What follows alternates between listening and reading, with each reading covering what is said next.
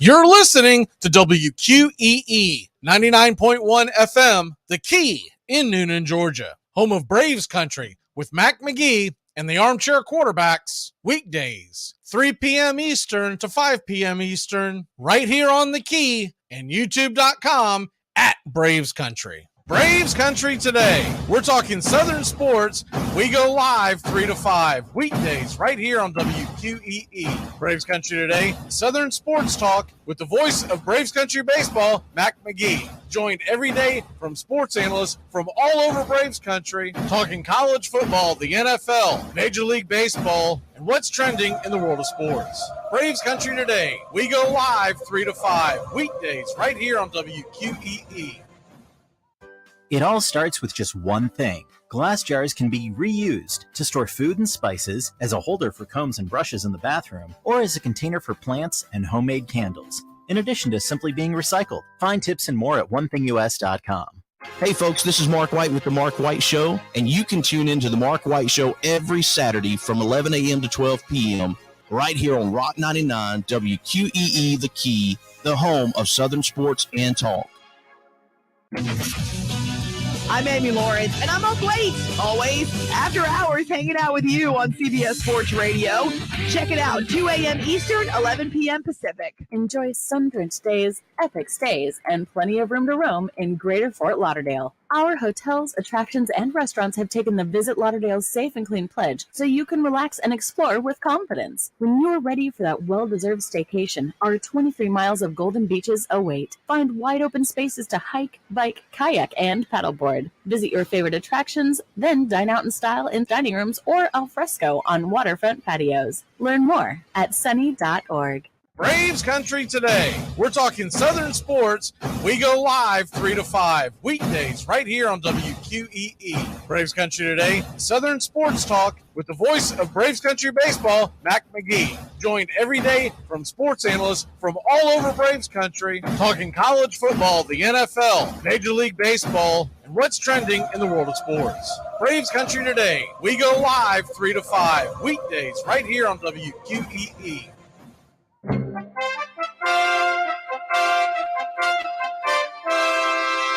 Armchair Quarterback Radio is AFC South Country, all NFL season long. They hand it off Fournette. He's driving, and he's in for the touchdown.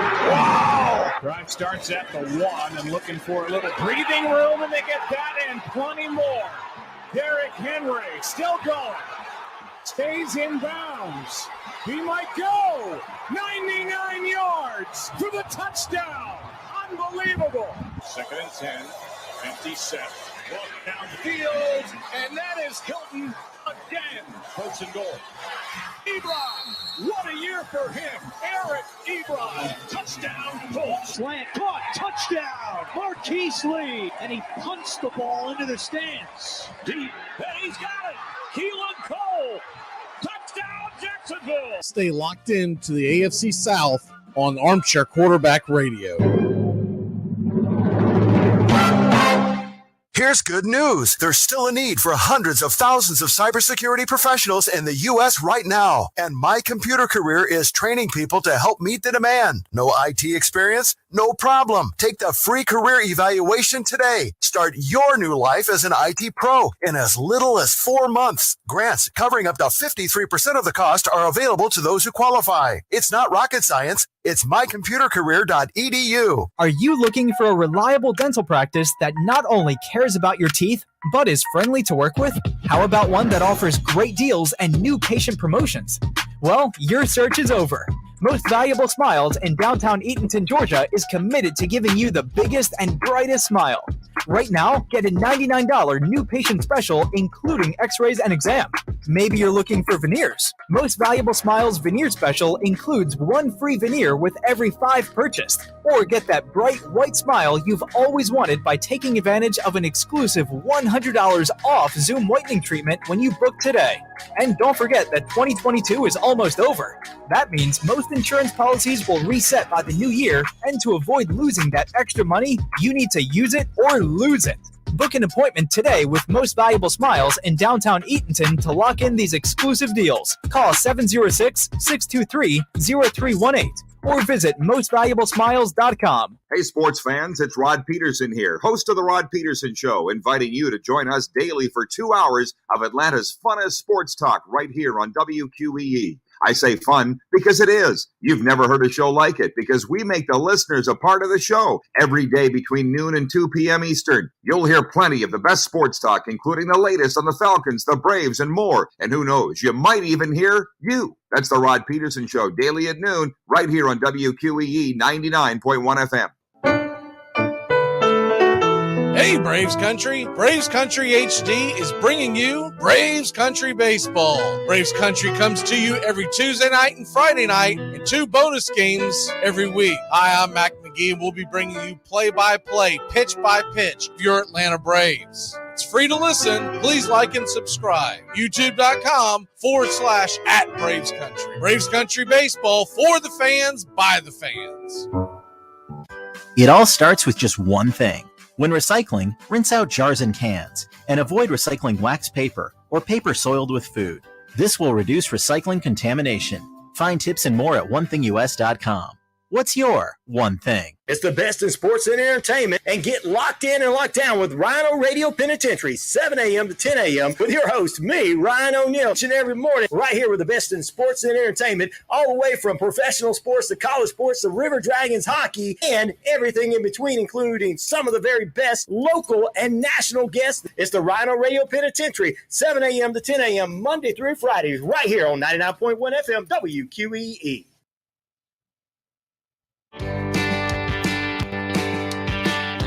Hey, sports fans. Weekdays, 3 p.m. Eastern to 5 p.m. Eastern. Drive time on WQEE. Braves Country is a Southern sports talk show with Mac Magee and the Armchair Quarterbacks. That's Braves Country with Mac Magee and the Armchair Quarterbacks. Weekdays, 3 p.m. to 5 p.m. right here on WQEE 99.1 FM. You're listening to WQEE 99.1 FM, The Key in Noonan, Georgia.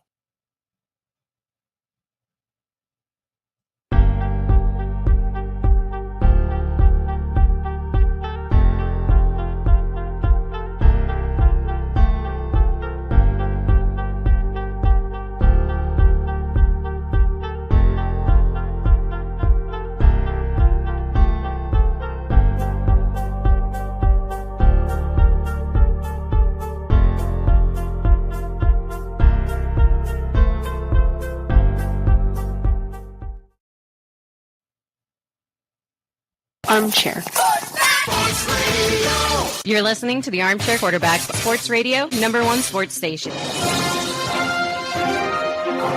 Good afternoon, and this is your Armchair Quarterbacks Sports Flash.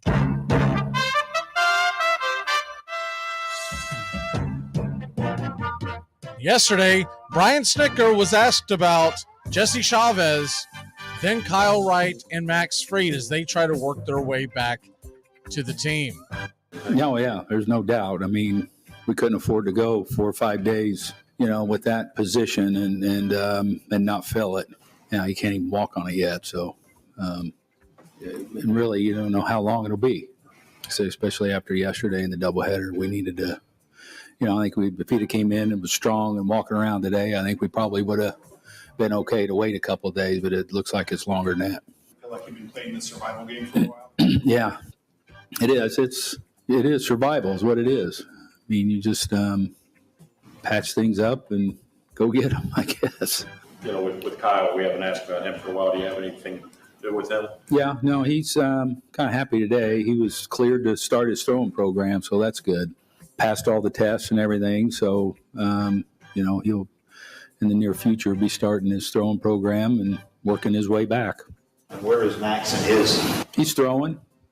Everything's going good. I mean, it's just going to take time to build him back up, so, at some point in time, hopefully we get all 3 of the guys back, which will be really good.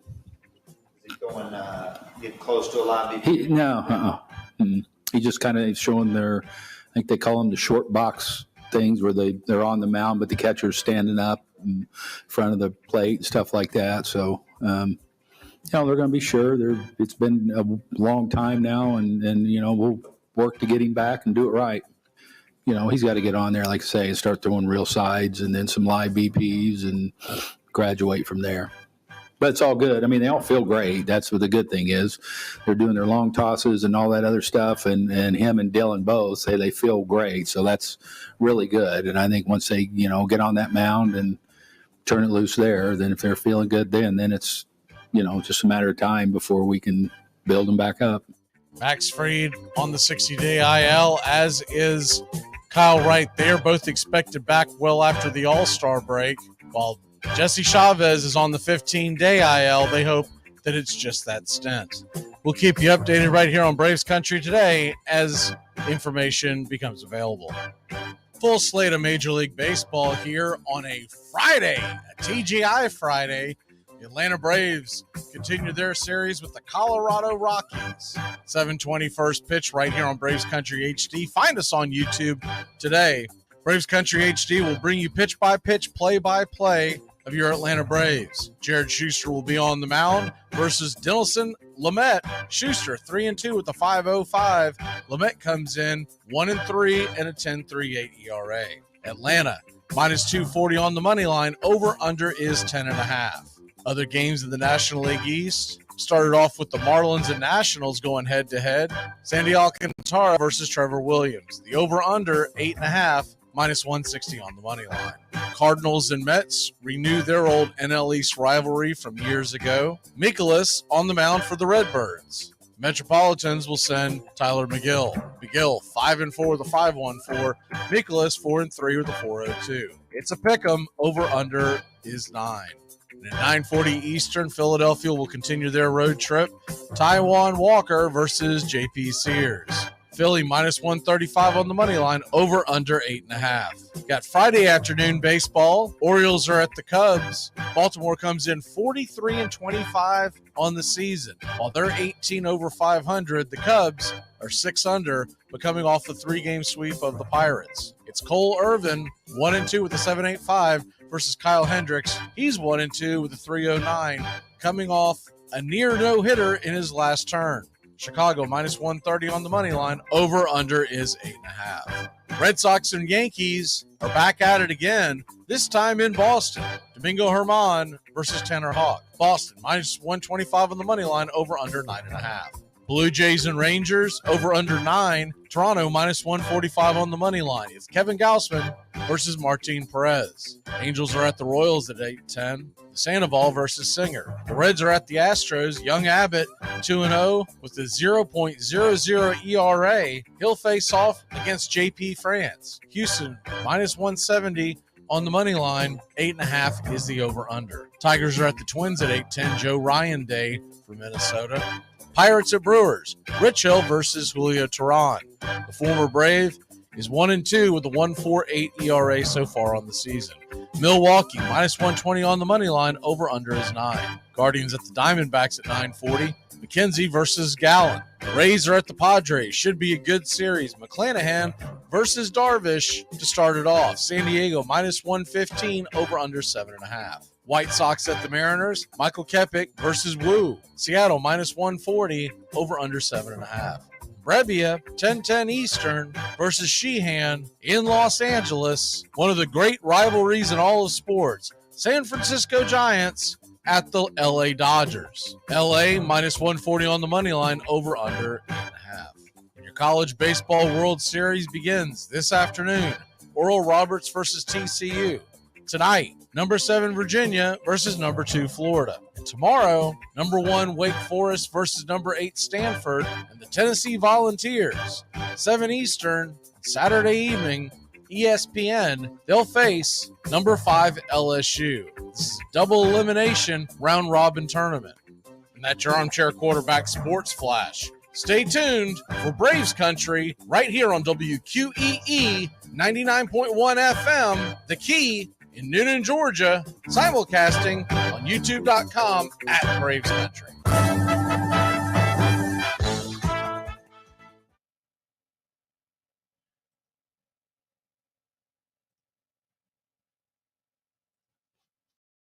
Armchair.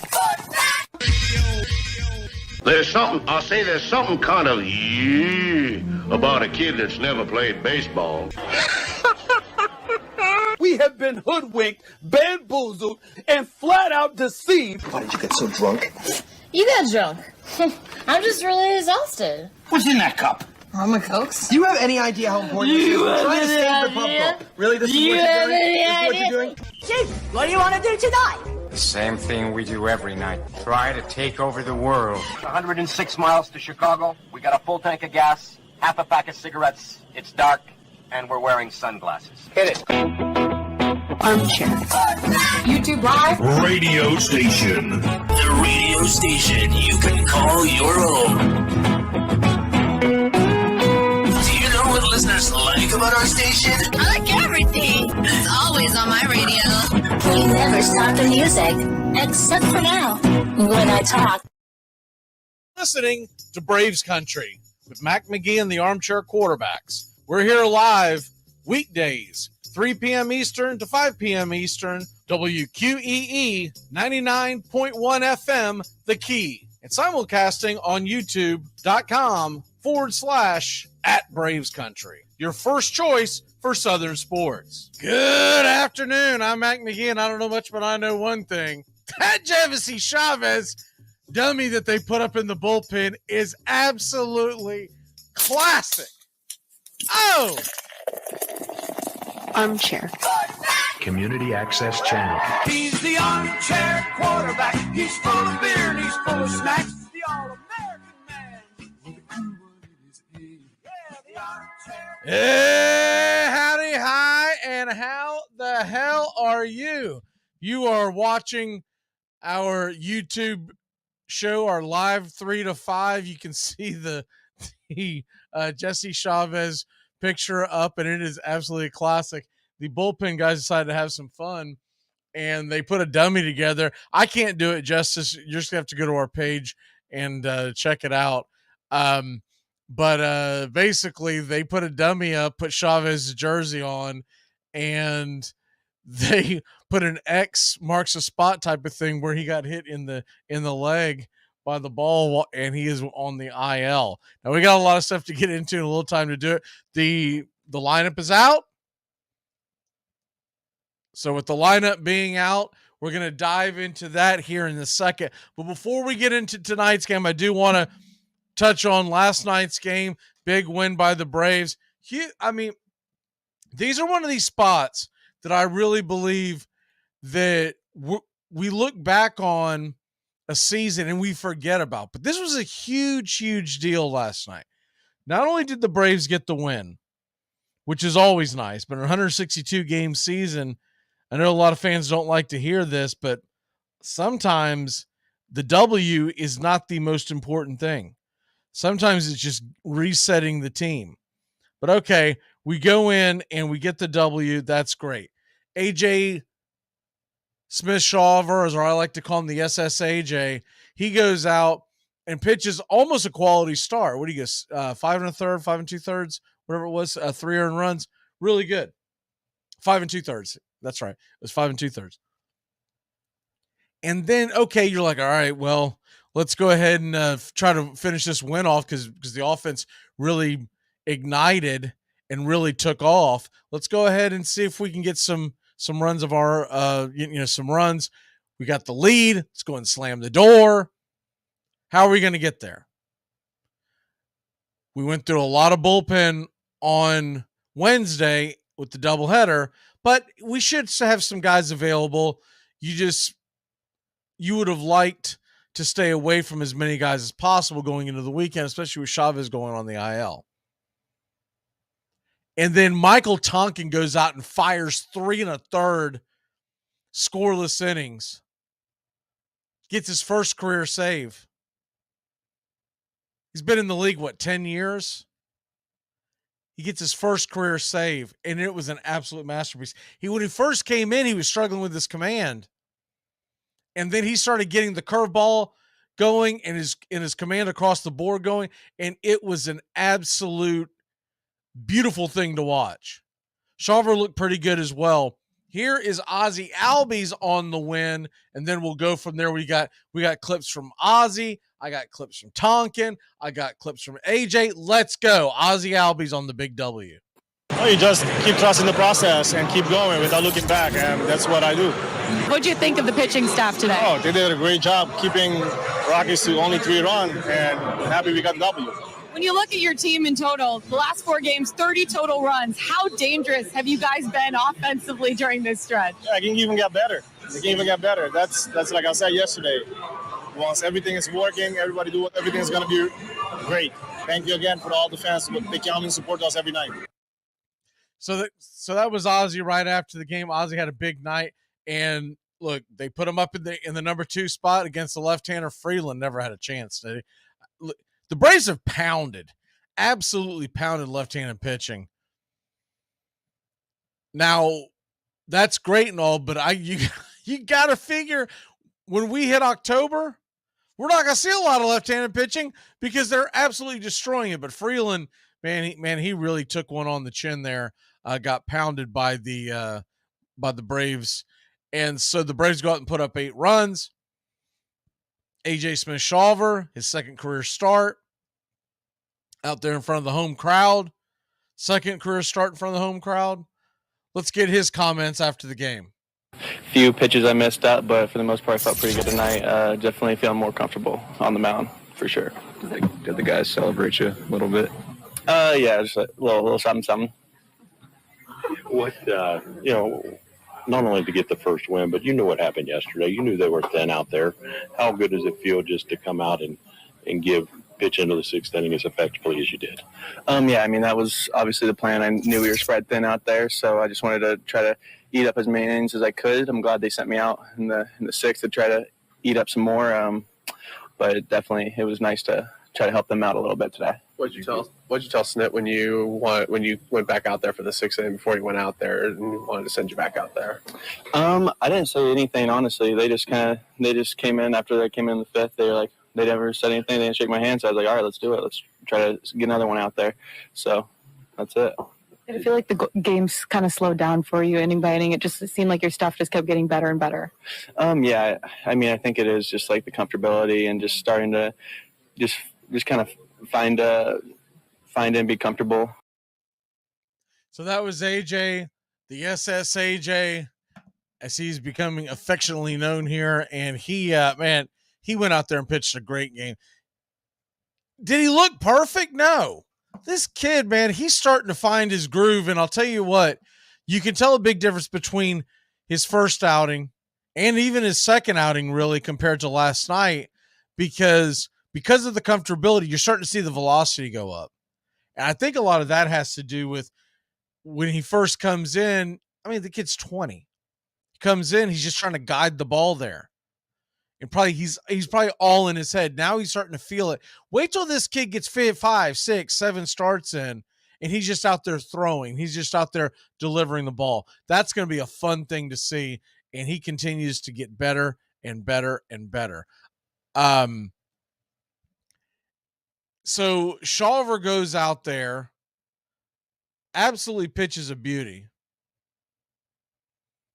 And then Tonkin, like we talked about, and we'll hit the batter stats here in a second. But Tonkin, he goes out there, and at first of all, I remember watching the feed. We didn't do the play-by-play, but we did the live chat feed last night, and I was keeping an eye on it while I had to do other things. We will have the game play-by-play, pitch-by-pitch right here on Braves Country HD tonight, 7:20 first pitch. And I was watching the comments, and people were wanting to know who they were bringing in the second inning. So that would have been the 7th. And I had mentioned during the break, well, he's only gotten 2 outs, and Tonkin typically goes 1 2/3, 2 2/3. That's pretty much been standard for him. They don't bring him in typically just to put out a fire. They want him to eat some innings. So I kind of figured he was at least going to go through the 7th. And then I thought, as he was pitching really well, I was like, all right, well, I think they're going to let him go through the 8th. But you don't even think about a reliever going 3 1/3. So my mind starts going, all right, where may they go? I guess it would depend on the lead. If we got a really big lead, you might end up seeing the kid Ben Heller that they just called up. You might see him get some action just to get the rust off of him, right? But they sent him back out there. I mean, and it was bam, bam, bam, slam the door. I don't want to overreact to this. It was a 5-run lead against the Colorado Rockies, who they have the worst record in Major League Baseball on the road. So let's not overreact to that, right? But it was impressive. Here is Tonkin on his first Major League save after 10 years in the league. You could play a big role today. How good does it feel to go out and produce like you did? Yeah, I mean, being able to contribute and help the team win a ball game and save some of the guys out in the bullpen is awesome. I mean, anytime I can help the team, I'm happy. But just this whole year in general, I mean, to be able to produce like you have and just be such an integral part of a World Series type team. Yeah, I mean, yeah, it's the dream to be on a team that's good and help them. It's a dream, yeah. How do you stay ready for any situation? Maybe when today I guess you knew you'd pitch, but sometimes you might not know. I guess kind of have an idea. I'm always moving around when I feel like there's a chance. Usually jogging. Sure, yeah, just kind of that's what we do. Just about everything really when it comes to the game. That 9th inning, did you know you were going to go back out there and finish it out? When I came in and said go back out there, finish it, and so I was like, all right, let's go. How was it to see AJ get his first career win tonight and look as good as he did tonight? Yeah, that was awesome. I mean, he's here helping the team. That's great. So that was Michael Tonkin talking about going out there. And so we used, if you look at it from the great scheme of things, we used 2 of our lower ends to go out there and get a W, because you took a rookie and you took Tonkin, who, look, he's not looked upon as a high leverage guy, and they go out there and they get a W, and it's a convincing W. And so that will lead into tonight, where the Braves will try to take the first 2 of the series, as Schuster will be on the mound. More on that here in 1 second. I did want to hit up on what the Braves did do in that game, as Atlanta went out there and really jumped on Colorado early. Ozzie Albies, by the way, had 3 hits, 3 RBIs, bases clearing double. Braves beat the Rockies 8-3. And of course, once again, AJ Smith-Shawver at 20 years old. I mean, can you imagine? What were you doing at 20 years old? I was putting together the worst, I mean, by far the worst fake ID you have ever seen on the planet. And I don't even know why I had it, because half the bars in the little Tennessee town that I was living in at the time, which has gotten much bigger nowadays. But it basically, if you could see over the bar stool, they would serve you back then, many a moon ago. But that's what I was doing at 20. I don't know what y'all were doing at 20. And he goes out and just fires almost a quality start. For folks who aren't familiar with that, a quality start is 6 innings, 3 earned or less. And that's kind of always been looked upon as a barometer of a good outing, a very good outing, since they've been keeping track of that, from my knowledge, those quality starts they started keeping track of that around 25, 30 years ago. Maybe a little longer, but that's when it really got into the vernacular. I know from a standpoint of us, seam heads, us baseball nerds that have gotten into, I've been into the numbers, into the weeds of the numbers for years and years and years. I can remember it really being a commonly used phrase, the quality start, by the mid to late 90s. And it was probably a little before that, but that's what I remember. Kevin Pillar, how about him? 2 for 3, 2 RBI. And Sean Murphy added 3 hits, 2 runs. And so we've won 9 of our last 11. We go out and get 11 hits, the offense clicking. Now, big picture, let's calm down. Calm the hell down. Our offense has been clicking the last 3 days against the Detroit Tigers and the Colorado Rockies. Let's not act like we're going up against the 27 Yankees. But you love to see it. You love to see it.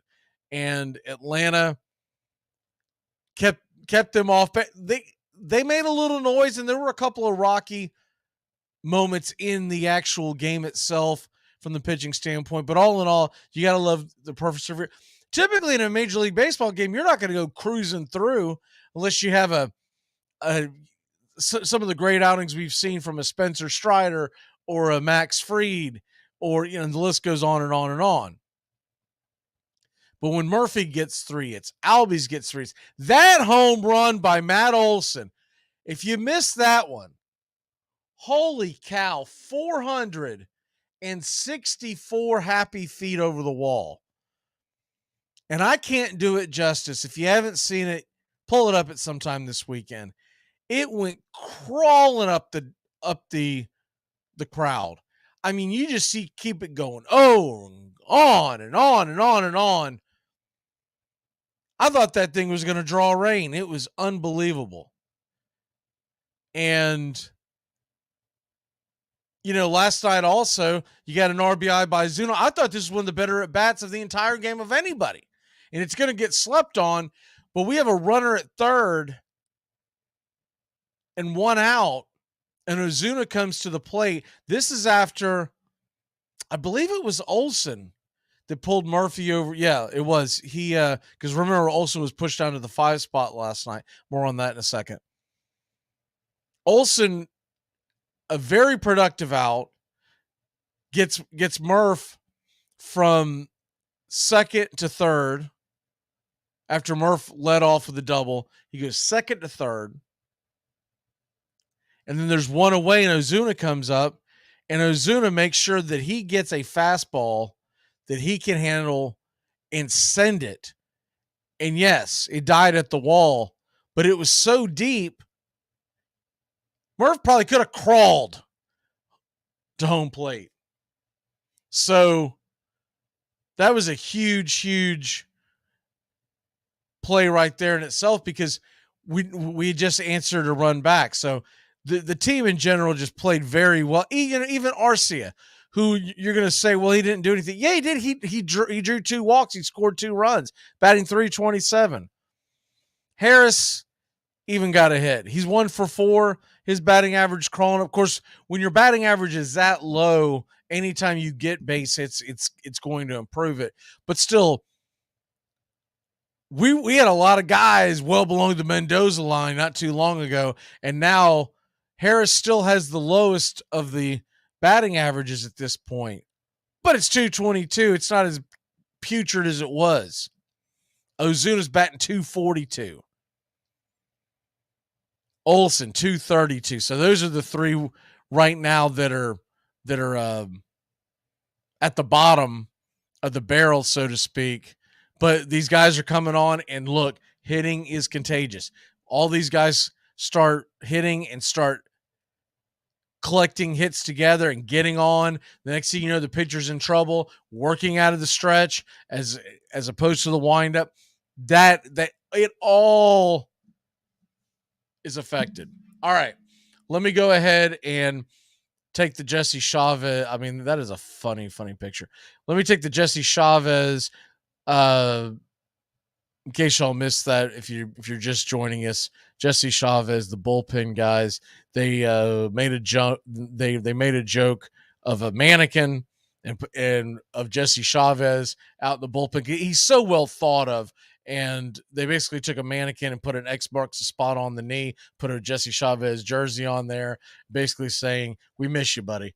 All right, let's go ahead and get into the lineup for tonight, as the lineup is out, and we are seeing once again, and Snicker mentioned this last night. I just couldn't find a good audio. The only audio I found on Snicker talking about this was all crackly, and it's not worth putting out there. But we're going to get Ronald Acuna Jr., and we'll do all the batting averages and everything just before first pitch on the lineup card.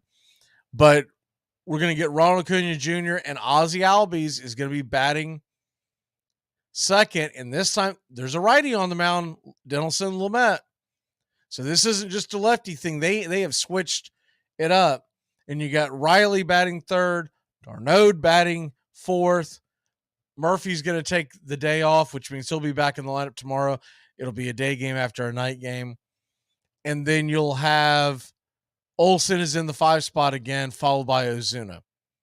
And Eddie is back in the lineup with the right-hander on the mound. He's going to be out in left field. Arcia and Harris to follow. And, of course, Jared Schuster on the mound. And Jared Schuster should be ready to rock tonight. I think he'll do well against this lineup, and he's looked better and better each start out. To me, he's getting more command. The thing that he's going to have to do is just keep the traffic off the base paths. But for a guy right now who's representing our number 4, number 5 starter at this point, he's done a phenomenal job.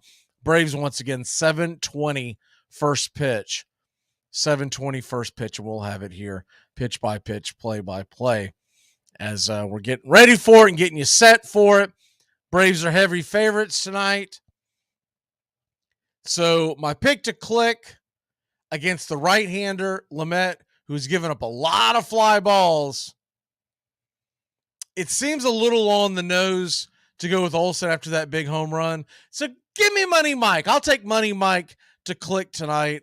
I think he'll see a lot of very hittable pitches. If you're not familiar with Lamet, the Rockies starting pitcher, he started with San Diego. He was looked upon as one of the best prospects in the game. Then he had a lot of injuries over the last few years. He's working his way back.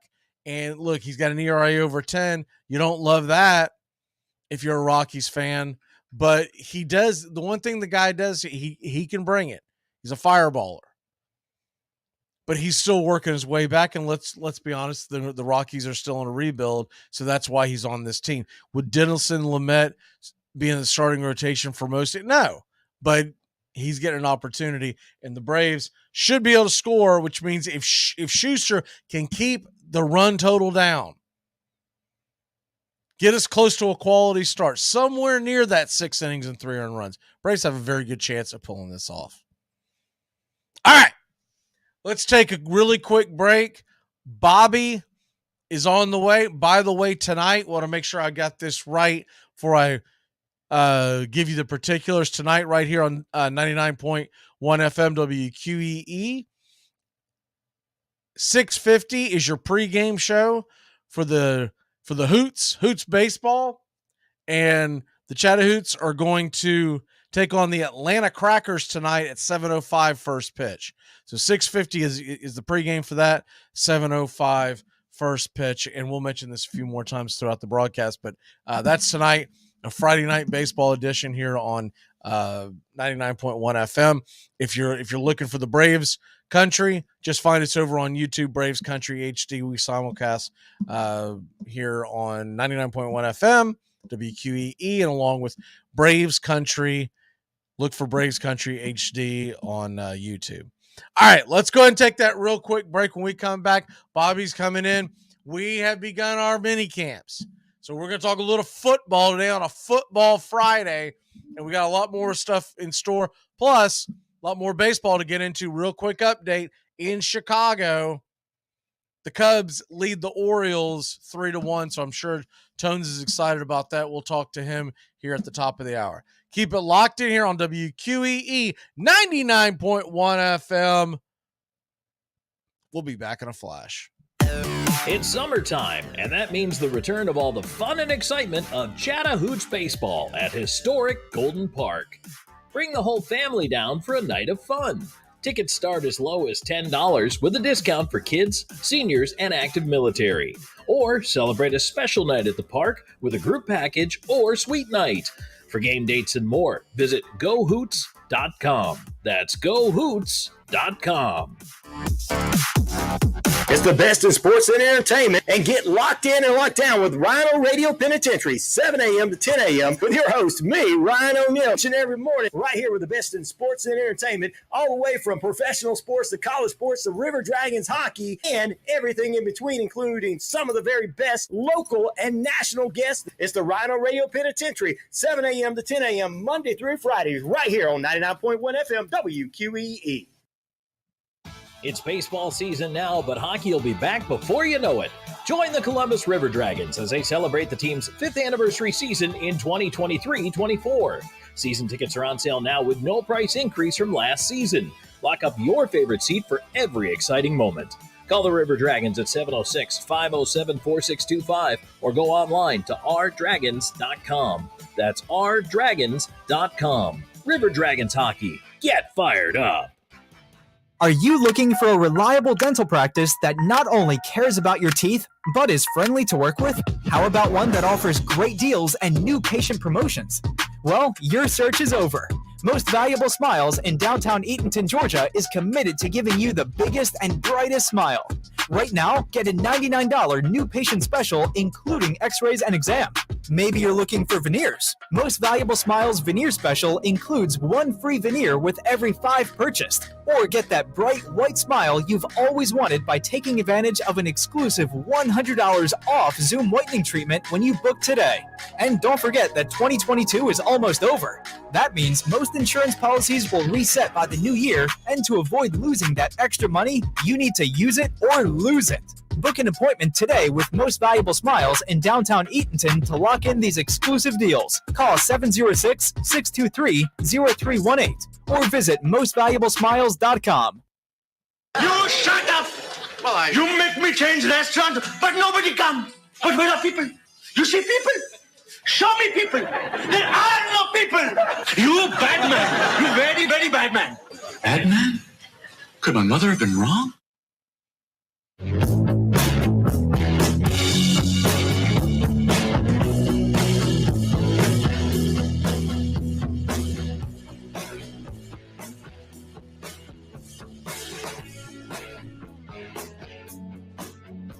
Welcome back.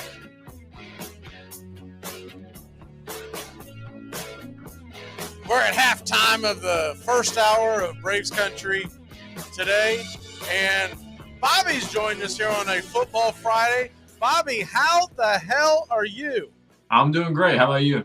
I'm doing pretty good, man. We already got the mini camps going. That means football's right around the corner. Yes, sir. And I know that's right in your wheelhouse. I know you're excited about that. Mm-hmm. We'll get more into it in a second, but did you see this report that it looks like Ja Morant is going to get just 25 games? Yeah, I was surprised to see it was that little. I thought it would at least be half the season. I'm thinking 40 games, but that's pretty light suspension for what Adam Silver was talking about. Well, yeah, considering his tone, we're going to really teach him a lesson. I mean, yeah, we'll get more into that in a minute, but I just wanted to make sure you knew about it. If not, take a peek at it while we were talking. But I got that sent to me today, and I was like, what? 25? Not that 25 games isn't significant, but when you talk about, well, we're gonna get him. They made such a big deal about saying we're gonna wait till the end of the NBA Finals to announce it. Yeah, the way Adam Silver was talking about it during the draft lottery and stuff, and anytime he made public appearances talking about it, he made it sound like it was going to be a pretty harsh punishment. But 25 It's games, the equivalent of a 4-game suspension in the National Football League. Think about it. It's about a quarter of the season. Yeah. And so you're talking about a 4-game suspension in the NFL. It's almost exactly right there. And if the NFL had a big issue with Morant doing the things that he's done, and that's the part that we'll debate here in a little bit. But the point is, if that is against their shield, 4 games is kind of a I mean, what is 25 games in the NBA? Let's see, 82 regular season games. So it's a quarter of the season. But what I mean is, what is 25 games in the NBA? It's the first part of the season nobody watches anyways. Yeah, and it's not enough to really leave a dent in the Grizzlies season. I think they'll be just fine. I mean, not considering how much money he makes. No, yeah, and it won't affect them much at all. It's going to be a drop in the bucket. Yeah, I'm sure the numbers will come out. Someone will have it broken down how much money it'll be, but you have to compare it against, well, how much is he going to make anyways this coming year? So, yeah. Anyways, I've got my Jorge Soler World Series MVP jersey on today. It is Red Friday, Braves always wear their home reds on Friday. And took me a while to get this damn thing. So real quick story on that. My stepfather passed away maybe a couple of months ago. Mm-hmm. And we were having a service for him. And my mom wanted me to cook and et cetera, et cetera. And the two things about him is that he was originally from Cuba and loved baseball. So it wasn't a formal affair, and I was trying to figure out what I could wear to said event because I was going to be doing most of the cooking. And I was like, man, a jersey would be cool. Let me see if originally I was looking for was a Cuban baseball hat. Yeah. I with the WBC just being played to be easy to find. I couldn't find one. So I was like, all right. They were all sold out, so that tells you how popular the thing was. Mm-hmm. This is on eBay, Amazon. It just, you name the site, I went there. So I was like, all right, well, what can I do? What can I do? And I started looking at players, Cuban born players. Like, oh, that's right. Soler's from there. Well, come on, let's get it. There you go. And I found it. And it's supposed to be there like 5-6 days before the, I don't know what you would really call that. It wasn't really a wake because it took place weeks after the event, but he was cremated. He wasn't buried. So, anyways, the service, I was supposed to get it on like a Tuesday. The service was on a Sunday. Plenty of time. That damn thing showed up Monday morning after the service. That's frustrating. Yes. That's frustrating. Man. So I ended up wearing a baseball hat, but it was just, I was very disappointed on that whole thing. Yeah, I imagine that's unfortunate.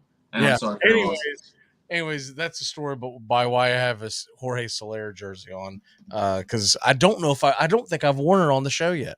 I know I haven't told this story, so I don't think I've worn it on the show. And I was like, I'd kind of forgotten that I had it at this point because I never wore it that day. Mm-hmm. It was laying here in my office, and I was like, which one is that? Because I've got one with Olsen. I've got an old Julio Franco one. And I was like, which one is it? Oh, Soler. Mm-hmm. Bastards. That's the first thing I saw when I saw the jersey. I didn't think of him slamming that home run was bastards. Show up 12 hours after the event.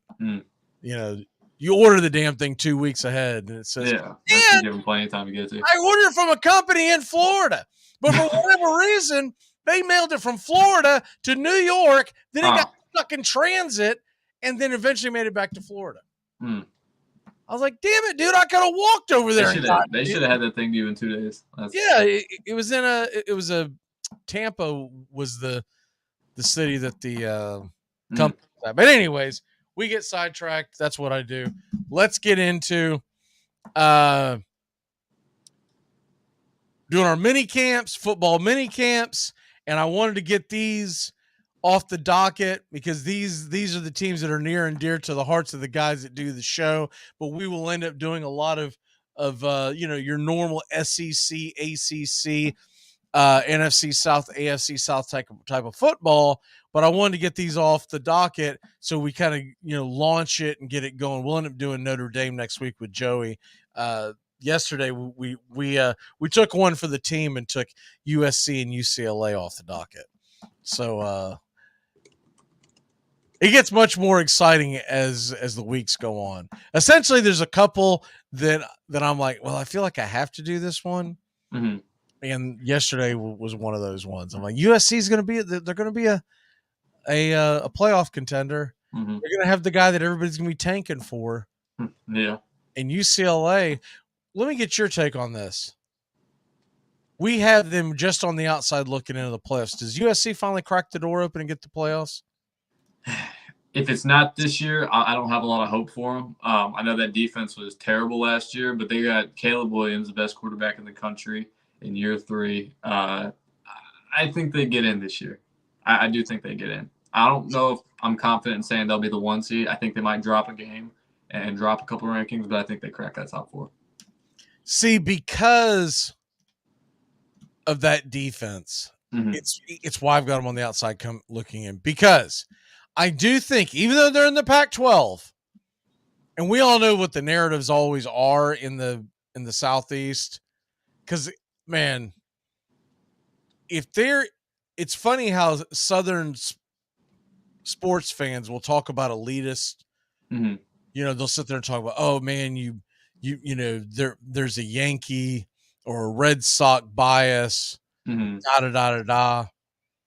I've lived all over, man. There's no bigger bias in sports than a Southern college football fan, because they believe that the only teams that belong in the playoffs are the ones that they see on Saturdays. Yep. They believe if you don't play in the SEC, then you better play east of the Mississippi and south of the Mason-Dixon line. Yep. So, in other words, if it's not an Southeastern Conference team, you better be picking a Clemson, a Florida State in a good year. You better be picking, they'll even give you, if, like, let's say for whatever reason, some phenomenal reason, Virginia has an incredible year. They'll give you that. But don't at me with, some Pac-12 team. No, they don't give a lot of love to those teams. It's always the SEC first. I've noticed. Always. It doesn't matter where I've lived in the Southeast, man. It does not matter. I lived in Tallahassee, Florida. And most of the fans are like, well, SEC, man, SEC. Yep. And that was during a time period where you could make the argument that wasn't really the case. But the SEC heads, man, we are the most locked into our, you ain't playing Southeastern football, you ain't playing nobody. And look, don't get me wrong. When I lived in the Northeast, the Yankee fan, the Red Sox fan, they don't respect the Rays, the Braves, all those teams, because they don't watch them on a daily basis, so they think their team is going to beat your team. Yeah. But anyways, my point was going to be, USC loses a game early, everyone's going to say, everyone on our show, on our kickoff show that starts in a couple of months, we'll all be saying, well, that's it, man. That's it. They're done. But if they win, I don't care what the loss is. If USC has one loss and wins the Pac-12 championship, they'll get in. Yeah. Because they're Southern Cal, and they're going to find a way to get them in. Yeah.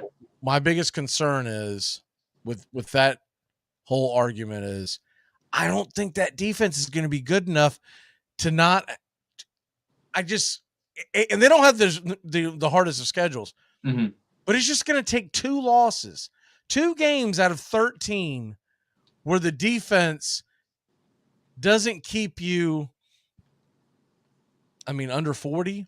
Well, I'm not as much. The defense we know is going to be consistently bad. My concern is that if there's just 2 games out of the season where the offense is in a slouch and they can't put up points on the board, or they're turning the ball over too much, that's my concern. The defense we know is going to suck. USC defense was horrific last year, and it probably will this year. So all it takes is a couple games where the offense isn't showing up. Right. That's when USC has problems. But also, what do we call not showing up? They might go out there and score 26 points, and we go, man, that offense sucks. Because the defense gave up 40. Yeah. Right? So it really comes down to, can the offense go out and hit on all cylinders 12 of 13 games? And that's a tough ask. Yeah, it really is. If you don't have a defense, and look, defense isn't what it used to be in college football with all the rule changes. And also, I do also believe it is the maturation of the young quarterback, not just in college football, NFL across the board. And a lot of it has to do with, you can argue nutrition, but it really has to do with technology. When I was growing up as a kid, you could not, I don't care how prepared you were, you could not be nearly as prepared. The quarterback for, who was a powerhouse when I was a kid growing up? The quarterback for Notre Dame, the quarterback for Miami or Florida State in the 80s and 90s. Yeah. They couldn't be nearly as prepared for a ball game as the quarterback for Middle Tennessee State today. I can't argue that. Because you got the iPads. You've got all of the action right there at your fingertips. You have iPads. You have the drones for film and all that. It's a lot. Yeah. It's a lot. I can't argue that. There's so much at disposal nowadays, technology-wise. I mean, yeah. Anyways, let's go ahead and get into the football camps. I do want to make a comment here. I'm hearing rumbling. Once again, this terrible summer continues here in the Southeast. So if we get knocked off, it's because of the power issue. We went through it yesterday, and it looks like more and more today. Hopefully everything keeps going, but I don't think you got affected from that yesterday, but man, that storm yesterday was just brutal throughout the Southeast. It was absolutely brutal. Looking at it today, if we can dodge it between the 4 and 5 o'clock hour, we might be okay. But we'll see what happens. Let's get into the Arizona Cardinals. I got my notes. I'm ready for you, man. I'm ready to see what those Arizona Cardinals can do. I talked about this yesterday, but all my Bibles showed up, man. I got my college football, my pro football. I got 2 college footballs. Let's go. You're ready. Yeah, this is all I buy throughout the year, magazine-wise. I'll buy one baseball one, but they're usually – I don't really reference them much. I usually just buy it because you see it in January, like, this is awesome. The problem with buying the baseball annuals is the free agency drags out throughout the preseason. Buy a baseball annual that is printed in the end of December, early January. They don't know who the hell's playing for anybody yet. Yeah. All right, let's go ahead and get into Arizona. You got a new regime. I'm going to give you the floor. You give me what's got going on here for your Arizona Cardinals here in 2023. Well, first things first, I don't have a lot of hope for this team. I'm not expecting a lot of wins. Well, ain't that a great way to start this? All right. I'm not gonna sit up here and pretend to be all positive about this team. It's one of the worst rosters in football, and our quarterback is still not healthy yet. And I don't know if Kyler will play. That's something I'm not sure about. If we start out 1-6 or something like that, is there much use of bringing him back at that point? I don't really think so. So I'm not expecting a lot of great football from this team, especially with the year one coach. I like Gannon. I like what he's done. He's moved some guys around positionally, and I think that could help them. And I like the way he talks. I have a lot more faith in him than I did in Cliff Kingsbury. I also like our GM a lot more. I like Monty Ossenfort. I love what he did with the draft. So I am excited to see the rookie class. I'll say that. That's one of the things I'm mainly looking forward to seeing this year. There's a couple guys switching positions. Isaiah Simmons and Zaven Collins are both moving. Isaiah Simmons, the linebacker, he's going to be moving to defensive back. And Zaven Collins, he'll be playing edge rusher this year. So some changes there for some first-round picks. I'm not expecting a lot of wins, but I'm hoping to see some good play from our rookies and some of the guys we're bringing in. And I just want to see you don't see that a lot in the National Football League. Guys changing positions. No, but with you see it in college football, right? You'll see a coordinator come in, and he comes over from Texas. He's taking over, Georgia State or whatever. Yeah. And he goes, hey, no. You need to learn. You're 18, 19. You need to learn how to play edge rusher. You're too slow to be a safety, right? Or whatever the deal is. You'll see it in the NFL much. No, you don't. But my guess is that Jonathan Gannon's trying to mold these guys into players he had on defense back in Philly. I don't know if it's going to work. I think Isaiah Simmons, he's very versatile, and he played a lot of DB in Clemson. He's also had some reps at safety in the NFL. So I think it could work. I think it could be a smooth transition. When you say defensive back, is that what they're looking at? Is safety or probably safety? But he's taken snaps all over the field, even in the professionals. Like he's played at corner a little bit, not a lot, but there's been times where he's lined up at like nickel. He's played safety quite a bit. Obviously, linebacker is main position, and then he's come off the edge before. But they're planning on moving him to probably safety for a majority of the snaps now, opposed to linebacker. And I think it could be a positive change, especially with us probably losing Budda Baker. Yeah. So, what is the deal with Budda Baker nowadays? He's back at the facility. I don't know if he's reported to mini camps and stuff. I don't know what the deal is. I think the trade request still stands. Yeah, but I'm not sure if they're going to get it quote done. that I came up with, I don't mean to cut you off, but the quote that I found was that if the Cardinals weren't going to make him the highest paid safety in the league, he wanted a trade out of Arizona. And trade him.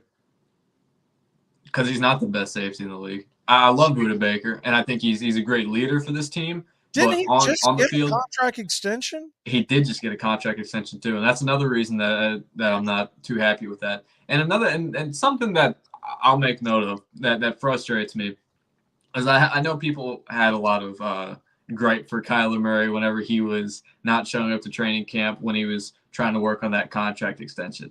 And say what you want about whether or not he deserved what he got paid, but people have no words for Budda Baker, even though he does not deserve that extension. He does not deserve to be the highest paid safety in the league. All I see is Cardinals fans talking about how we need to keep him happy because he's the leader of this team. He's not acting like it.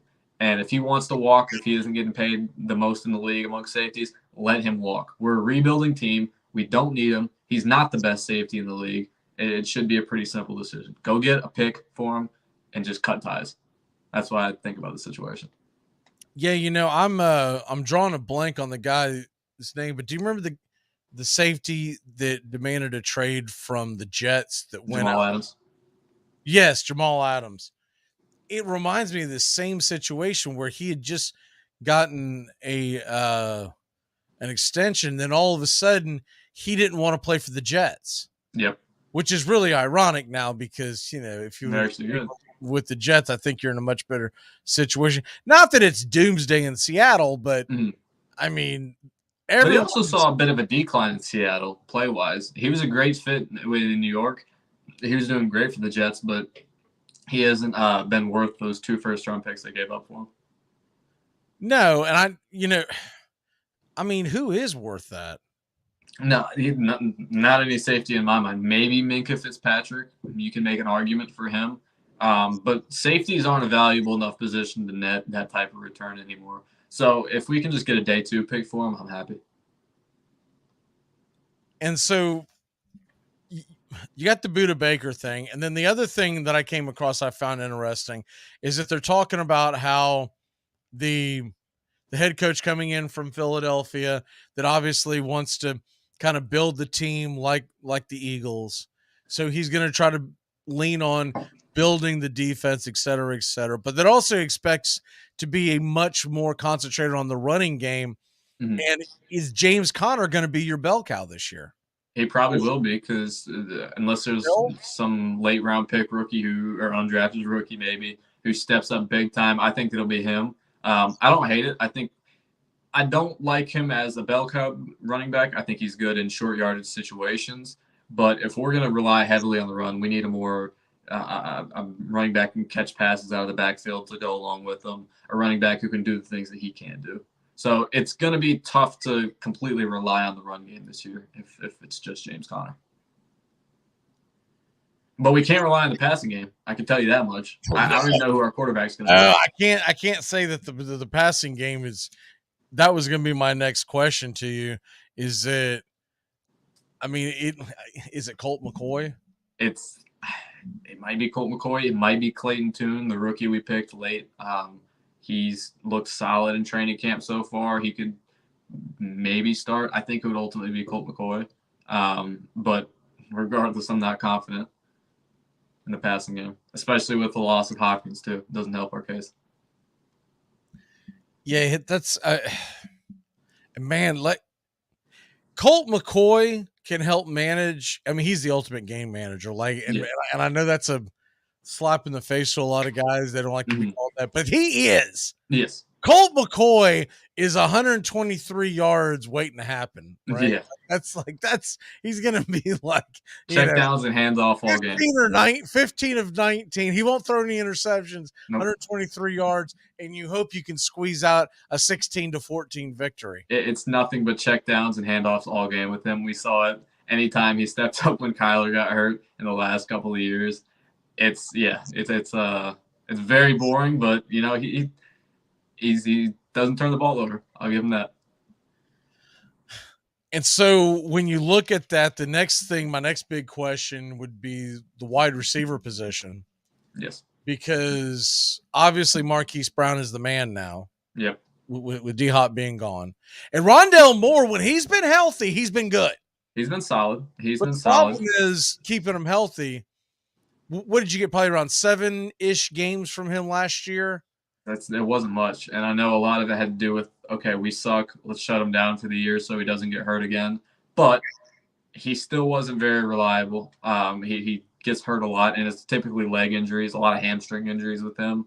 There's nothing better than load management in the National Football League, right? What the hell? I mean, it happened with Hopkins last year. We have 17 freaking games, man. Can we play? I know. Believe me, I agree. And we sat Hopkins last year after he got hurt and the season was down the drain. We just sat him for a few games, and now he's gone, of course. But yeah, Zach Ertz going to be ready to roll. I don't think so. No, because he tore his ACL and MCL late in the year, so I'd be pretty surprised if he was ready to go week 1. If he did, that'd be a very impressive comeback because it was a serious knee injury, and it happened a couple weeks after or a week or two after Kyler got hurt. And Kyler's timetable is midway through the season. Do you remember what week that was around about? Let's see. For Ertz, because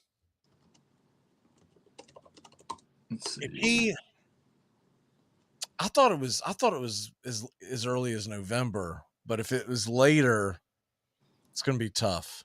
I think it was late November. Okay.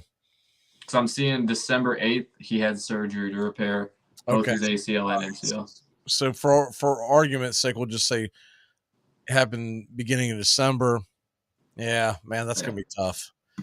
I wouldn't. And there's really no need to rush it back. Taking the knife, you're going to have to go in and 10 months after taking the knife, you're going to have to go in and man, that's going to be rough. And it's not just the ACL either. It's the MCL too. So a longer recovery period, more rehab. So look, and even if he does somehow get healthy by week 1, I'd still like to see what we got with Trey McBride, who was our 2nd-round pick last year to tight end. I'd like to see him get some reps. That's the main thing I'm excited for this year with the Cardinals is seeing how the guys trade Buda Baker, trade Murray. I'm not saying trade Ertz. We wouldn't get anything for him, and he's a good tight end to have around. He's trade good the name in the locker room. But I will say though, I'm mostly excited to see our rookies this year. Some of the rookies from last year who didn't get to play too much. I want to see what they can contribute, and I'm also looking forward to the draft next year. I got a question from one of our viewers. It was the one to ask you, and I like this one. Cardinals, because we talk about them getting confused with the St. Louis Cardinals. If they ever change their name, they said we're tired of getting confused with the St. Louis Cardinals. We're going to be called the Arizona whatevers. Would you stick with them, or would yeah? So if they became the Arizona Cacti, you would be like, I'm in. Well, that's a little ridiculous. That's on par with the Pelicans name change. But whatever they chose, you would stick with. You wouldn't be like, dude, I've been a Cardinal fan my whole life. I can't do it anymore. I would stick with them. I would not wear a cactus hat or shirt, though. I can tell you that much. You wouldn't see me walking around with the Arizona Cacti jersey on. Is a cacti even a name? Is it even a word? It could work. That's a plural of cactus. So let's look that up in the break. Is plural of cactus cacti? I just said that. I'm not 1,000% that it is. I think it is. I've heard it, and I'm starting to like the name Arizona Cacti. I don't. don't give them any ideas. They already came out with those terrible uniforms. It wouldn't shock me if they had a bad name too. All right. We'll have the answer to that nonsense and much more when we come back. We'll see you on the other side of the break, assuming this storm doesn't knock us out. You're listening to Braves Country today here on 99.1 FM, WQEE, and Braves Country HD, YouTube.com. You're listening to WQEE 99.1 FM, The Key in Noonan, Georgia. Armchair. You're listening to the Armchair Quarterback Sports Radio, #1 sports station. Good afternoon, and this is your Armchair Quarterbacks Sports Flash.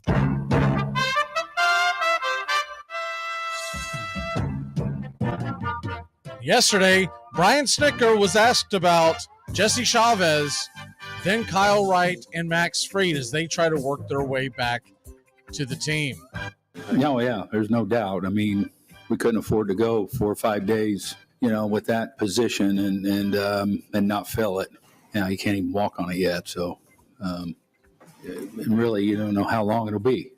So, especially after yesterday in the doubleheader, we needed to, I think if he'd have came in and was strong and walking around today, I think we probably would have been okay to wait a couple of days, but it looks like it's longer than that. I feel like you've been playing the survival game for a while. Yeah, it is. It is survival is what it is. I mean, you just patch things up and go get them, I guess. With Kyle, we haven't asked about him for a while. Do you have anything to do with him? Yeah, no, he's kind of happy today. He was cleared to start his throwing program, so that's good. Passed all the tests and everything, so he'll in the near future be starting his throwing program and working his way back. And where is Max and his? He's throwing. Everything's going good. I mean, it's just going to take time to build him back up. So at some point in time, hopefully we get all 3 of the guys back, which will be really good. Is he going get close to a line? He just kind of showing I think they call them the short box things where they're on the mound, but the catcher's standing up in front of the plate and stuff like that. So, they're going to be sure. It's been a long time now, and we'll work to get him back and do it right. He's got to get on there, like I say, and start throwing real sides and then some live BPs and graduate from there. But it's all good. I mean, they all feel great. That's what the good thing is. They're doing their long tosses and all that other stuff, and him and Dylan both say they feel great. So that's really good. And I think once they, get on that mound and turn it loose there, then if they're feeling good then it's, just a matter of time before we can build them back up. Max Fried on the 60-day IL, as is Kyle Wright. They are both expected back well after the All-Star break, while Jesse Chavez is on the 15-day IL. They hope that it's just that stint. We'll keep you updated right here on Braves Country today as information becomes available. Full slate of Major League Baseball here on a Friday, a TGI Friday. The Atlanta Braves continue their series with the Colorado Rockies. 7:20 first pitch right here on Braves Country HD. Find us on YouTube today. Braves Country HD will bring you pitch-by-pitch, play-by-play of your Atlanta Braves. Jared Schuster will be on the mound versus Dinelson Lamet. Schuster 3-2 with a 5.05. Lamet comes in 1-3 and a 10.38 ERA. Atlanta minus 240 on the money line. Over/under is 10.5. Other games in the National League East started off with the Marlins and Nationals going head-to-head. Sandy Alcantara versus Trevor Williams. The over/under 8.5. minus 160 on the money line. Cardinals and Mets renew their old NL East rivalry from years ago. Mikolas on the mound for the Redbirds. Metropolitans will send Tyler McGill. McGill 5-4 with a 5.14. Mikolas 4-3 with a 4.02. It's a pick'em. Over/under is 9. And at 9:40 Eastern, Philadelphia will continue their road trip. Taijuan Walker versus J.P. Sears. Philly minus 135 on the money line. Over/under 8.5. Got Friday afternoon baseball. Orioles are at the Cubs. Baltimore comes in 43-25 on the season. While they're 18 over 500, the Cubs are 6 under, but coming off the 3-game sweep of the Pirates. It's Cole Irvin 1-2 with a 7.85 versus Kyle Hendricks. He's 1-2 with a 3.09, coming off a near no-hitter in his last turn. Chicago minus 130 on the money line. Over/under is 8.5. Red Sox and Yankees are back at it again, this time in Boston. Domingo Germán versus Tanner Houck. Boston minus 125 on the money line. Over/under 9.5. Blue Jays and Rangers over/under 9. Toronto minus 145 on the money line. It's Kevin Gausman versus Martin Perez. Angels are at the Royals at 8-10. Sandoval versus Singer. The Reds are at the Astros. Young Abbott 2-0 with a 0.00 ERA. He'll face off against JP France. Houston minus 170 on the money line. 8.5 is the over/under. Tigers are at the Twins at 8-10. Joe Ryan Day for Minnesota. Pirates at Brewers. Rich Hill versus Julio Teheran. The former Brave is 1-2 with a 1.48 ERA so far on the season. Milwaukee minus 120 on the money line. Over under is 9. Guardians at the Diamondbacks at 940. McKenzie versus Gallen. The Rays are at the Padres. Should be a good series. McClanahan versus Darvish to start it off. San Diego minus 115. Over under 7.5. White Sox at the Mariners. Michael Kepik versus Wu. Seattle minus 140. Over under 7.5. Brevia, 10:10 Eastern versus Sheehan in Los Angeles. One of the great rivalries in all of sports. San Francisco Giants at the LA Dodgers. LA minus 140 on the money line. Over under 8.5. Your college baseball World Series begins this afternoon. Oral Roberts versus TCU. Tonight, number 7 Virginia versus number 2 Florida. And tomorrow, number 1 Wake Forest versus number 8 Stanford, and the Tennessee Volunteers.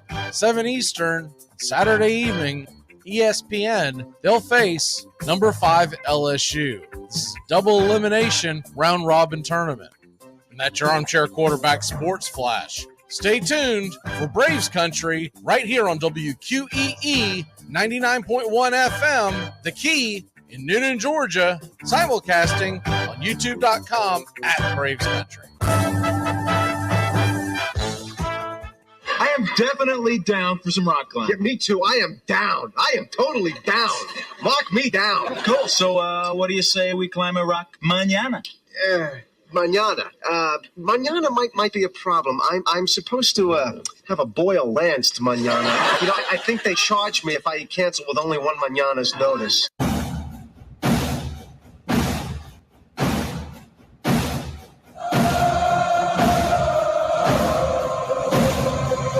Welcome back. Cubs and Orioles in a good one. Wrigley Field on Friday afternoon action. I don't know how they could do it, but I think Major League Baseball should make it mandatory that the Chicago Cubs play on Friday afternoon every single Friday during the season. I don't know how they can make that happen, but I'd like to see it happen. There's something about Friday afternoon baseball, Chicago Cubs, even though I don't have a dog in the hunt, seeing them, knowing that it's getting your weekend going. And against the Orioles, I mean, that's actually a pretty interesting matchup. I think it was Kyle Hendricks versus Cole Irvin. And I happened to see Cole Irvin in a minor league game a few weeks ago. Had to go to an event, and the Orioles just happened to be the team that was playing. And I looked out there and I saw it up on the score. I was like, is Cole Irvin pitching? I had no idea that he was coming back. I thought they'd given up on him, and sure enough, he's in this game. It must have pitched fairly well to keep him in the ball game. But that's what you got going on there. And you got a bunch of games going on tonight, Major League Baseball. Don't forget 99.1 FM tonight. 7:05 first pitch. You got the Chatahoots versus the Atlanta Crackers. And the pregame show come your way. 6:50 first pitch. I think, is the pregame show called the Hoot pregame show? I'll have to get that verified by Ryan. He used to put that in the memo, and now it just says pregame show. But I feel like I've got a good name for the pregame show. Are you ready for this? What's that? Give a Hoot. I like it. The Give a Hoot pregame show. That's what I would call it. It's a good one. Anyways, the Hoots, Chatahoots are at it tonight, 7:05 first pitch. And then if you're streaming on Braves Country HD YouTube, we are doing Braves Country Baseball, play pitch by pitch, Rockies Braves Game 2, and pregame show come on around 6:45, and then first pitch 7:20. So we're looking forward to that, and hopefully Braves can get win number 2. We're waiting Mr. Tones to jump in as he will help us continue the draft. So he picks right before you in this all-time fantasy football draft. Yep. I did not think that out. What I should have done is I should have had you go before him. That way, you have let in each time and have you go. I did not think that one out. But anyways, what I should have done is given you 4, me 5, and then that way we wait for him to show up and he goes back to back. The way we go, but we will await his pick. And is he? I thought I saw someone. Someone's climbing in here. Hey, he's climbing in. I don't see his actual video, so that might be an issue. We'll see what's going on here. Tones, are you there? I'm here, brother. My video's here. I'm here. We're all good. There you are. Okay, I see your video now. All I saw was your profile picture. I was planning a sneak attack. And we got it verified. I checked it in the break. Cacti is the plural. If you missed it, I'm pushing for Arizona Cardinals to be renamed the Arizona Cacti. And if they do that, I will become a fan. I will support Arizona. I think they do not want to get involved in this, my friend. You take some cactus and you put it in front of like a sunset scene in Arizona, put that on the helmet. Let's go. All right, maybe you can make the helmet look good, but there's not much else that would look good about that. And you could do something to the effect of, your chant can be something like, because it's, they're little pricklies. They're all over the cacti. You could do something like, no one beats a good prick from, Arizona. Something like that, right? Oh, man. Go cacti! I'm pushing for the cacti. Because it's ridiculous to have the Arizona Cardinals with the St. Louis Cardinals. Mm-hmm. How long has this been going on? St. Louis Cardinal football team. I know they came from Chicago, but they had to have named that after the St. Louis Cardinal baseball team as far back as that goes. When they came back, they should when they came to St. Louis, they should have changed the name, right? This is well overdue. All right, where are we at? We're gonna get into the. I guess let's do the draft first, and then we'll talk about the cool games. Mr. Tones, you are on the board. And I'm quarterbackless to this point. A lot of good ones still there. A lot of good ones gone. Needing 2 quarterbacks, I think I almost have to go quarterback. And Brad Johnson. Yeah, maybe Brad Johnson. Maybe Sean King. Maybe Sean King. I forgot about Sean King. Maybe Trent Dilfer, but oh yeah, that'd be a great fantasy. Without Just get extra points for handoffs. Handoffs and turnovers, you're getting the points actually there. No, but without further ado, with all joking aside, I think, man, I researched these quarterbacks in, man. I went back to the Otto Graham days all the way to the modern days. I did my best of literally digging it up, and I'm here to take Mr. Tom Brady. Shocker.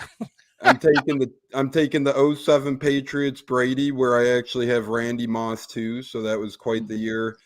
Brady had 4,806 passing yards that year, 50 touchdowns to go along with 2 rushing touchdowns as well, and 100 rushing yards, which for him I was pleasantly surprised actually to see him have 100 rushing yards. And then that's probably the most shocking stat.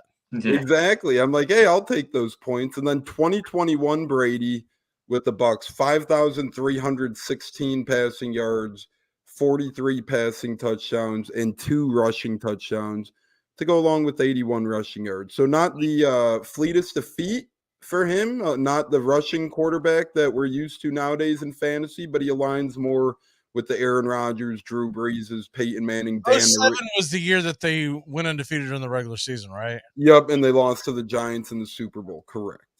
So they didn't he have like 50 touchdowns that year, somewhere in the neighborhood? Yep, 50 passing, 2 rushing. Okay. So not too bad. Not too shabby for Tom Patrick Edward Brady. All right. Bobby the Kid. You got Aaron Rodgers. You got LT. You got Run CMC. You got 8 Antonio Brown. Where I do. Your next pick? I know I already have 2 running backs, but I want another one. Give me Edgerrin James in 1999 and 2000, the Hall of Famer. 2 of his best seasons, 2 great fantasy seasons. Not super high on my list, but I think I have a very strong trio of running backs right now, and I'll circle back to the other positions shortly. What is the years one more time? 1999 and 2000. Man. Cool. I'm putting it in the chat. You know, I'm a little surprised that he wasn't already gone with Joey. I thought Joey was going to grab him. I was thinking about it today as well. Mhm. If I didn't need a quarterback, I was seriously considering Edgerrin James. All right. So y'all going to have to give me a second, and as I have to try to navigate this as I try to host the show. So I'm going to punt it to y'all and talk about some cool games and kind of go over the games that y'all might have had in your mind. And while you're doing that, I'm going to make sure that I got my 2 picks, and then we'll come back to my picks and do your picks. Awesome. So Cool. let's start with Tones. Tones, what game is the cool game of the weekend, and the reasons and all that kind of stuff? Well, we're pretty much with the great sport of baseball at this point in time. Baseball, which I have no problem with and I love. Real quick note here. I bet you Tom Brady is probably the player with the most years apart that anyone takes in this thing too, in 07 and 2021. I don't know if we'll have another 14-year difference in players taken, but nonetheless, cool games. I'm going with Tampa Bay Rays, San Diego Padres. First pitch is 9:40 Eastern tonight. Padres are a little slow out of the gate, but with that big payroll, they're never boring to watch, and they still have playoff inspirations as well. And the Tampa Bay Rays are the first team in baseball to win 50 ball games. How awesome is that? Pretty incredible feat right there. So it's been beautiful to see. Rays at Padres tonight, 9:40 Eastern. Oh, and it gets a little better.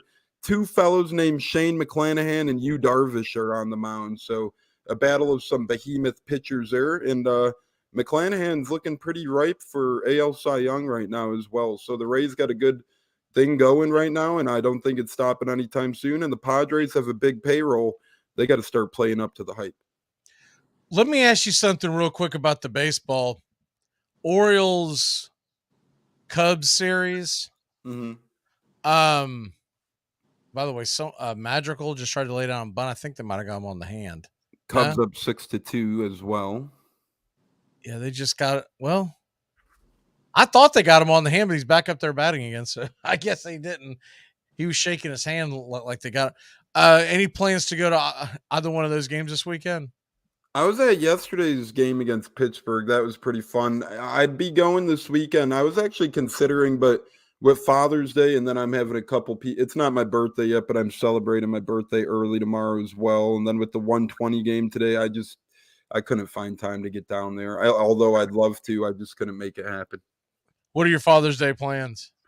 We're going to hang with the Pops. We're going to get some good grub. We're going to watch some good old baseball and comfortability and get some good grub. And I put together a nice little package for him. He might be listening right now, so I don't want to, come out and say fair enough. I got him. I'll just say it is centered around the game we all love and that we're talking about right now. So, it's good stuff. It's good. I'll let you guys know Monday his reaction. Bobby, do you have any big plans for Father's Day? I don't. I'll probably go and grab dinner with my dad. My sister might tag along too. Nothing crazy planned, and we might hang out tomorrow. We might go to the lake. So a weekend long. Are you a big sports fan? Yeah. Mostly football. Mostly football's his thing. So we talk about that. Cardinals? He's not. He's a Vikings fan. Is he from Minnesota? Yeah. Oh, I was like, those random teams y'all are pulling for. No, he has a good reason to root for the Vikings. Don't worry. Oh man, he's diehard Oregon State Beavers, man. You can't keep. Man, what in the world? I can't find. All right, Bobby, your cool games. My cool game. I got Giants Dodgers. It's a big NL West matchup all weekend. The series kicks off tonight at 10:10 Eastern time. It's a big rivalry. Two good teams in the NL West, second and third place right now. What's your what game are you looking forward to the most in that series? Probably tonight's. Let me pull up the matchup. So this weekend, mm-hmm. Yankees Red Sox are the Sunday night game again. It's 2 weeks in a row, and I was like, well, maybe there isn't a big time draw for another. And I see her go, Dodgers and Giants are playing. Why the hell aren't they the Sunday night game? We just had Yankees Red Sox. For real though. I mean, I'm not trying to trash them, but come on. We know that matchup always gets favoritism. It does, and I get that. I get the part of the fact that, well, I mean, there's a lot of different ways that, you can argue on both sides, but just something different. Yep. I mean, back weeks, it would be different if it had been like a month, right? I think Rays Padres would have been a fun game. Well, yeah, but ESPN's looking for actual viewers. Tampa's top 10 in the TV market for baseball. Yeah, but their fans do not come to their fans don't support them. In TV, they do, though. I will say they're top 10 in television market. In attendance, you got a point, but on television, I can just tell you from living in the Florida area. I'm talking about strictly television because we were talking about. I understand that, but I can just tell you from nobody follows the Rays down here. I mean, right, but we're talking about Sunday night baseball, so you're not beating, and it's not in Tampa; it's in San Diego. Right, it's got nothing to do with that. It's fans coming to. It's kind of like the whole argument of when the NHL playoffs came about, and I don't know if y'all saw those numbers, but the NHL finals were down 43% from last year. 43 freaking percent because the Florida Panthers have no fan base. And I'm not going to put it all on them. It was Vegas too, right? But the problem with the Padres and the Rays, for me, that's a great game. I'd love to watch it. But your average fan, your run-of-the-mill fan, you're going to have a hard time getting them to the TV versus San Diego versus Tampa Bay, because the San Diego fan base isn't as rabid as the Dodgers. I'm talking about nationwide. I'm not talking about in their pockets of where they live. Where they live, oh, yeah, absolutely. They're big fans. But I just, Dodgers, Giants, come on. It doesn't get any older and bigger than that. And it's not like the Dodgers and Giants play in Albuquerque and, downtown, small town in Wisconsin. You just name one. It's Los Angeles and San Francisco. The thing is, no one really wants to watch the Giants nowadays with the roster they've constructed. I know they're still okay, but they're not the same old Giants. 5 games over 500, though. Yeah, I know, but they just don't have the star power, right? They don't provide views or clicks, I feel like, which MLB is looking for nowadays, seemingly putting on Red Sox and Yankees. Who the hell do the Red Sox have? I don't even what I want to come to. I mean, maybe Devers. Yoshida's fun too, and Verdugo. They got a nice little bunch over there. Maybe that's got a lot to do with it. Maybe they're trying to get the Japanese market. I think so. I think you hit a really good point right there, because I feel like I forget the stat exactly, but I know during the World Baseball Classic, Yoshida was like one of the most searched upon baseball players. They get ready to see them next year all the time, because I think he'll be a Dodger. Ohtani? Yeah. I could see that. I mean, don't you think he's going to stay on the West Coast probably too? I really think it comes between the Dodgers and Giants. I really do. I think the Giants would be awesome if they got. It would be cool. Would it not? And to your point, it would give them some kind of marquee player. And they've been looking for that star. It's not their fault they got burnt by Carlos Correa. They got burnt by Correa. They got burnt by Judge. Remember, what's his name? Heyman. He came out. He still hasn't lived that down. 6 months ago, he came out and broke the story. The Judge was signing with the Giants, and then that narrative changed in 6 hours. Everyone went to bed, and they woke up and go, wait a minute, what do you mean he's staying in New York? That was crazy. That was like when Antonio Brown went to the Bills, allegedly. You remember that too? And then it came out a couple hours later. Nope. Or that time Antonio Brown stripped down naked in the middle of the field. No, we don't remember that time. He was on. We all remember that one time. No, we all remember the many times Antonio Brown went viral. Oh man, goofball. He's never really taken advantage of that. No, I mean he's made bad rap music now, if you consider that advantage, or swimming naked in the pool. Couldn't he have taken that and spun it into some kind of television deal, right? Something. Mm-hmm. Yeah. I mean, remember when what did he do? He burned his foot or whatever the hell he pulled a Michael Scott and stepped on the grill. I don't even remember how he burned his foot. You remember that? He burned his foot. Some chamber he was in. Yes. He burned his foot. He needs to be in a chamber, a psycho chamber, man. He needs the little dudes with the little white coats to pull up. Real quick, let me make my picks. I'm going with Terrell Davis, 1997 and 1998. Great pick. That'll be my flex, and my wide receiver. I'm going to go. Might as well. I'm going to stack. I couldn't decide if I want to do it. I'm going to do it. Let me stack with Mark Clayton, and I'm going to go with 1984 and 1988. Mark Clayton. So, what's funny is most folks growing up, we thought of Duper as being the better of the receivers, but Clayton ended up being the best one in the end. Yeah, he was, man. Those teams back in the day were, they were lethal.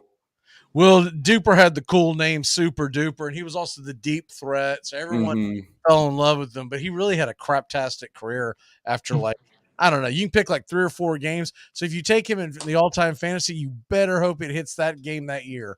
Because if not, you're going to be like, dude, what's the deal? Was he hurt that day? What the hell's going on?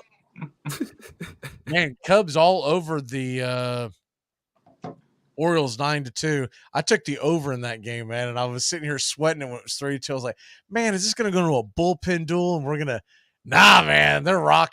Is Suzuki pitching for y'all? I mean, playing for y'all now? Yes, sir. He has a couple RBIs today, I believe. Wait a minute, which Suzuki is that? Seiya Suzuki. Oh, okay. Okay, never mind. I was thinking of Kurt Suzuki. I was like, that dude's back.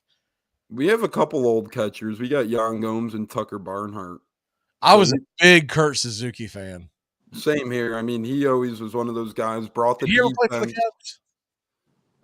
I want to say 3 to 4 seasons ago now. Kurt Suzuki played for the Cubs? Yes, I believe so. As a backup catcher. He was he was always platooning in Atlanta. This is right after the Brian McCann era, and obviously before Travis d'Arnaud and Murphy and company. But my favorite, I remember him. I loved him on the Oakland A's. Kurt Suzuki. Yeah, well, I think he was one of the platoon catchers for the 2019 champion Nats. He was, yes, sir. Him and Jan Gomes, I believe, were actually. Pissed me off, man. I was like, dude, you leave us and you go to the Nats and win a World Series. I can't even trash you for it, but I'm still mad. It felt dirty. It felt ugly. Bobby, it's your pick. Back to me. I'm going to go quarterback here. I'm going to take Drew Brees in 2011 and 2013. 2 of his best seasons. One of the best quarterbacks of all time. Put up some great numbers. A part of that being how bad his defenses were in New Orleans for a few years. So 2011 and 2013, here was his 2 best years. Now, are you aware that there was football played before 1995? I am. But listen, I do like to pick guys from my era, guys that I actually watched. You were going to be the guy. I knew I was going to be the old head. And you were going to be the guy with all the.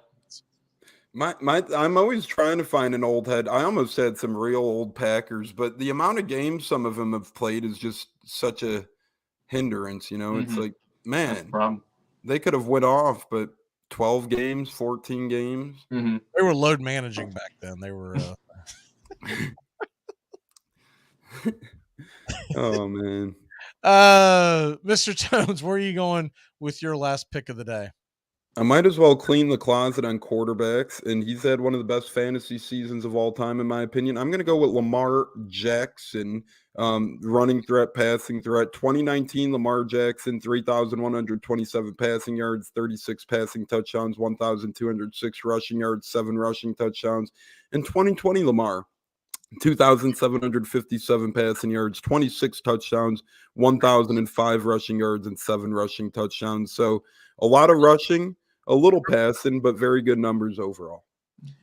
Yeah, I don't think I mentioned it, but Clayton had 18 touchdown receptions in 84, 1,389 yards. Now, remember, that was with a was that 4? He played 15 games that year. And then 88, he had 14 touchdowns and 1,100. So what I'm hoping from Clayton, and he had 73 and 86. So what I'm hoping from Clayton when I get Clayton in there is that I'm hoping to double up with obviously Marino's as quarterback, and I'm hoping to get touchdown games. I'm hoping to get some receptions. He wasn't a guy that went over 100 yards that often, but when he did, he usually had spectacular games. He kind of reminds me of a little bit of a Mike Evans in terms of, body of work, a lot of touchdowns, yards is there, but, just a good receiver who's a red zone threat who could put up scores at any time. Yeah, he was a guy that would typically, honestly, if for folks who don't remember, he was a slot receiver essentially. He would go outside from time to time, but he was a guy that moved the sticks. But he routinely went over 100 yards and routinely got in the end zone. So kind of like a Wes Welker type, essentially, just with a little more athletic ability. That's lovely to hear. That's a really good play right there. But if you're gonna stack someone with Marino, that's the guy to stack, because the rest, it was all. You're just realistically just throwing darts if you pick anybody else. Correct. Terrell Davis, by the way, I don't think I threw his stats the years that I picked him. 2,008 yards, 21 touchdowns, 1,750 yards, 15 touchdowns. That was from the running standpoint. How about that? How about that? He was a beast. Receiving, not much to write home about, but and Terrell Davis, Georgia Bulldog.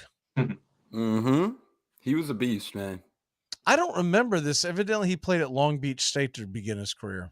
I don't remember that either, but I'll believe Wikipedia. Hunker down, you hairy dogs. Bobby, what is your lock and your walk-off?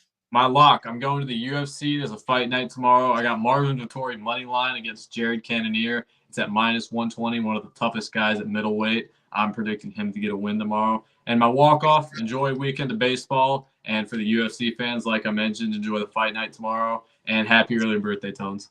Thank you, brother. Yes, sir. Is it a pay-per-view? It's not a pay-per-view, no. Catch it on ESPN+. Come on, Italian. The Italian man. As long as you have the plus, you can get it, but without the plus, you won't be able to see anything. Right? I believe so, yeah. I think it's on ESPN+. All right. So. All right, brother. We will see you next week. And see you guys.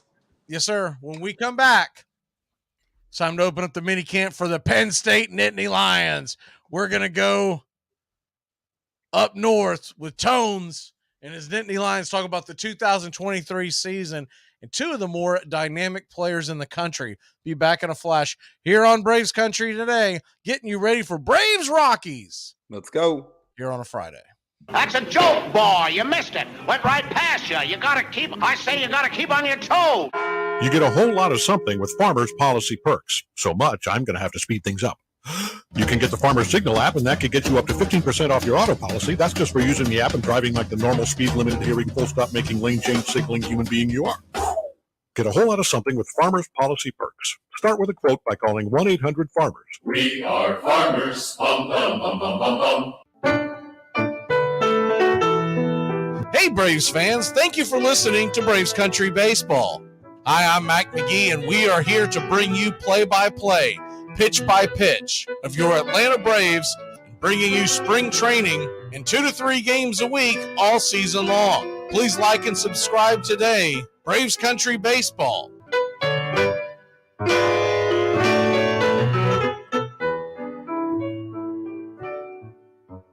Dread running to the post office? Stamps.com brings post office and UPS services right to your computer. Send letters, ship packages, and get up to 40% off USPS and up to 62% off UPS rates. Nearly 1 million small businesses use Stamps.com to save time and money. It's a no-brainer. So skip the post office and visit Stamps.com. Sit short. I'm not playing your stupid game.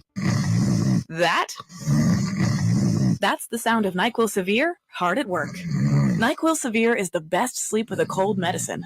No tossing and turning, just rest and recovery. So you're ready to take on tomorrow. For powerful relief of your worst cold and flu symptoms, try NyQuil Severe. The nighttime sniffling, sneezing, coughing, aching, stuffy head, best sleep with a cold medicine. Use as directed. Keep out of reach of children. You're listening to WQEE in Noonan, Georgia, home of Braves country. Weekdays, 3 to 5 p.m.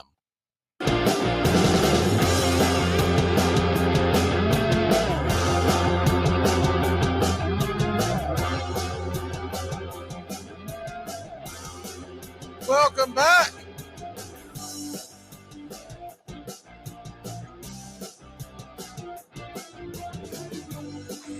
Friday, baby. Woo! I think Friday's my favorite day. We do the show. It's a football Friday. Normally there's a I call it a triple header because I go to my day job. I do the afternoon talk show and then the play-by-play. So looking forward to tonight's game, but get to talk football with you and Bobby every Friday, and here on the WQEE family, get you set for Chattahoochee versus the Atlanta Crackers. Man, if you go to that game, I feel like you got to keep that ticket stub. No one's going to believe you went to Chattahoochee versus the Crackers. I want to be a Crackers fan now. Crack ass cracker. I can't remember what that stand-up was, but I just remember Chris Rock saying it over and over in that stand-up. And then it's even better when you got the US Open. Give you the update that here in a second. And Cubs baseball, they're laying the wood to Baltimore, who's having a really good year. Make sure is this updated? I don't think this is updated. No, it is. Okay. Tones is throwing me off that the US Open being out west. Cause I'm expecting when I come in the afternoon to get set for the show that there's going to be some kind of movement, but I mean, your leaders, Fowler and Xander Schauffele, they don't even start for another 20 minutes.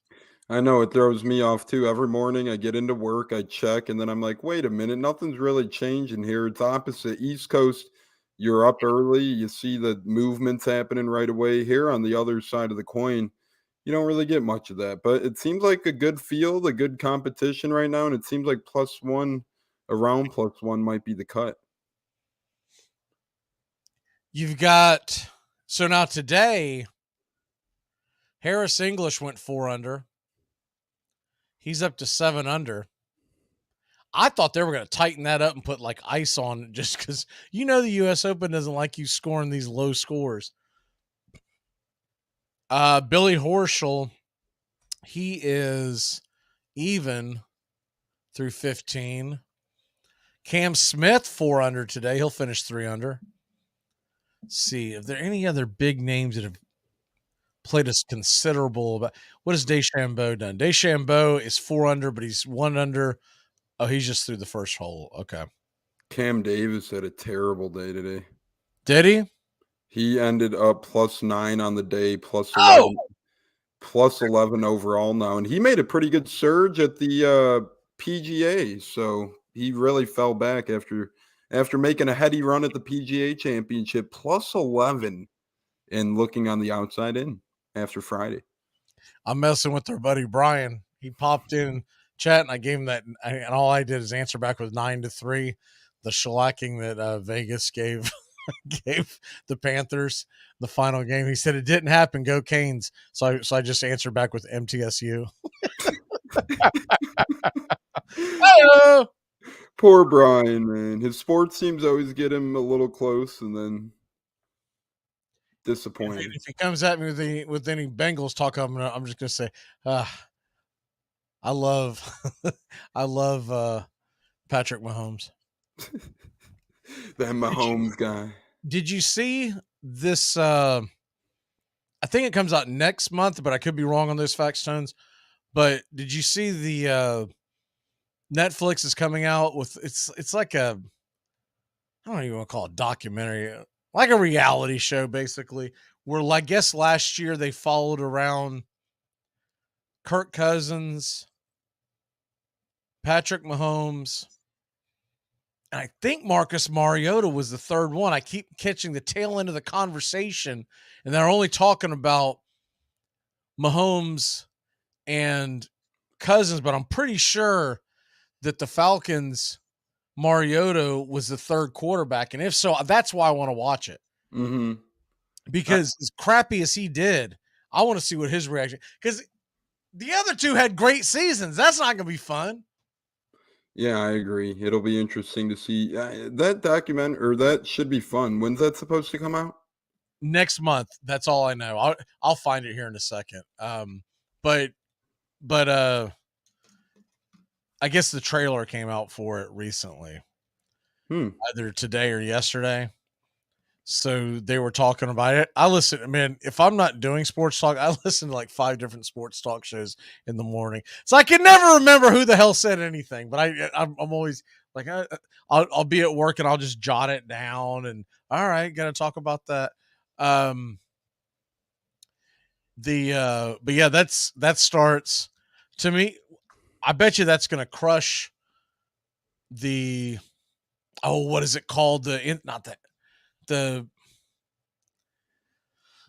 is the NFL documentary they come out with every year where they follow the teams? America's Game or Hard Knocks? Hard Knocks. I bet you that's going to crush Hard Knocks. Yeah, Hard Knocks is, I mean, no one wants to do Hard Knocks right now either, right? It's one of It is Mariota. I got that confirmed. That's going to be a good one. That's going to be fun. I want to see that now, because I want to see, because he probably had to deal with some stuff as poorly as he played. Yeah, and I'm really, fans feel like he gave up. Mm-hmm. And then Cousins just happened to. So evidently they were following him around when he was doing the chains and all that kind of stuff. Mm-hmm. Or the chains that Cousins would put on the plane. He'd be man. Adam Schefter then put on like 30 chains one Monday Night Football. It's like, what are you doing, goofball? Yeah, so that's probably why he did it. I don't remember knowing this last year, that they were doing this documentary. Now, the only thing that's going to suck about this is if it's popular, they're going to go out and do it again. And then it'll get stale. Kind of like, you know what that exactly reminds me of? That one golf thing they always try and do, the match. At first it was cool because you had Tiger, Phil, Manning, and Brady. Now they do it, and it's like the most random people ever. It got real stale to me real quick. Yeah, to me, what would be a good one to do is do one for Major League Baseball. Mm-hmm. But I don't want it to be any of the Atlanta Braves because I feel like it's going to be a distraction. So let them follow around a New York Met, a Philadelphia Philly, and who else do we want to put the kibosh on? L.A. Dodger. Or maybe a Luis Arias, cool him off a little bit. Yeah. Put a camera right in his grill every single morning. No, wait a minute. I think I just picked him up in Dynasty. No. Cool it on the camera talk. I went back and forth on that. I'm like, man, he can get you some points, but he has got no sluggo, man. Like you're gonna in these point leagues.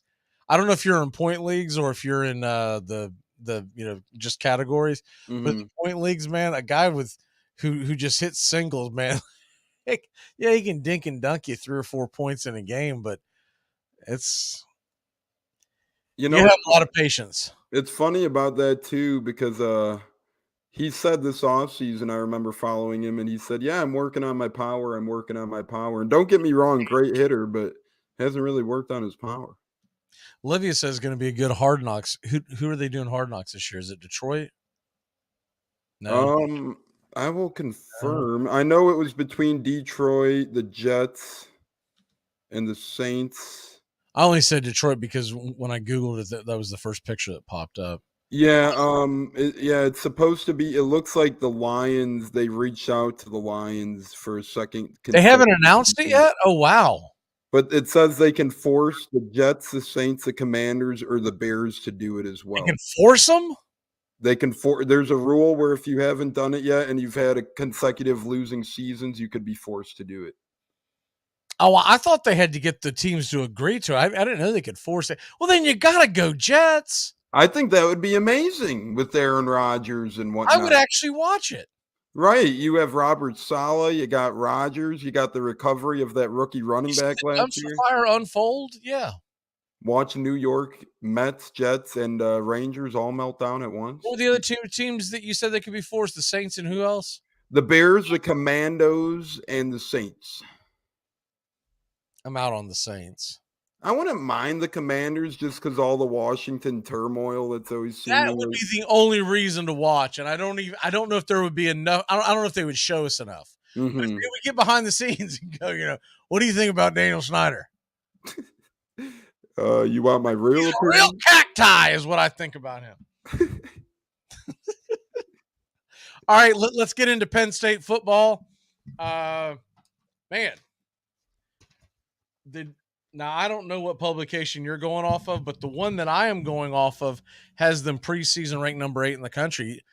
You got to be excited about that. Yeah, I'm actually really excited about that, and that is because last year they really heavily focused on building their running game, and they have two of the best running backs in the country coming into the season that I'm just totally excited for. It's going to be awesome. So I'm excited to see how Penn State's offense come out. They still have some good receivers as well, and they have a top coming quarterback into the picture as well. So there's a lot of good stuff going on in the Nittany Lion world of football right now. That's kind of always been their biggest hindrance, if you ask me, quite frankly, their quarterback position. Although, I mean, their last quarterback got drafted. I think we're only going to improve here with Drew Aller, and Drew Aller was one of the top quarterback recruits in the country a couple of seasons ago, and I think he starts to show us why this year. I'm very, very, very excited to see what sophomore quarterback out of Medina, Ohio, Drew Aller could do. We've loved McSorley. We've loved other guys that we've had in the past here, as Clifford, obviously, but they weren't really needle movers, right? For the first time in program history, they could really have a needle mover in Drew Aller. And then you'd throw in the running backs of Katron Allen and Nicholas Singleton. They're both going to be sophomores this year. That backfield, I'm telling you, Magee, is going to be really, really lethal and cause a lot of problems on a lot of defenses. Yeah, and Manny Diaz, man, his first season at Penn State, what they got, the Nittany Lions finished in the top 16 in the nation in multiple categories. I know Hurricane fans don't believe in him, but they did when they hired him. They were singing his praises, and then, the wheels fell off, and he may not be a good head coach. That doesn't mean that you can't be a heck of a defensive coordinator. Yeah, and I agree with that completely. The star power on a coaching staff is there. When you could get other head coaches as coordinators, I love that. A head coach is essentially a COO, possibly CEO, where you're in charge of a lot of moving parts. A defensive coordinator's just got to be good at his job. Mm-hmm. He doesn't have to care about the recruiting aspect. All he has to do is out there and coach the defense. Yeah, he's involved in a little bit of that stuff, but the big picture stuff is all about the head coach.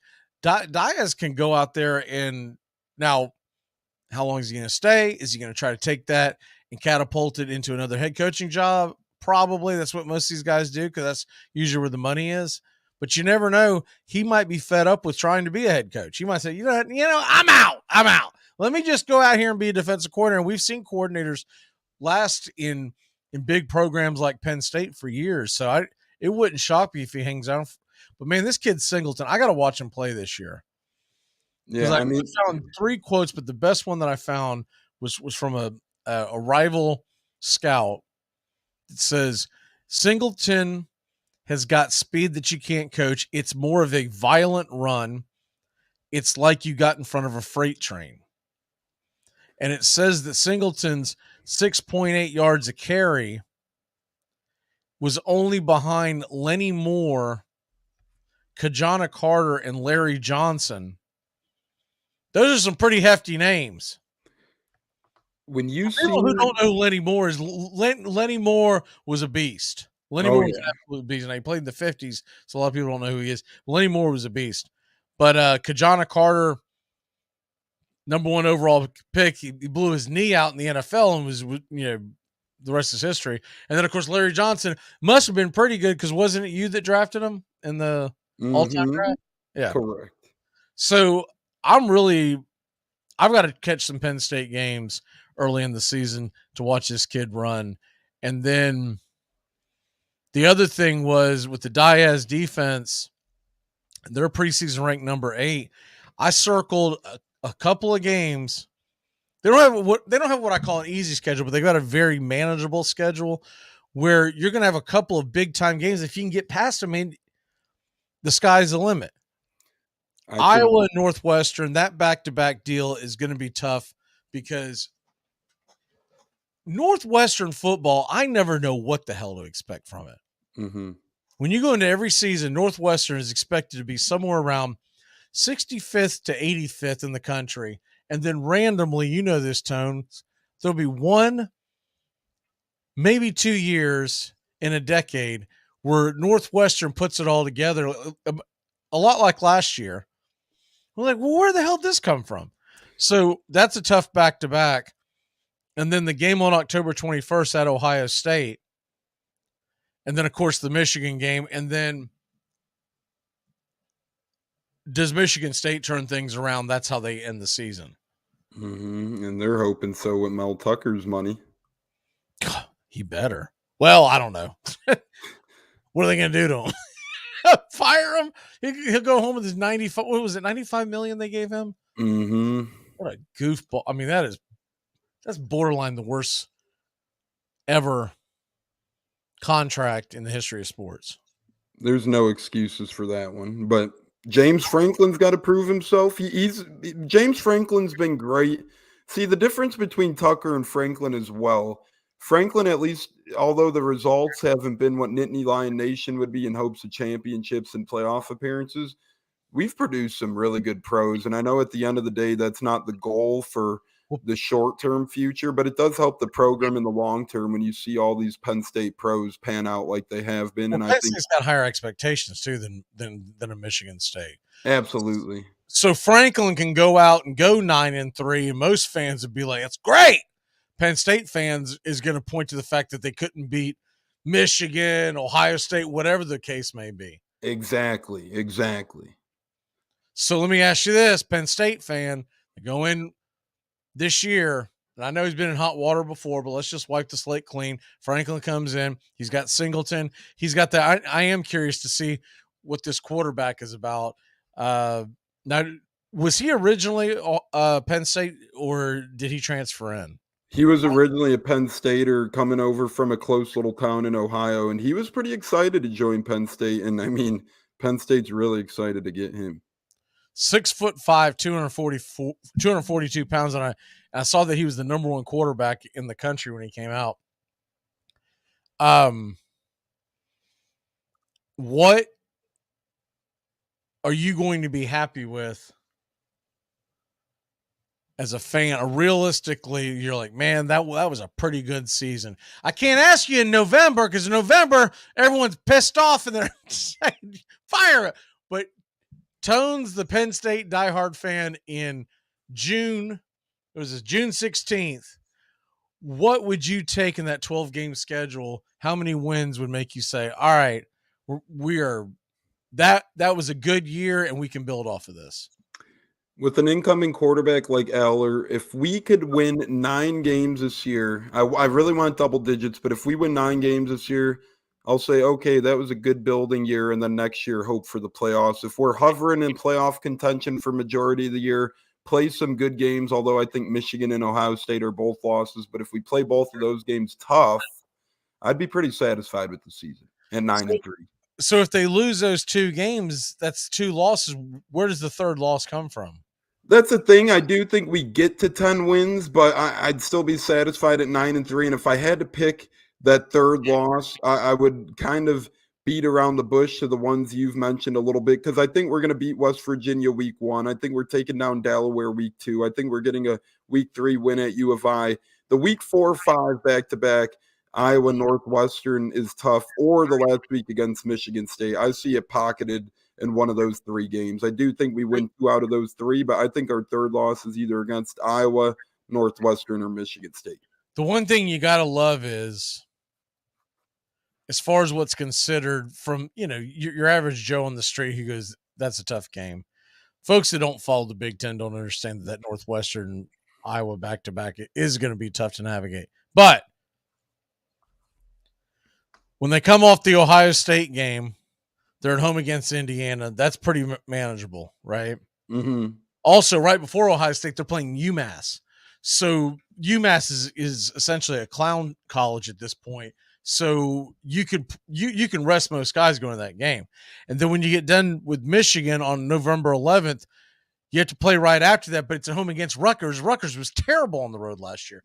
So, man, I'm telling you, I've got Penn State 10-2 or better. My question to you is, do they make the playoffs? I think this is a last year of 4, or does it expand this year? It's next year that they expand, so it's 4. I think we missed right out this year, but I think we get a New Year's bowl game. But hey, you got New Year's in spring, and obviously Aller would be back the following year. Exactly, and at least probably one of been a true freshman last year, or was he redshirted? He was a true freshman last year. Aller was. Both should be back the following year, right? Yep, and both the running backs were true freshmen. But yeah, all 3 of the big 3 young guys were all true freshmen last year. So theoretically, you're building a pretty good base, but you never know with the crazy world of college football nowadays. But you do think Penn State would have some pretty good Happy Valley money to throw any other ways. I'm gonna be looking forward to that West Virginia kickoff. Man, I'm excited for that one. We opened up on a Thursday night last year against Purdue, I believe. This year we get a taste against Penn State on a Saturday, or against West Virginia, on Saturday night. That's going to be a lot of fun. So I got them 10-2, no playoffs. Where do you have them at? I got them 10-2, no playoffs as well. Okay. I'm jotting all these down in this mag so that we can go back later in the year. So then when always asks me, well, what do we predict? And then I can't find it. I'm just going to put it in the stupid magazine, and then there we go. What is your lock and what is your walk-off, sir? Lock is the Marlins at Nationals. Marlins minus 149, just underneath our cap. Alcantara on the bump against Trevor Williams. That's 7:05 Eastern. Give me Miami there, as they're playing pretty good baseball. And my walk-off is enjoy the Braves Rockies game tonight, McGee, and all you baseball fans out there in general. If you're looking for something to listen to, tune into Braves Country Baseball tonight. And when is your birthday again? It is next Friday, a week from today. Oh, okay. Because he said happy birthday early, and I was like, wait a minute. I thought it was like this weekend. I thought I missed something there. My party's this weekend because I'll be out of town next weekend, but we'll discuss that. Oh, well, make sure you give me all those deets so I know what's going on. So I'm like, where the hell's Tones at? My lock today is, let me pull it up real quick. I like the over in the, assuming it's still there. Yes. Give me the over in Toronto versus Texas. I'm getting it at an 8.5 on a minus 120. Martin Perez, Galsman. Galsman's been terrible on the road. Martin Perez has given up quite a few hits here recently. I think those 2 offenses get to rock and rolling on a Friday night. Walk-off is, we got to go. Y'all have a great Friday and keep it locked in here. We'll keep the feet up. Keep it locked in here for the Brian Snow Show. And, of course, Chatahoots versus the Crackers tonight, 7:05. Let's go.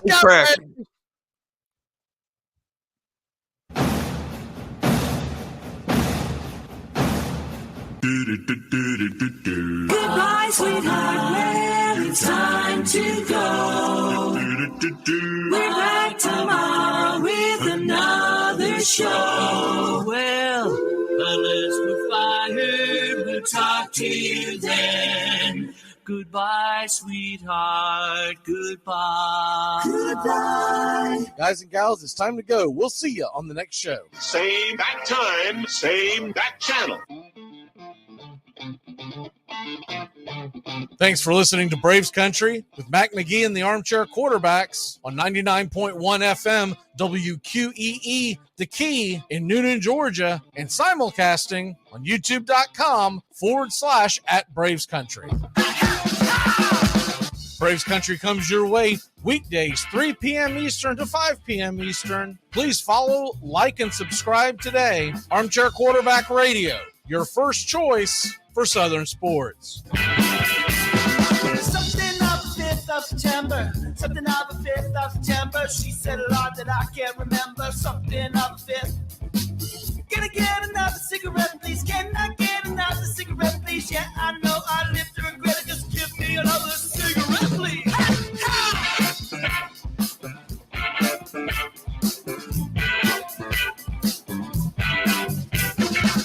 Can I get another cigarette, please? You're listening to WQEE 99.1 FM, The Key in Noonan, Georgia.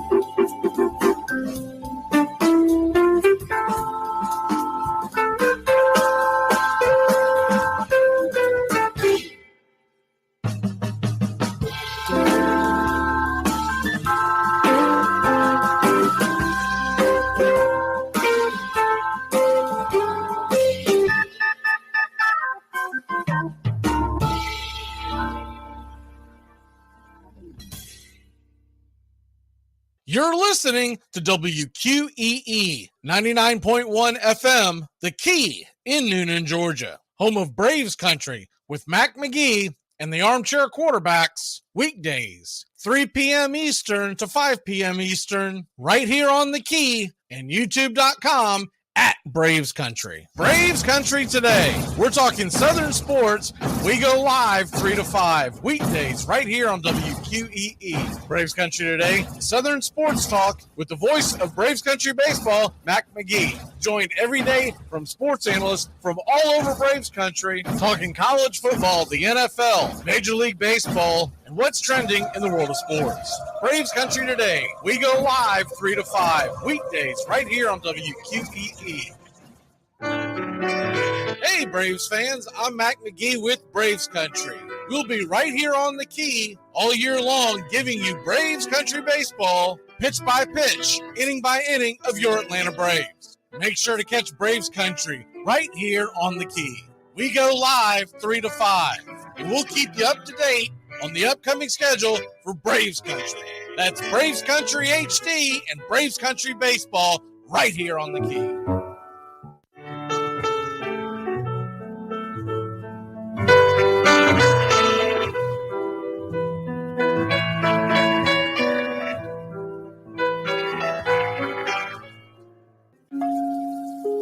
Lineup for yesterday by Ogden Ash. A is for Alex, the great Alexander. More goose eggs he pitched than a popular gander. B is for Bresnahan, back of the plate. The Cubs were his love and McGraw his hate. C is for Cobb, who grew spikes not corn and made all the basemen wish they weren't born. D is for Dean, the grammatical diz. When they asked who's the tops, said correctly I is. E is for Evers, his jaw in advance, never afraid to tinker with chance. F is for Fordham and Frankie and Fish. I wish he were back with the Giants, I wish. G is for Gehrig, the pride of the stadium, his record pure gold, his courage pure radium. H is for Hornsby. When pitching to Raj, the pitcher would pitch, then the pitcher would dodge. I is for me, not a hard-hitting man, but an outstanding all-time, incurable fan. J is for Johnson, the big train in his prime, was so fast he could throw 3 strikes at a time. K is for Keeler, as fresh as green paint, the fastest and mostest to hit where they ain't. L is for LaHoy, whom Clevelanders love, Napoleon himself with glue in his glove. M is for Matty, who carried a charm in the form of an extra brain in his arm. N is for Newsom, Bobo's favorite Ken. You ask how he's here, he talked himself in. O is for Ott, of the restless right foot. When he leaned on the pellet stay put. P is for Plank, the arm of the A's. When he tangled with Matty, games lasted for days. Q is for Don Quixote, Cornelius Mack. Neither Yankees nor years can halt his attack. R is for Ruth, to tell you the truth. There's no more to be said, just R is for Ruth. S is for Speaker, swift center field tender. When the ball saw him coming, it yelled, I surrender. T is for Terry, the giant from Memphis, whose 400 average you can't overemphasize. U would be Ubel if Carl wore a Cockney, but we say Hubble in baseball like football in Rockney. V is for Vance, the Dodgers' very own Dazzy. None of his rivals could throw as fast as he. W, Wagner, the bow-legged beauty, short, closed to all traffic with Honus on duty. X is the first of 2 X's in Fox, who was right behind Ruth with his powerful socks. Y is for Young, the magnificent sigh. People battled against him, but I never knew why. Z is for Zenith, the summit of fame. These men are up there, These men are the game. Lineup for yesterday, Ogden Ash, January 1949, Sport Magazine.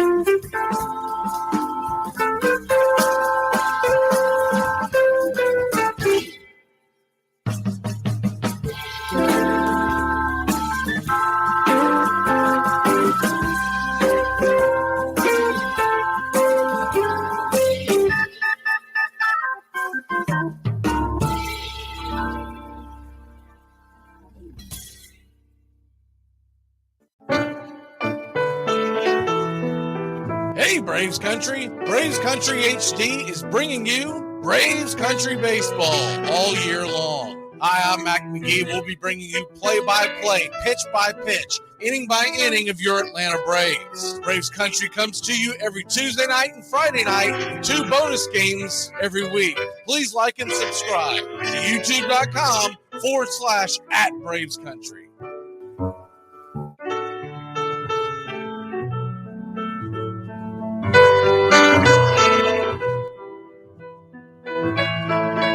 Casey at the Bat by Ernest Lawrence Thayer.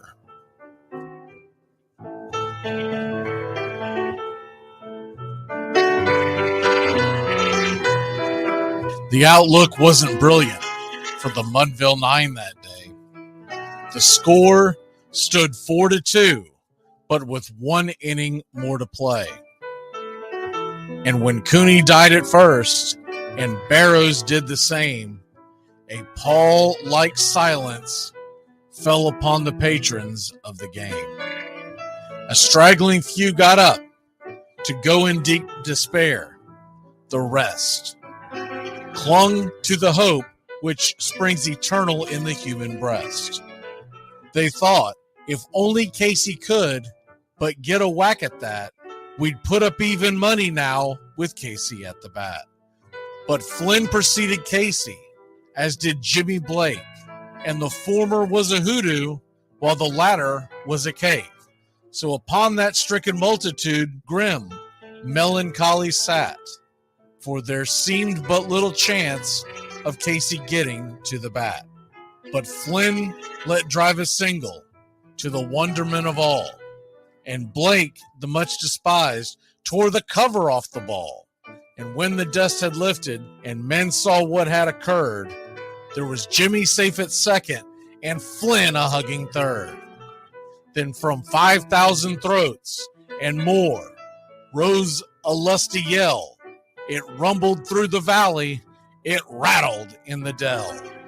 It pounded on the mountain and recoiled upon the flat, for Casey, mighty Casey, was advancing to the bat. There was ease in Casey's manner as he stepped into his place. There was pride in Casey's bearing, and a smile lit Casey's face. And when responding to the cheers, he lightly doffed his hat. No stranger in the crowd could doubt 'twas Casey at the bat. 10,000 eyes were on him as he rubbed his hands with dirt. 5,000 tongues applauded when he wiped them on his shirt. Then while the writhing pitcher ground the ball into his hip, defiance flashed in Casey's eye, a sneer curled Casey's lip.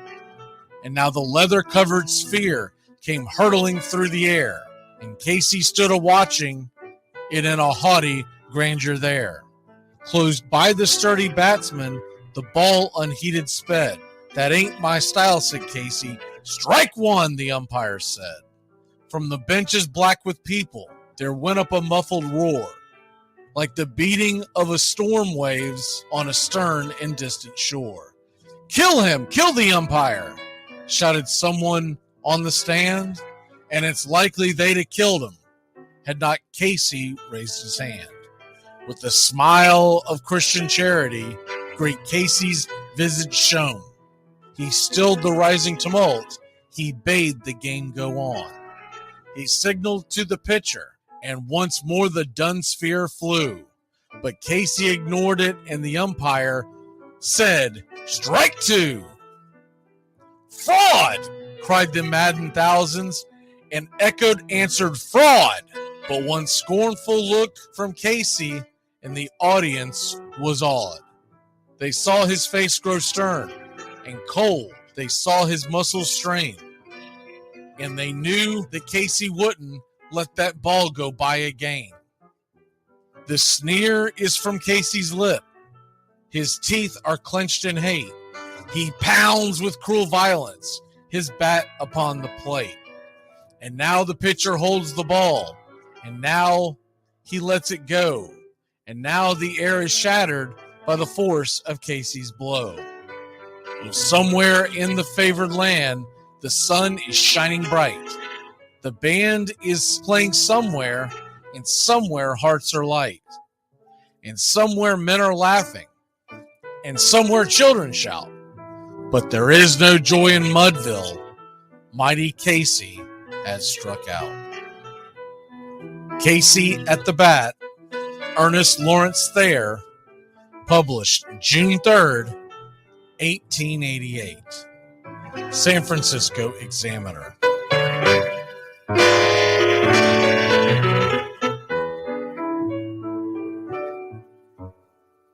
Braves Country today. We're talking Southern sports.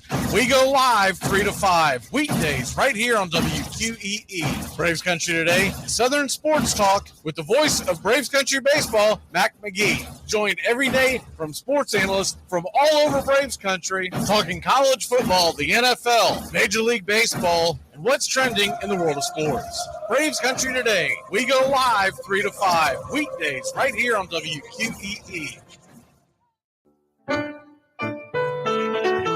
Hey, Braves Country. Braves Country HD is bringing you Braves Country Baseball. Braves Country comes to you every Tuesday night and Friday night, and 2 bonus games every week. Hi, I'm Mac Magee, and we'll be bringing you play-by-play, pitch-by-pitch of your Atlanta Braves. It's free to listen. Please like and subscribe. YouTube.com/@Braves Country. Braves Country Baseball for the fans, by the fans.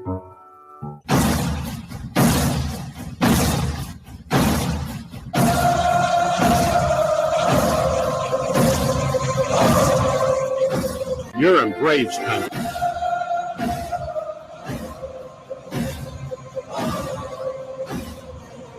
Hey, howdy, hi, and how the hell are you? The bullpen guys decided to have some fun, and they put a dummy together. I can't do it justice, but basically they put a dummy up, put Chavez's jersey on, and they put an X marks a spot type of thing where he got hit in the leg by the ball, and he is on the IL. Now, we got a lot of stuff to get into and a little time to do it. The lineup is out. So with the lineup being out, we're going to dive into that here in a second. But before we get into tonight's game, I do want to touch on last night's game. Big win by the Braves. I mean, these are one of these spots that I really believe that we look back on a season and we forget about. But this was a huge, huge deal last night. Not only did the Braves get the win, which is always nice, but in a 162-game season, I know a lot of fans don't like to hear this, but sometimes the W is not the most important thing. Sometimes it's just resetting the team. But okay, we go in and we get the W. That's great. AJ Smith-Shawver, as I like to call him, the SSAJ, he goes out and pitches almost a quality start. What do you guess? 5 1/3, 5 2/3, whatever it was, 3 earned runs. Really good. 5 2/3. That's right. It was 5 2/3. And then, okay, you're like, all right, well, let's go ahead and try to finish this win off because the offense really ignited and really took off. Let's go ahead and see if we can get some runs of our, some runs. We got the lead. Let's go and slam the door. How are we going to get there? We went through a lot of bullpen on Wednesday with the doubleheader, but we should have some guys available. You would have liked to stay away from as many guys as possible going into the weekend, especially with Chavez going on the IL. And then Michael Tonkin goes out and fires 3 1/3 scoreless innings. Gets his first career save. He's been in the league, 10 years? He gets his first career save, and it was an absolute masterpiece. When he first came in, he was struggling with his command. And then he started getting the curveball going and his command across the board going, and it was an absolute beautiful thing to watch. Shawver looked pretty good as well. Here is Ozzie Albies on the win, and then we'll go from there. We got clips from Ozzie. I got clips from Tonkin. I got clips from AJ. Let's go. Ozzie Albies on the big W. Oh, you just keep trusting the process and keep going without looking back, and that's what I do. What'd you think of the pitching staff today? Oh, they did a great job keeping Rockies to only 3 runs, and I'm happy we got W. When you look at your team in total, the last 4 games, 30 total runs, how dangerous have you guys been offensively during this stretch? Yeah, it can even get better. That's like I said yesterday. Once everything is working, everybody doing everything's going to be great. Thank you again for all the fans that come and support us every night. So that was Ozzie right after the game. Ozzie had a big night, and look, they put him up in the number 2 spot against the left-hander. Freeland never had a chance. The Braves have absolutely pounded left-handed pitching. Now, that's great and all, but you got to figure when we hit October, we're not going to see a lot of left-handed pitching because they're absolutely destroying it. But Freeland, man, he really took one on the chin there. Got pounded by the Braves, and so the Braves go out and put up 8 runs. AJ Smith-Shawver, his second career start, out there in front of the home crowd. Second career start in front of the home crowd. Let's get his comments after the game. few pitches I missed up, but for the most part, I felt pretty good tonight. Definitely feeling more comfortable on the mound, for sure. Did the guys celebrate you a little bit? Yeah, just a little something. What, not only to get the first win, but you know what happened yesterday. You knew they were thin out there. How good does it feel just to come out and pitch into the sixth inning as effectively as you did? Yeah, I mean, that was obviously the plan. I knew we were spread thin out there, so I just wanted to try to eat up as many innings as I could. I'm glad they sent me out in the sixth to try to eat up some more. But it was nice to try to help them out a little bit today. What'd you tell Snit when you went back out there for the sixth inning before you went out there and wanted to send you back out there? I didn't say anything, honestly. They just came in after they came in the fifth. They were like, they never said anything. They didn't shake my hand. So I was like, all right, let's do it. Let's try to get another one out there. So that's it. Did it feel like the game's kind of slowed down for you inning by inning? It seemed like your stuff just kept getting better and better. Yeah, I mean, I think it is just like the comfortability and just starting to just kind of find and be comfortable. So that was AJ, the SSAJ, as he's becoming affectionately known here. And he went out there and pitched a great game. Did he look perfect? No. This kid, man, he's starting to find his groove. And I'll tell you what, you can tell a big difference between his first outing and even his second outing, really, compared to last night, because of the comfortability, you're starting to see the velocity go up. And I think a lot of that has to do with when he first comes in. I mean, the kid's 20. He comes in, he's just trying to guide the ball there. And probably he's probably all in his head. Now he's starting to feel it.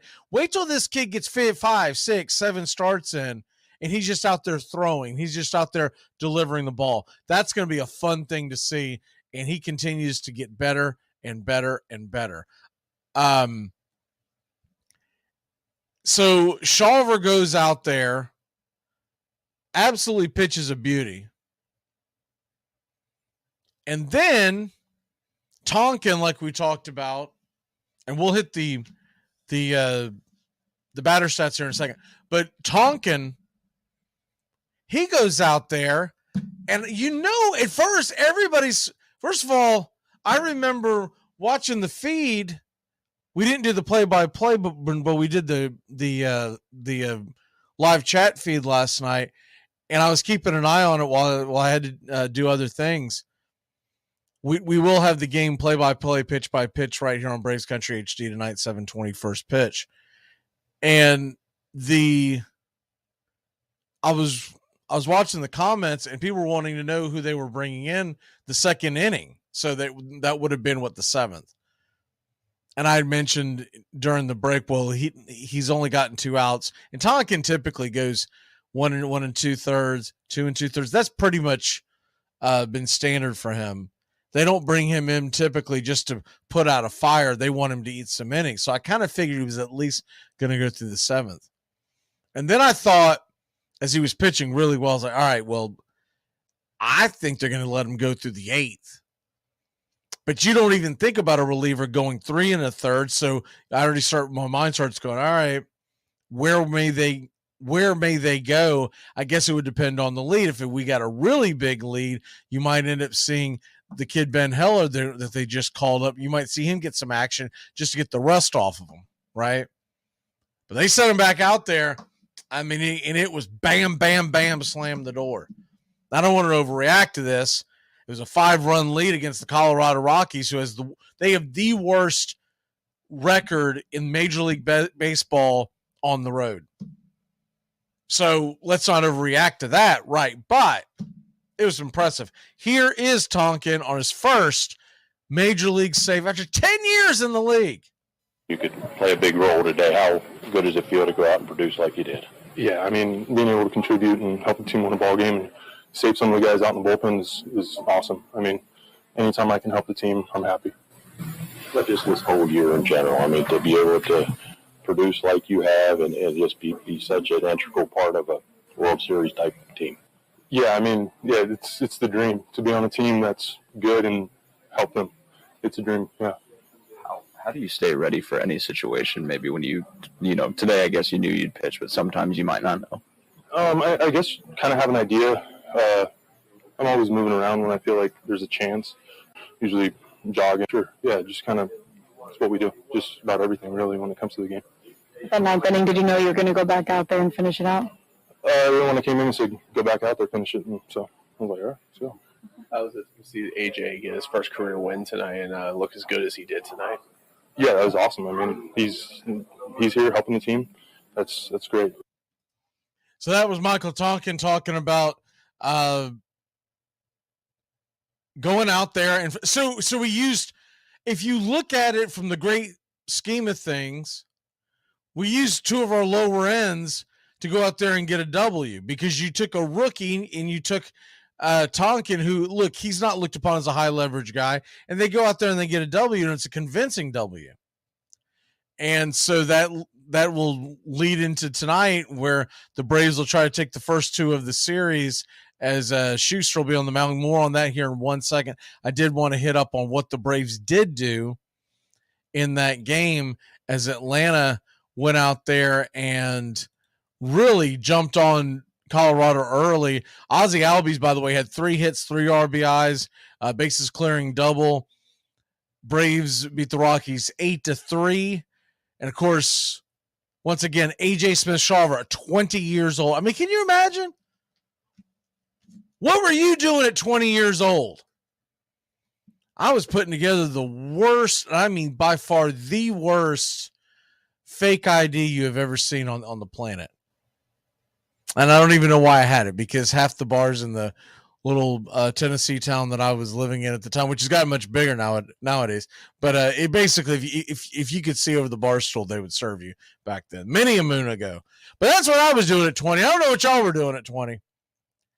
And he goes out and just fires almost a quality start. For folks who aren't familiar with that, a quality start is 6 innings, 3 earned or less. And that's kind of always been looked upon as a barometer of a good outing, a very good outing, since they've been keeping track of that, which, from my knowledge, those quality starts they started keeping track of that around 25, 30 years ago. Maybe a little longer, but that's when it really got into the vernacular. I know from a standpoint of us, seam heads, as baseball nerds that have gotten into, I've been into the numbers, into the weeds of the numbers for years and years and years. I can remember it really being a commonly used phrase, the quality start, by the mid to late 90s. And it was probably a little before that, but that's what I remember. Kevin Pillar, how about him? 2 for 3, 2 RBI. And Sean Murphy added 3 hits, 2 runs. And so we've won 9 of our last 11. We go out and get 11 hits, the offense clicking. Now, big picture, let's calm down. Calm the hell down. Our offense has been clicking the last 3 days against the Detroit Tigers and the Colorado Rockies. Let's not act like we're going up against the 27 Yankees. But you love to see it. You love to see it. And Atlanta kept them off. They made a little noise, and there were a couple of rocky moments in the actual game itself from the pitching standpoint. But all in all, you got to love the perfect serve. Typically in a Major League Baseball game, you're not going to go cruising through unless you have some of the great outings we've seen from a Spencer Strider or a Max Fried, or the list goes on and on and on. But when Murphy gets 3 hits, Albies gets 3 hits, that home run by Matt Olson, if you missed that one, holy cow, 464 happy feet over the wall. And I can't do it justice. If you haven't seen it, pull it up at some time this weekend. It went crawling up the crowd. I mean, you just keep it going. Oh, on and on and on and on. I thought that thing was going to draw rain. It was unbelievable. And, last night also, you got an RBI by Zuno. I thought this was one of the better at-bats of the entire game of anybody. And it's going to get slept on, but we have a runner at third and 1 out, and Ozuna comes to the plate. This is after, I believe it was Olson that pulled Murphy over. Yeah, it was. He because remember Olsen was pushed down to the 5 spot last night. More on that in a second. Olsen, a very productive out, gets Murph from second to third. After Murph led off with a double, he goes second to third. And then there's one away, and Ozuna comes up, and Ozuna makes sure that he gets a fastball that he can handle and send it. And yes, it died at the wall, but it was so deep, Murph probably could have crawled to home plate. So that was a huge, huge play right there in itself, because we just answered a run back. So the team in general just played very well. Even Arcia, who you're going to say, well, he didn't do anything. Yeah, he did. He drew 2 walks. He scored 2 runs, batting .327. Harris even got a hit. He's 1 for 4. His batting average crawling up. Of course, when your batting average is that low, anytime you get base hits, it's going to improve it. But still, we had a lot of guys well below the Mendoza line not too long ago, and now Harris still has the lowest of the batting averages at this point. But it's .222. It's not as putrid as it was. Ozuna's batting .242. Olsen .232. So those are the 3 right now that are at the bottom of the barrel, so to speak. But these guys are coming on, and look, hitting is contagious. All these guys start hitting and start collecting hits together and getting on. The next thing you know, the pitcher's in trouble, working out of the stretch as opposed to the windup. That it all is affected. All right, let me go ahead and take the Jesse Chavez. I mean, that is a funny picture. Let me take the Jesse Chavez. In case y'all missed that, if you're just joining us, Jesse Chavez, the bullpen guys, they made a joke. They made a joke of a mannequin and of Jesse Chavez out in the bullpen. He's so well thought of, and they basically took a mannequin and put an X marks the spot on the knee, put a Jesse Chavez jersey on there, basically saying, "We miss you, buddy." All right, let's go ahead and get into the lineup for tonight, as the lineup is out, and we are seeing once again, and Snicker mentioned this last night. I just couldn't find a good audio. The only audio I found on Snicker talking about this is all crackly, and it's not worth putting out there. But we're going to get Ronald Acuna Jr., and we'll do all the batting averages and everything just before first pitch on the lineup card. But we're going to get Ronald Acuna Jr. and Ozzie Albies is going to be batting second. And this time there's a righty on the mound, Dinelson Lamet. So this isn't just a lefty thing. They have switched it up. And you got Riley batting third, Darnode batting fourth. Murphy's going to take the day off, which means he'll be back in the lineup tomorrow. It'll be a day game after a night game. And then you'll have Olsen is in the 5 spot again, followed by Ozuna. And Eddie is back in the lineup with the right-hander on the mound. He's going to be out in left field. Arcia and Harris to follow. And, of course, Jared Schuster on the mound. And Jared Schuster should be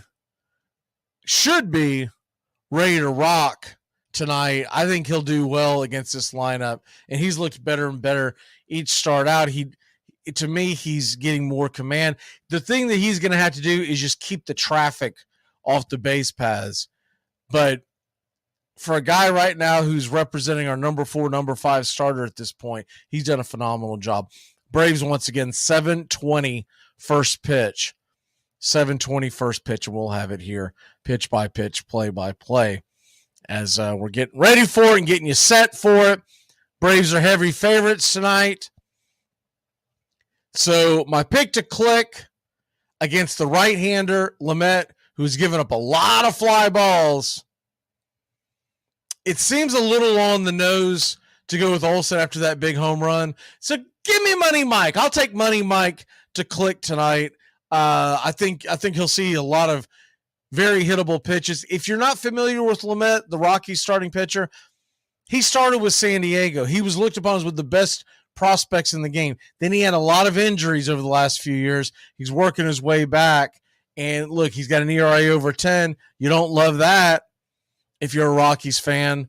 But he does, the one thing the guy does, he can bring it. He's a fireballer. But he's still working his way back, and let's be honest, the Rockies are still in a rebuild, so that's why he's on this team.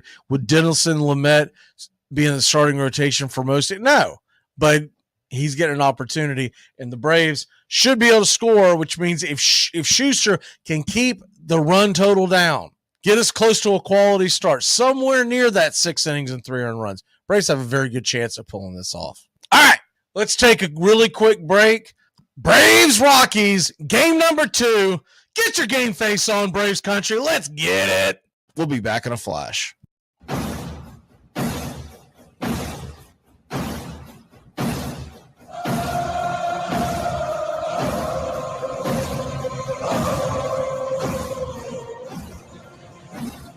You're listening to WQEE 99.1 FM, The Key in Noonan, Georgia. There's something kind of about a kid that's never played baseball. If baseball is about caring, about loyalty and rivalry, Baerga is 0 for 3. Left center field.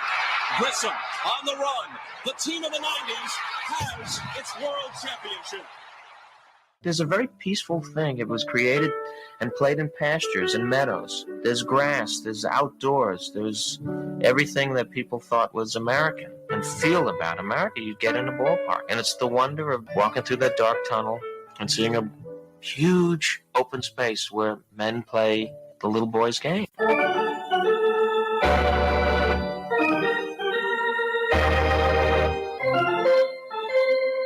I believe in the Church of Baseball. I've tried all the major religions and most of the minor ones. I know things. For instance, there are 108 beads in a Catholic rosary, and there are 108 stitches in a baseball. I prefer metaphysics to theology. You see, there's no guilt in baseball, and it's never boring. It's a long season, and you gotta trust it. I've tried them all, I really have, and the only church that truly feeds the soul day in, day out is the Church of Baseball. Touch 'em all, Joe. You'll never hit a bigger home run in your life. A room in right center. If he hits one there, we can dance in the streets. The 2-1. Swung line drive left field. 1 run is in. Here comes Braves. Here's the throw to the plate. He is safe. Braves win. Braves win. Braves win. Braves win. you're in Braves country.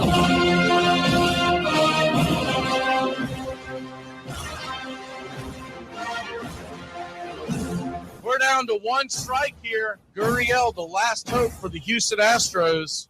Here's the 0-2 pitch. Swung on, bounced over to Dansby. Dansby fires it over to first. And here comes the dog pile. Fire the cannons in the battery. Do the chop all throughout Braves country. Pop that top. Your Atlanta Braves have won it all. Oh, say can you see by the dawn's early light what so proudly we hailed at the twilight's last gleaming, whose what stripes and bright stars through the perilous fight o'er the ramparts we once were so gallantly streaming, and the rocket's red glare, the bombs bursting in air, gave proof through the night that our flag was still there. Oh, say does that star-spangled banner yet wave?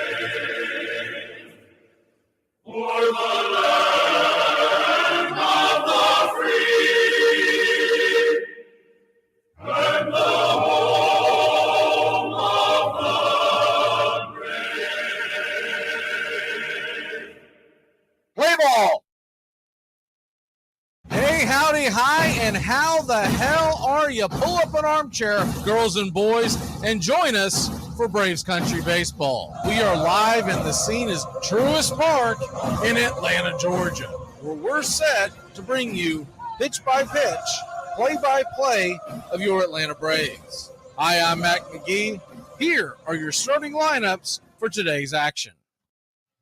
Leading off for the visiting Colorado Rockies, Jurickson Profar, playing left field, batting .243, 5 home runs, 26 RBI.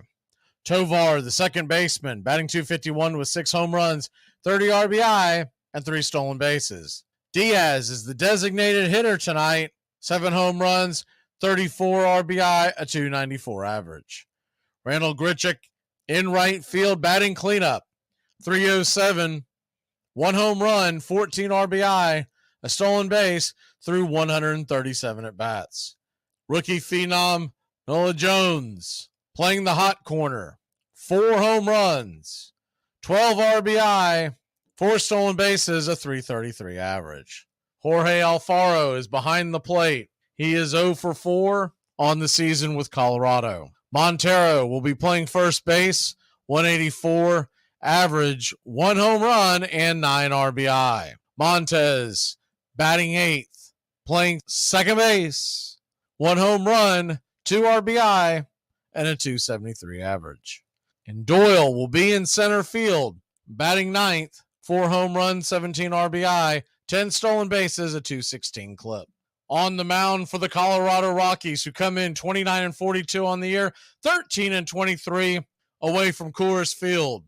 It's Dinelson Lamet, 1-3 with a 10.38 ERA, 2.31 whip, 21 innings pitched, 33 hits allowed, 26 strikeouts, 17 walks, and 3 home runs given up. He'll be facing Jared Schuster, who's 3-2 with a 5.05 ERA, 1.37 whip, 35 innings pitched, 30 hits allowed, 21 strikeouts, 19 walks, and 2 home runs given up. Coming to bat for your Atlanta Braves in the bottom of the first inning. Leading off, Ronald Acuna Jr. playing right field. 15 home runs, 45 RBI, 29 stolen bases, and batting .331. Ozzie Albies will be batting second and playing second. 15 home runs, 47 RBI, 3 stolen bases, and a .264 average. Austin Riley batting third, playing third. 11 home runs, 34 RBI, .261 average, and 1 stolen base. Travis d'Arnaud will be behind the plate tonight with 2 home runs, a .271 average, and 10 RBI.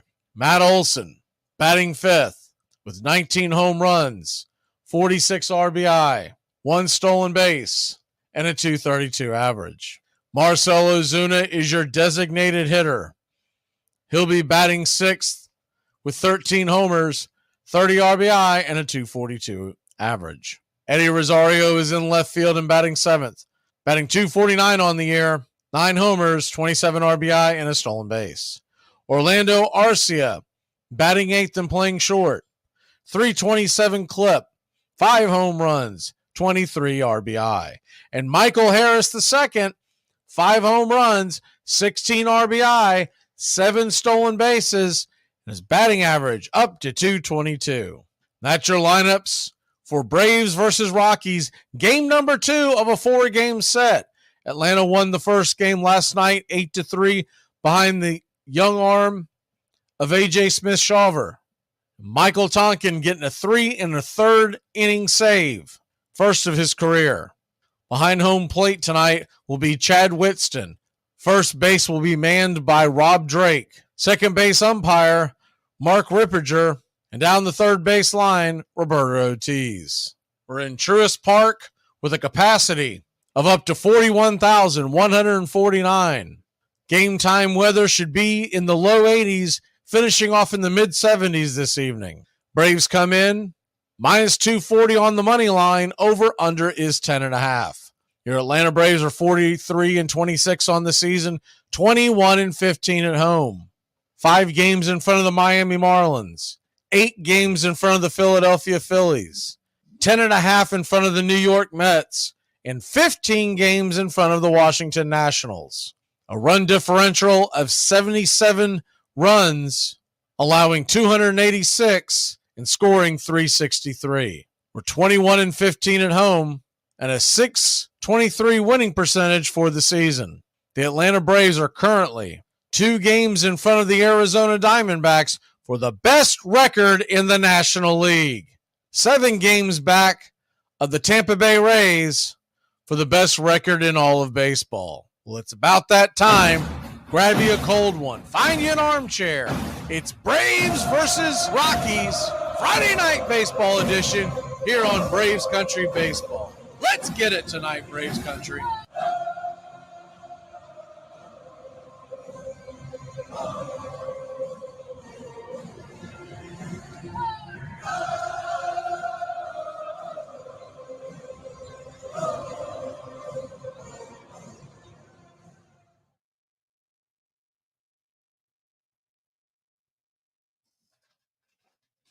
Good evening, Braves Country Baseball.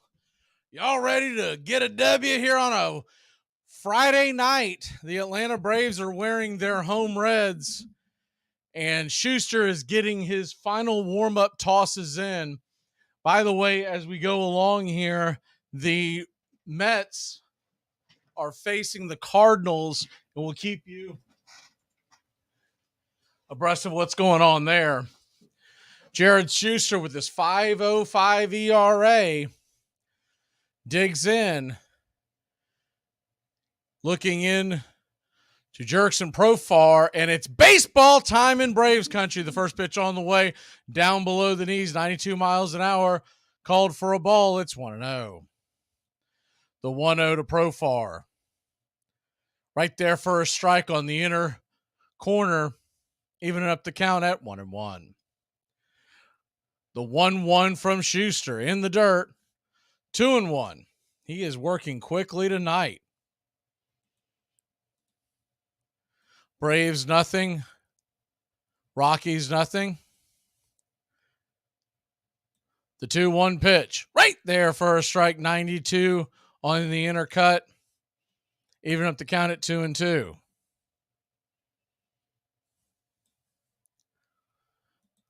The 2-2 pitch on the way from Schuster. Swing and a miss, strike 3. Sit him down, Joe.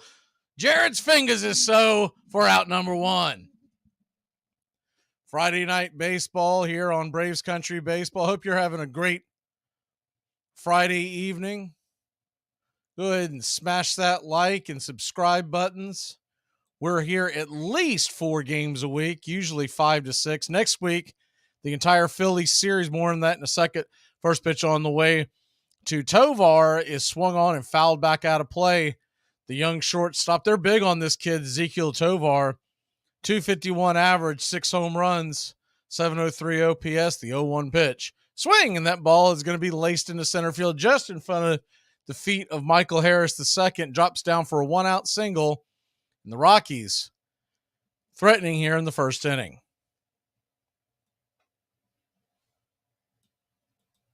Good piece of hitting by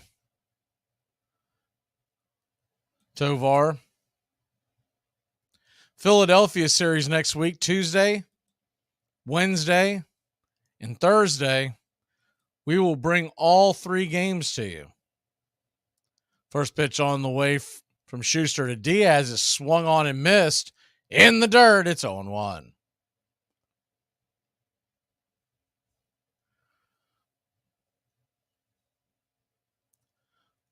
Runner on first, 1 out.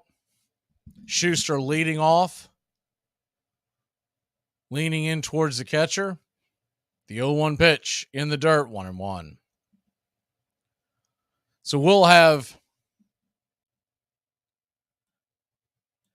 Braves, Phillies Tuesday, Wednesday, and Thursday, and then Reds begin that series. We'll have the Friday and Saturday game. So 5 games next week.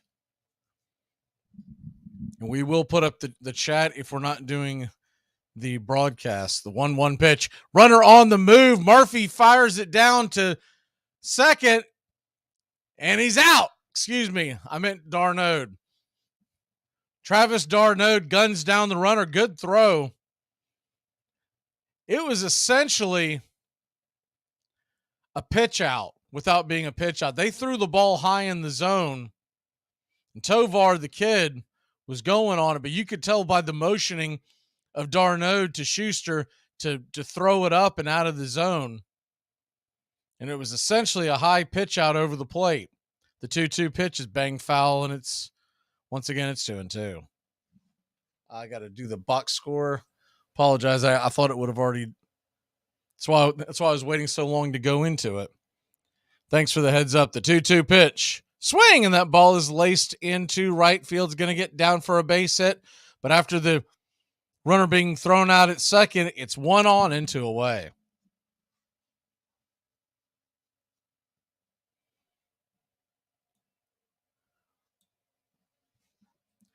So 1 on, 2 out, and Randall Grichuk will come to the plate. You might remember Grichuk. He played quite a while for the Toronto Blue Jays. He was teammates with Pilar. Lefty-righty matchup. The first pitch on the way to Grichuk is right there for a strike. Top shelf intercut. It's 0-1. Grichuk, 307 on the season, 1 home run, 14 RBI, and 811 OPS. Good hitter. He'd been on the shelf a little bit. Back off the men. The 0-1 pitch is in the dirt, taken all the way by Grichuk. It's 1-1.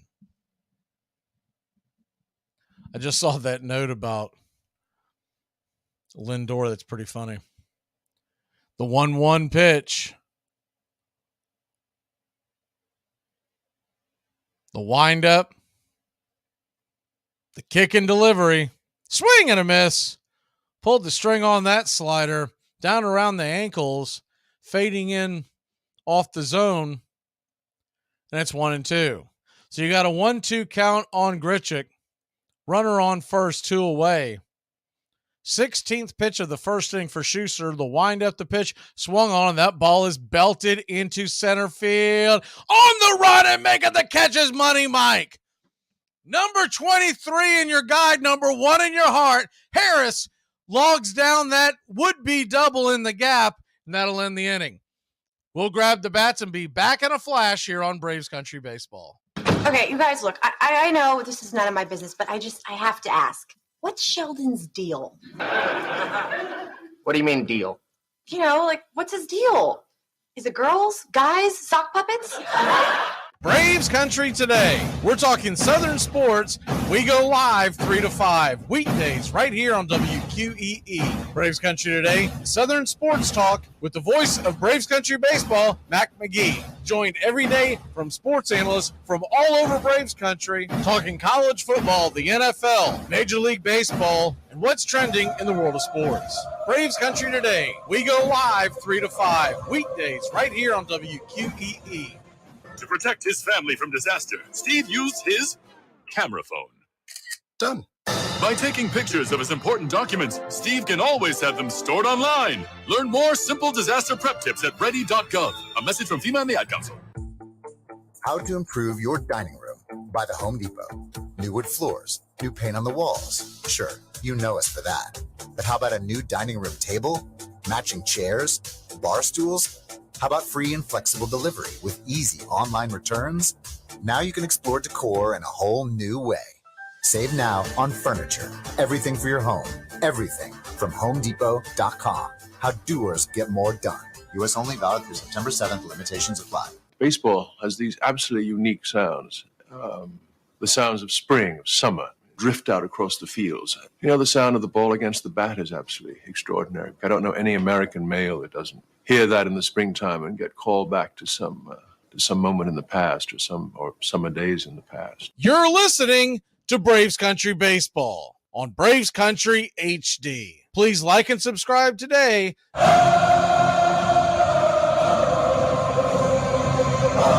Welcome back to Braves Country Baseball. Denison Lamet will grab the ball, and he fires the first pitch down low for a ball to Ronald Acuna Jr., batting .331 on the year. It's 1-0.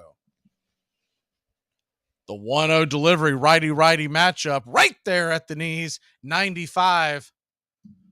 He can bring it. It's 1-1. Denison Lamet If you missed the pregame show, he originally came up San Diego organization. The 1-1 slider misses out wide. It's 2-1. He's got a good arm, but his biggest drawback his entire career has been able to put together back-to-back innings of good control. The 2-1 pitch in the dirt, well in the dirt, about a 42-footer bounces to the back screen. It's 3-1. Ozzie Albies stands on deck. If you missed the pregame, Olson batting fifth once again. The 3-1 swing, and that ball is ricocheted off the instep of Acuna, and it's a full count. Braves in those great Friday night reds that they love to rock. I've got mine on. Hope you do too. Mine's a bit of a throwback. It's the Jorge Soler World Series red. The 3-2 pitch in the dirt. Kicks away. And that'll be a leadoff walk to Ronald Acuna Jr. We had if you missed the 3 to 5 show today, I talked about it. We had a ceremony from my late stepfather, and he was a big baseball fan of Cuban descent. So he loved everything baseball, and of course the Cuban players. So went out and got the Soler jersey for it. The first pitch on the way is way outside wide. Acuna's on the run. He'll slide into second head first. Vroom, vroom. We got a runner on second, nobody out, and Ozzie Albies standing at the plate. He got an enormous jump. Not even a throw down to second. The 1-0 pitch. Swing, and that ball's banged towards the first base side. It'll be an out, but a productive out, as Ronald Acuna Jr. will make it from second to third, and he's 90 feet from home plate for the possible first run of the game. So anyways, I ordered this jersey for that occasion. Of course, it shows up like the day after the occasion. I was like, are you kidding me? And it was coming from a facility maybe 120 miles from me. Took about a week and a half to get here. First pitch on the way to Riley is high and out of the zone. It's 1-0. Austin Riley batting .261. Righty-righty matchup. Standing on deck is Darnode. The 1-0. In the dirt, 2-0.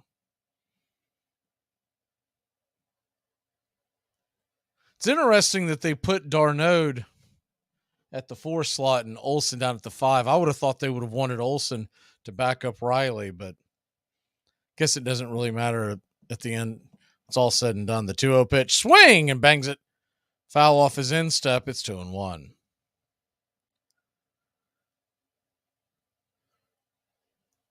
If you missed the opening lineup, it's Riley, Darnode, Olson, Ozuna, Rosario, and Arcia Harris pulling up the rear.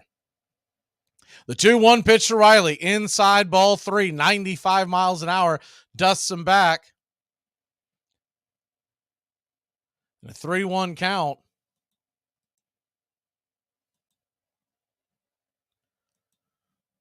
Braves nothing. Rockies nothing. The 3-1 pitch on the way. Swing, and fouled back out of play. Towering foul ball into the upper deck. We'll do it again. You got a full count on the rake. Acuna's 90 feet away, only one out. So a number of ways to get them home, and they do have the infield drawn in. So Riley maybe with a chance to sneak one by. The 3-2 pitch swung on, and that ball is banged off his instep again. Third pitch this inning. The ball has been banged off the right-hander's instep.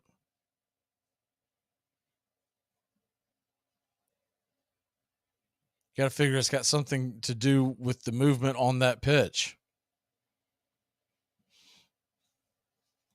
So a full count. The windup. Ball 4, and the ball gets away. Acuna's going to come flying home. He'll score. Riley will take the free bases. It's 1-0 your Atlanta Braves. An errant throw to home, and then Alfaro turned around and fired it back to the plate, and it was nowhere near making the play. Riley, no real chance of making it all the way down to second because the ball sailed over past the pitcher and over the mound, but right to the second baseman. So no way for him to take advantage of that. Braves lead at 1-0. The first pitch on the way to d'Arnaud is high and out of the zone. It's 1-0.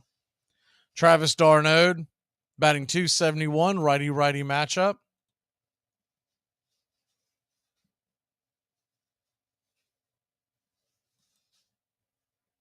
The 1-0 inside, taken all the way. It's 2-0. d'Arnaud had to kind of spin out of the way a little bit.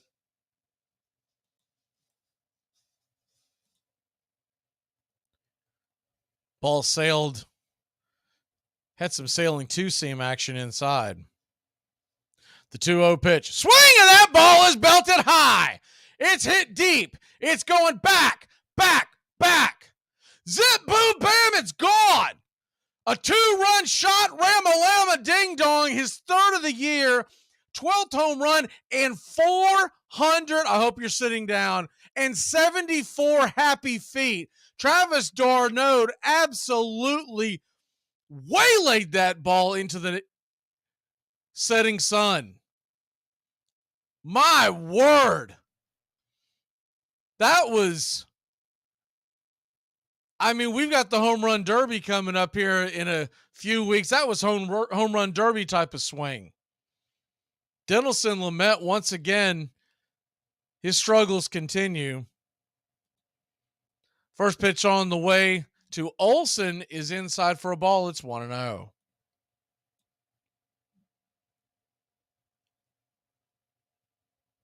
Matt Olson, he hit a walloper last night himself. The 1-0 pitch is in the dirt. 2-0. You take Olson's home run from last night and d'Arnaud's home run from tonight, you put them together, we'd have 900 feet plus. The 2-0 pitch to Olson, swing and a miss, 95 right by him. 2-1. Cubs beat the Orioles earlier today. That final was 10-3. Marlins lead Washington 4-2. That game is only in the second. Sandy Alcantara on the mound for the Fish. Williams on the mound for the Nats. Lamet steps off for a second.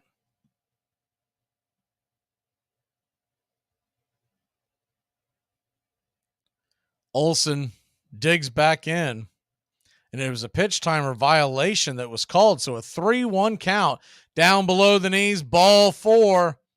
Whoa. Third base umpire. Oh, it's Roberto Ortiz. That's why. He said he went around.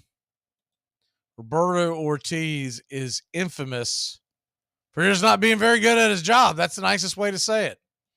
So it's a full count now to the ice house.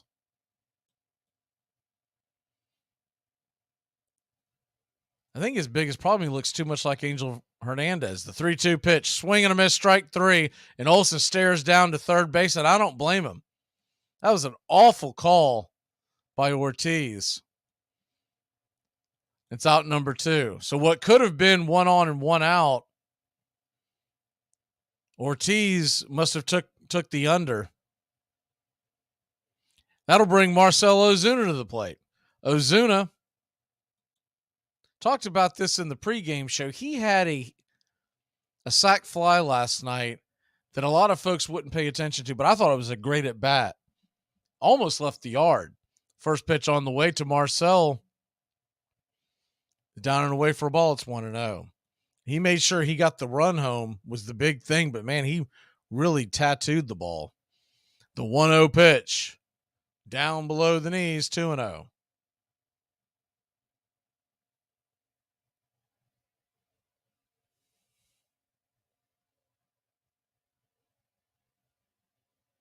The 2-0 on the way. Rocks and fire, swing, and that ball is belted high and deep, going back on the track at the wall. And I mean touching the wall is the center fielder, Doyle, to make the catch. But not before your Atlanta Braves put 3 on the board. We'll be back in a flash. The end of 1, Braves 3, Colorado nothing. Hi, I'm your biological dad. Hi. My name's Rob. Well, that's ironic. Why is that? Because it's kind of like what you did in my childhood. Armchair. You'll do anything to stay healthy. So isn't it time to think about your water? Aquasana water filters remove contaminants other filters don't, like lead, bacteria, viruses, and pesticides. Up to 99% of 88 contaminants, while leaving vital minerals you need like potassium, calcium, and magnesium. Visit waterfilter.com now for pure, delicious water and the ultimate peace of mind. Aquasana. Better water, better you. Braves Country today. We're talking Southern sports.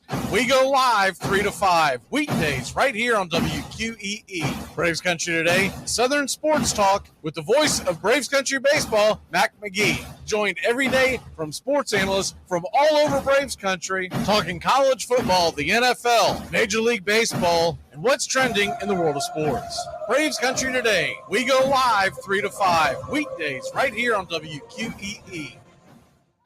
In order to save us all some time, I will call all the males Daves and all the females Debbies. Debbie's actually my name. Then, out of fairness to the others, you will be Slagathor. Kelly and other carousing Chicago players were widely blamed for losing the championship to St. Louis in 1886. That winter, an exasperated Spaulding sold Kelly to Boston for the unheard-of sum of $10,000. Chicago fans were devastated, but Boston fans were so delighted they presented their new star with a house and a carriage drawn by 2 white horses in which to ride to the ballpark. You're listening to Braves Country Baseball. Please like and subscribe today, youtube.com/@Braves Country. Welcome back to Braves Country Baseball. Schuster fires in the first pitch, a strike at the knees on the outer edge to Jones, and it's 0-1. The 0-1 back to work quickly, down below the knees, 1-1. Nolan Jones, 333, 4 home runs, the left-hander. Takes the 1-1 in the dirt. It's now 2-1. Jones has 4 home runs, 12 RBI, a 980 OPS. The 2-1 pitch. Swing, and that ball is hammered down the first baseline, leaping and making a stabbing grab like Superman. Matt Olson snares out number 1.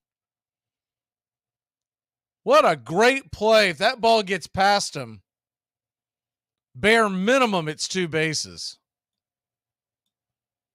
That ball was a hot rocket, 112 miles an hour off the bat. And Olson somehow saw it and was able to react and make the catch. That'll bring Alfaro to the plate. Alfaro takes a hack at the first pitch, and it's 0-1. Jorge Alfaro, 246 average, 7 home runs, 40 RBI, 667 OPS. The 0-1 swing, and it's a comebacker to Schuster. He grabs it, spins, fires, throws it in the dirt, but Olson, once again, making those platinum glove plays, scoops it up for out number 2. So it's a 1-3 put out in your book. First one, obviously, was an L1, or L3, excuse me. Schuster just needs to calm down a little bit. I mean, it's the catcher running. Don't be chucking one in the dirt. He had quite the look on his face after he threw it, realizing, thank God I've got Olson on my team. First pitch on the way to Montero is right there at the knees, just misses low. It's 1-0. Eros Montero, 185, 1 home run, 9 RBI. The 1-0 in the dirt, 2-0. Lefty-righty matchup. Mets lead the Cardinals 3-0. That game is in the third. The 2-0 pitch. In the dirt, ball 3-0. Mets tonight, Tyler McGill is on the mound, so that lead may not be safe. The 3-0 pitch right there at the knees. Good pitch by Schuster. A low fastball for a strike just over the plate, and it's 3-1. The 3-1 to the number 7 hitter down and in, ball 4. So Schuster walks one. He'll head down to first with 2 away.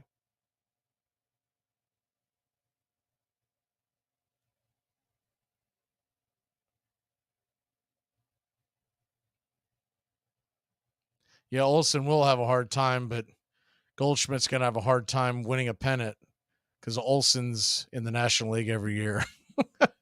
First pitch on the way to Montez is down below the knees for a ball. It's 1-0.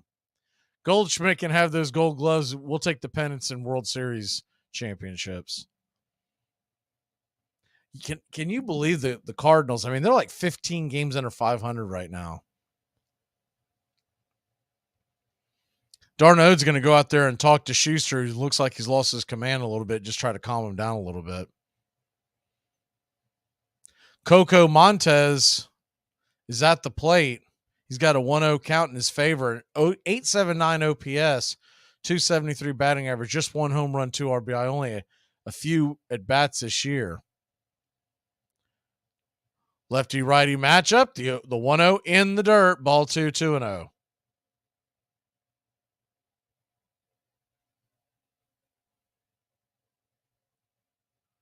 So a 2-0 count.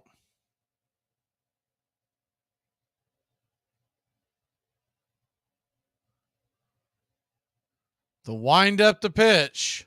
Swing! And that ball's bang foul off the plate. Working it to 2-1. Former Braves country alumni Julio Teheran's on the mound tonight. We'll keep you up to date on what he's doing. He's had a good season so far. The 2-1 pitch. Swing and foul back out of play. 2-2. I think his record's only 1-2, but he's got a sub-2 ERA. It's at least 3. It might be 4 or 5 starts since he's came back. Another young phenom for the Reds. Abbott is on the mound versus Houston. The 2-2 pitch. Got him! He got caught watching the paint dry, and that'll end the inning. Inside corner. So the Braves will grab the bats. We're up 3-0. Rosario, Arcia, Harris, they're coming to the dish. Bro, Blake, play for the love of the game, man. What's wrong with you, bro? Money should not be a thing. Bro, I'm risking my life. It's not worth it. It's not. You are so going to end up in porno.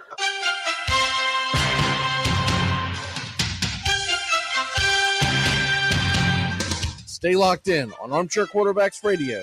Always just moments away from the big play. There's Cunningham.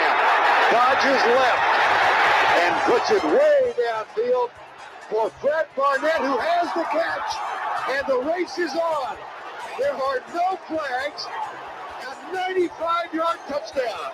The ball just over the goal line of the Cowboys. Dorsett, single setback. Big opening for Tony Dorsett. Look out, he's got great speed. 99 yards and a half. Dorsett down the sideline. Stays in bounds. Can you believe that? 99.5-yard run, I think, is the longest run in the history of the league. Here's Cunningham back to throw it and going deep, and he's got Moss, and there's a flag on the play, and Moss is caught the pass and is in the end zone. Touchdown. Just throw it as far as you can. Randy Moss is amazing. Randall Cunningham is amazing. Hi, this is Britney Spears. What up, this Jay-Z. This is Jennifer Lopez. Armchair. In 1878, more than 8 million bats were sold in the United States, and players often rode to the ball field in painted carriages, singing team songs. Everybody had a team. At Orting, Washington, the Fats took on the Lean. Whalers, frozen in at Herschel Island above the Arctic Circle, played too, naming their teams the Hoodlums, walruses, and blubbers. Welcome back to Braves Country Baseball. First pitch on the way to Eddie Rosario. Off-speed pitch right there for a strike on the inner part of the plate. 0-1. Righty-lefty matchup. The 0-1. Changeup right there at the knees. 0-2. Eddie Rosario batting .249. Vogelfat might get the stolen base crown for the DH.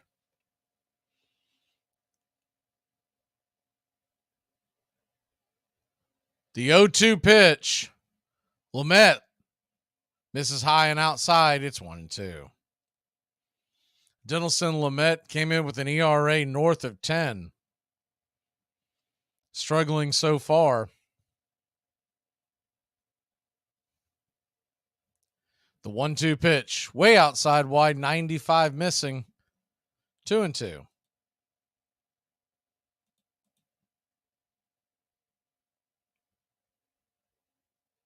The 2-2 wind up, lets it fly. Swing, and that ball's banged foul down the first base line. Do it again. It's 2-2.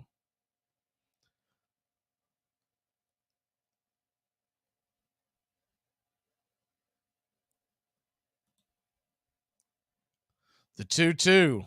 Kicks and deals. Swing and a miss. Strike 3. Went down around the knees to get that one. That ball sailed in towards his back leg, and there's one away. I think that was probably more a defensive swing than anything else for Rosario. That'll bring Orlando Arcia to the plate. Arcia leading shortstops in the National League for the All-Star game. How about that? First pitch on the way to Orlando is inside for a ball. It's 1-0.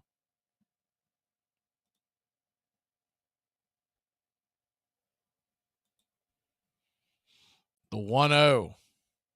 Lets it fly right there. 95 on the inner part of the plate. Evens up the count at 1-1.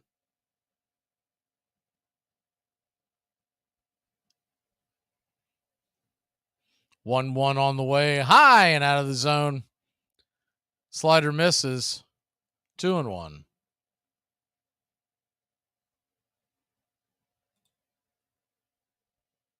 The 2-1 pitch. Swing, and that ball is banged into the deep 6 hole, making the sliding play backhanded. It jumps to his feet, but puts it in his pocket. Is the shortstop Tovar.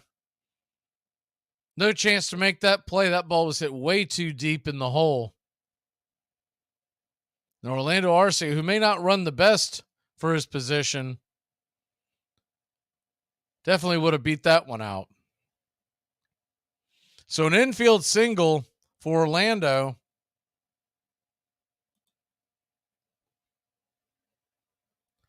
First pitch on the way to Michael Harris II is outside for a ball. It's 1-0. Money Mike has raised his batting average to .222. 5 home runs, 16 RBI. The 1-0.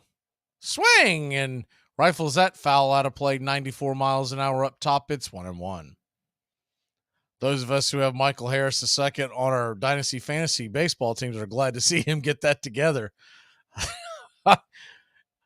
Would never drop him, but you're like, dude, you're killing me. The 1-1 pitch. Rocks and fire. Swing, and that ball is grounded over towards short. It's going to be a 4-6-3 inning-ending double play. So the Braves put one on, but failed to score. We'll be back in a flash.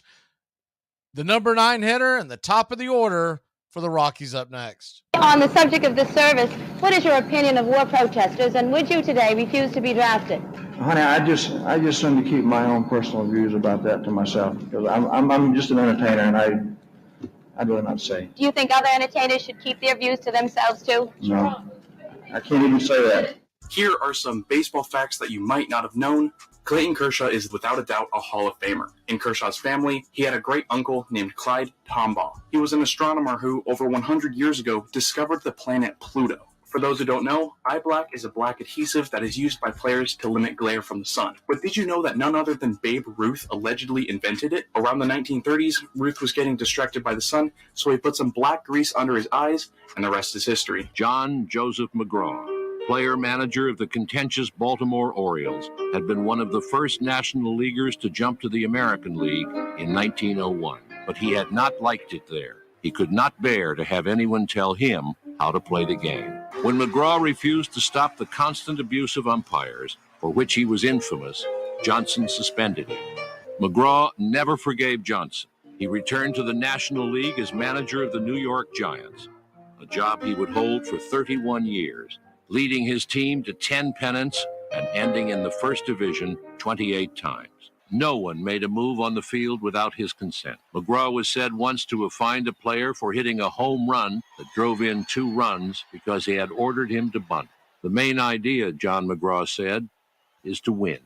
When McGraw won the National League pennant in 1904, he took an especially sweet revenge on Ban Johnson.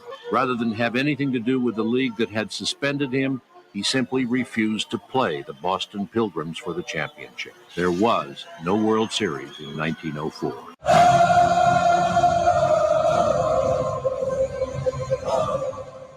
Welcome back to Braves Country Baseball. The first pitch on the way from Schuster to the number 9 hitter Doyle is right there at the knees for a strike. It's 0-1. The 0-1 pitch swung on, grounded over towards short. Arcia's got it, fires it across the diamond. Olson makes the catch. 6-3 putout here in the third.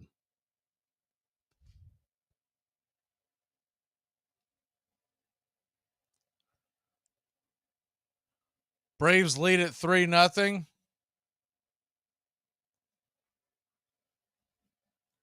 Take a load off D and grab you a cold one. Braves lead at 3-0, and the first pitch on the way from Schuster is right there, top of the zone for a strike. To Profar, it's 0-1. The 0-1 pitch in the dirt, 1-1. Mets lead at 4-0 now in St. Louis. Versus St. Louis, excuse me. That series is in New York. The 1-1 pitch. Down below the knees. Ball 2, 2-1. Few good series around Major League Baseball this weekend. You got the Padres taking on the Rays. Giants and Dodgers renew their rivalry along with the 2-1 right there at the knees in their cut. It's 2-2. Red Sox and Yankees are back at it. This time it's in Fenway.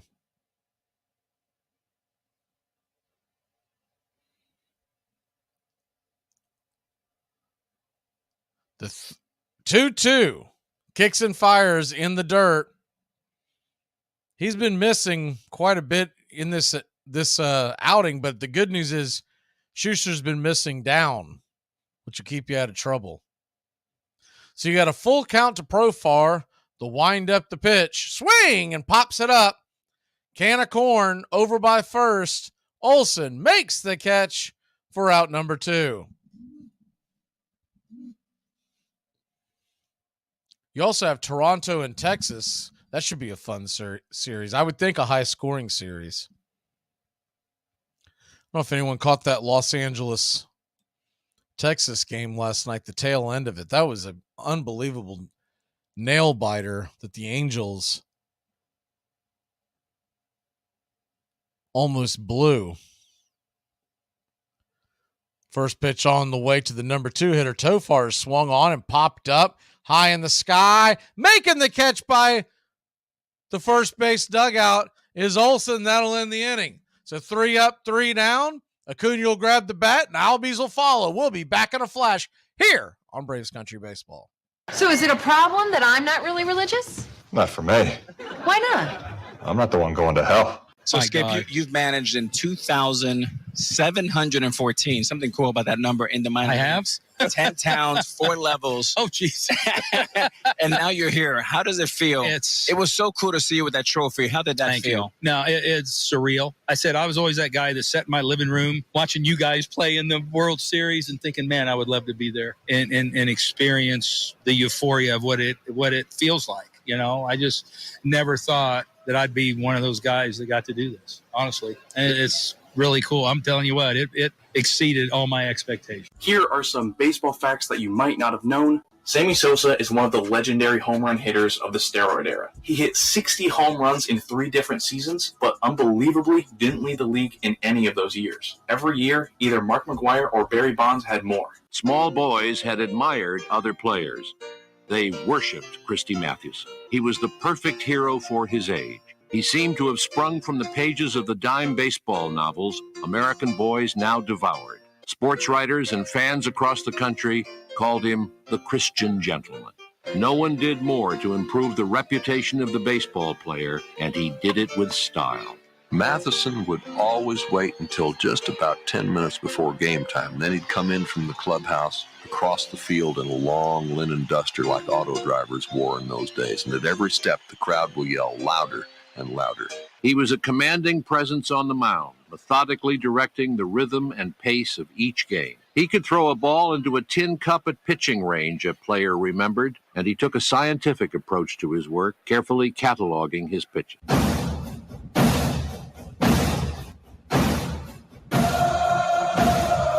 Welcome back to Braves Country Baseball. First pitch on the way to Ronald Acuna Jr. Right there for a strike. Top shelf, it's 0-1. The 0-1 from Lamet. Downstairs, misses low. Slider way off the table. 1-1. Ronald Acuna Jr. walked his first time up. Stole second with these and came home on a wild pitch. The 1-1. Downstairs again, 95 miles an hour, 2-1.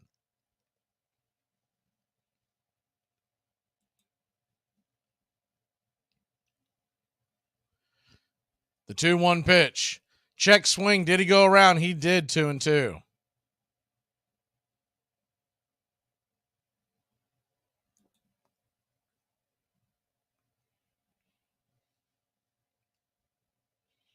The 2-2. Down below the knees. Just miss. Good snap to that pitch. Full count to Ronald Acuna Jr.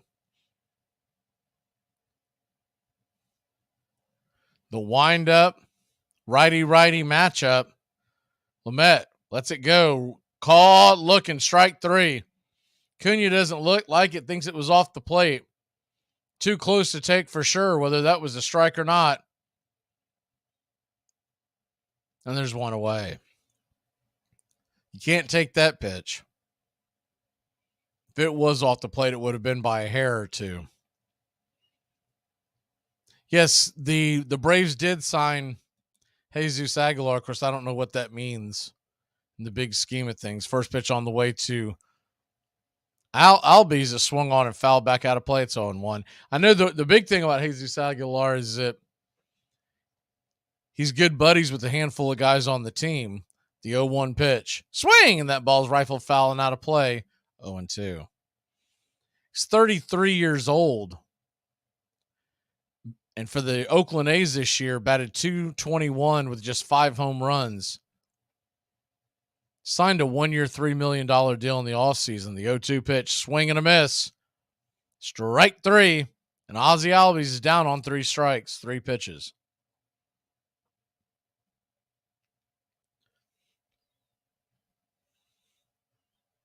It would be interesting to see if they bring him up.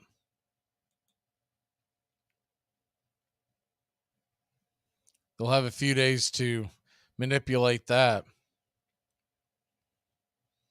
First pitch on the way to Austin Riley is swing and a miss, strike. Down below the knees, it's 0-1. So Lamet starting to find his groove here. The 0-1 pitch inside. 95 just misses. 1-1.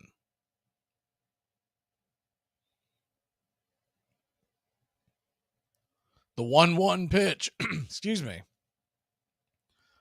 misses high, 2-1. Aguilar back in 2017 had 35 home runs, an all-star appearance. The 2-1, down below the knees and off the plate, 3-1.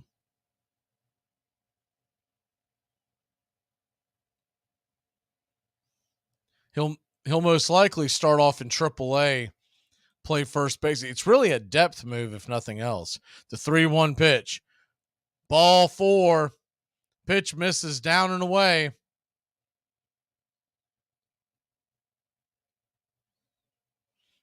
And Austin Riley will grab first base. Travis d'Arnaud coming back to the plate.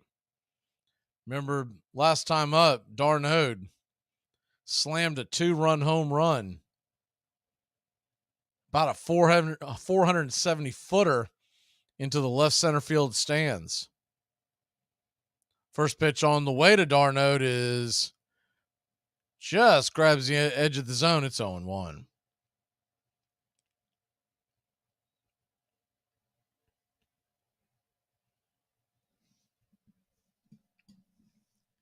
The 0-1 pitch. Rocks and fire. Swing, and that ball is belted high and deep. Going back. Upper deck job, baby. Another 2-run shot, and Travis d'Arnaud, his 4th homer of the year, 2nd of the night, 433 feet, 110 miles an hour off the bat, and the Braves lead at 5-0.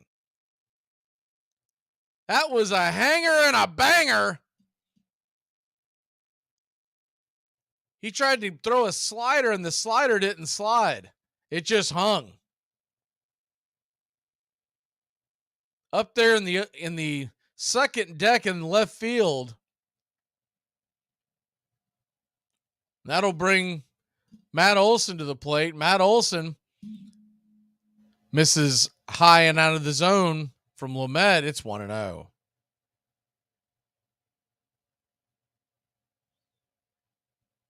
The 1-0 pitch down below the knees, 2-0.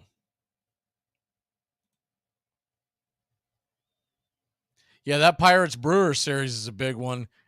Pirates need to get off the schneid after getting swept in Chicago. The 2-0. Misses ball 3, 3-0.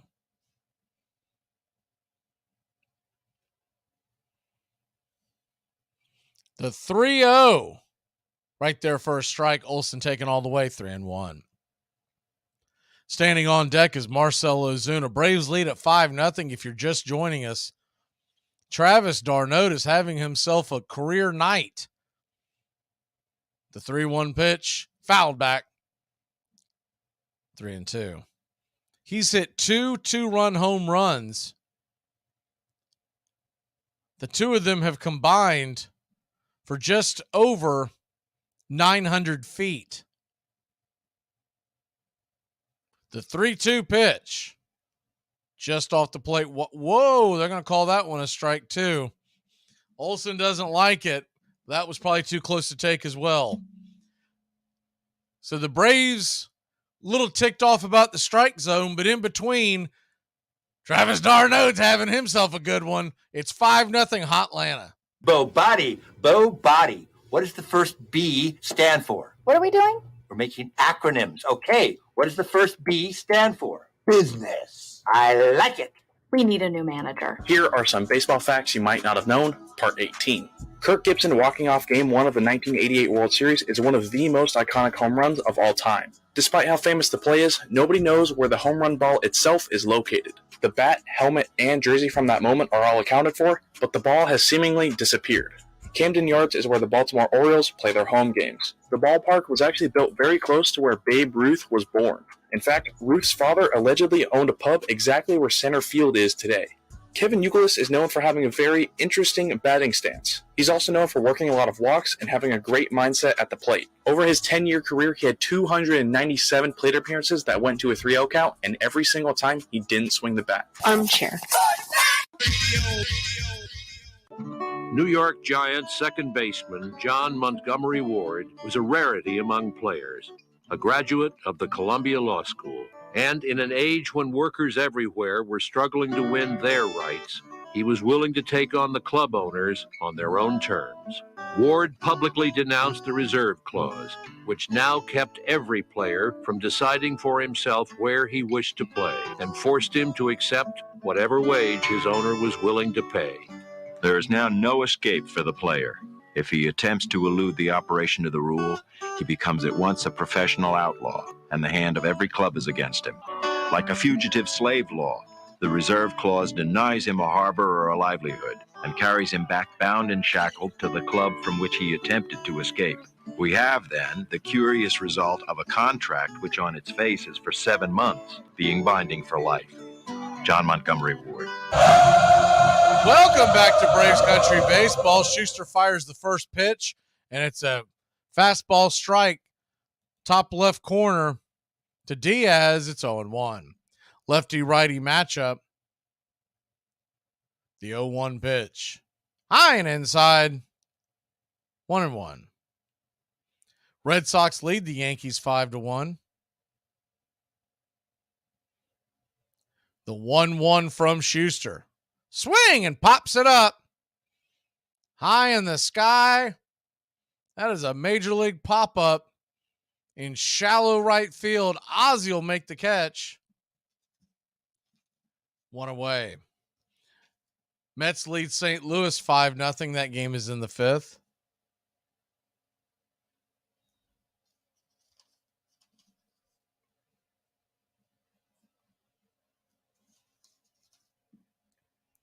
Schuster looks in and flips one to Grichuk, and it's off the plate wide. It's 1-0.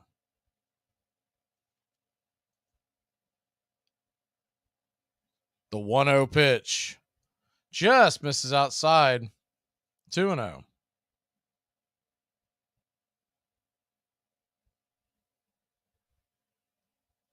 The 2-0 swing and fouls it straight back out of play. 2-1. Jared Schuster, 47 pitches on the night. So an economical game so far. The 2-1 pitch. Swing, and that ball is grounded up the middle. Ozzie has it. He'll flip it over to first. 4-3 put out for out number 2.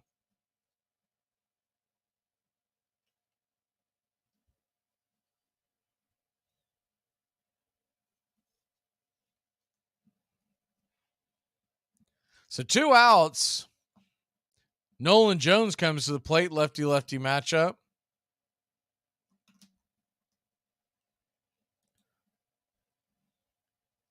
Jones steps in, and the first pitch is down below the knees.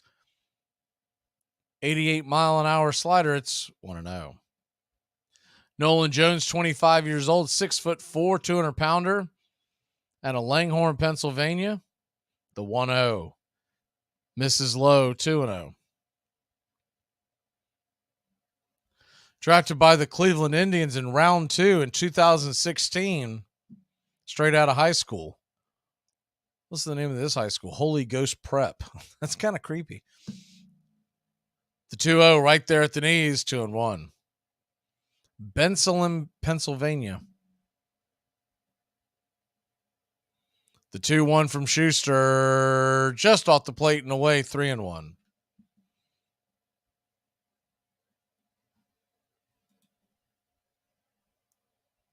The 3-1, right there, first strike on the outer edge. Jones doesn't like it, 3-2. He thought it was a little bit wide. Acuna and Olsen just cried out towards him, "Welcome to the club."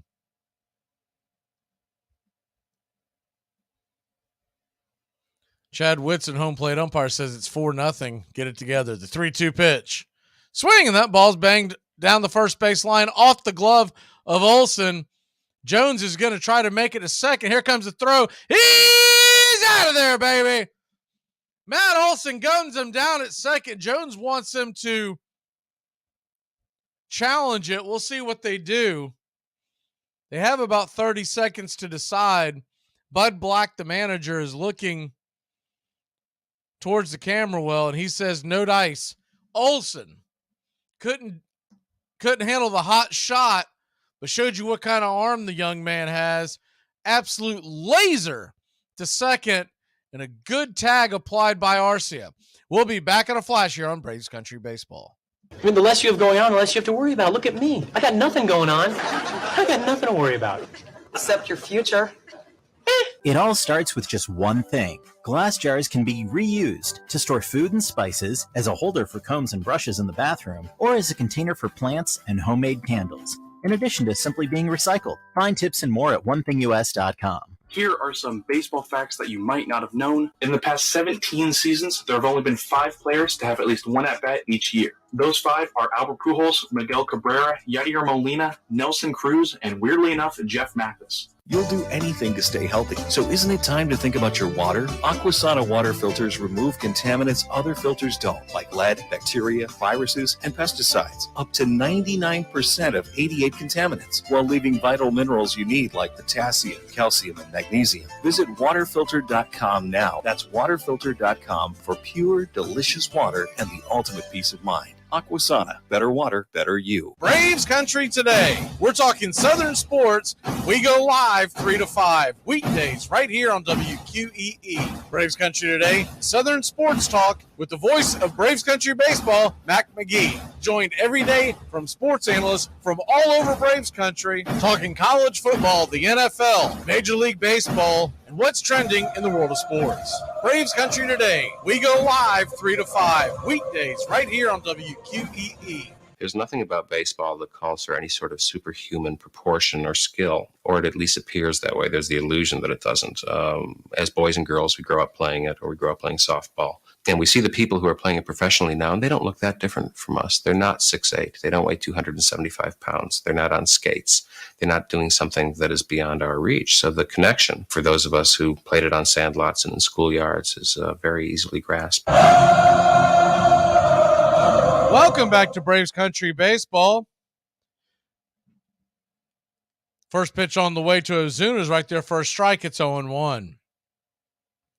The 0-1 high and out of the zone, 1-1.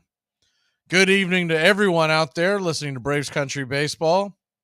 Glad to see everybody in the chat. Hope you're enjoying your Friday evening. The 1-1 pitch just off the plate. Did he go around? They're going to check down the first base line. First base umpire Rob Drake says no dice. It's 2-1. The 2-1 pitch. Lamet lets it fire down below the knees, 94, 3-1.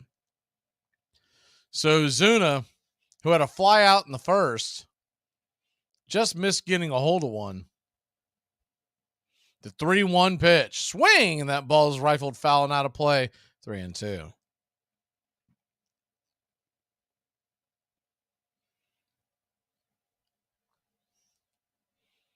You hated seeing Jesse Chavez go to the 15-day DL, but I'll tell you,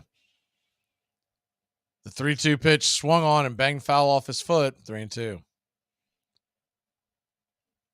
If you had to pick one or the other, I'd rather lose Jesse for a 15 than Ozuna for a 15, because I feel like Ozuna, if he missed a lot of time, his timing could be off, and it could be a long road back again. The 3-2 to Marcel. Swing, and that ball is lifted high, but out of play down the first base right field line.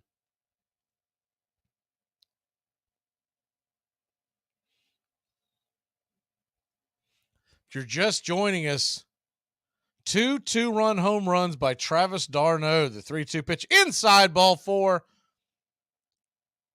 Marcel grabbed first base, a leadoff walk by Mo. The Braves got something cooking in the bottom of the 4th.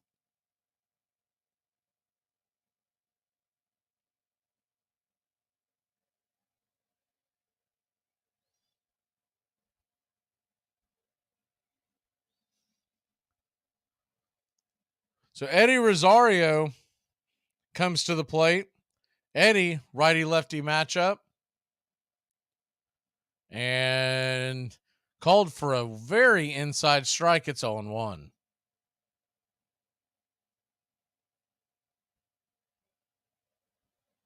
The 0-1 pitch. Just missed out of the zone. 1-1.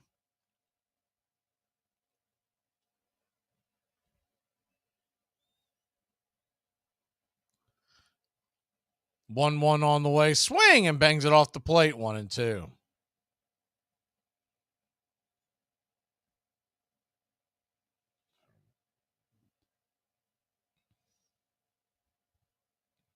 Runner on first, nobody out. Marcell Ozuna inching towards second base in those bright red high tops that he dons in the red jersey, white pants. The 1-2 pitch swung on, and that ball is belted high and deep.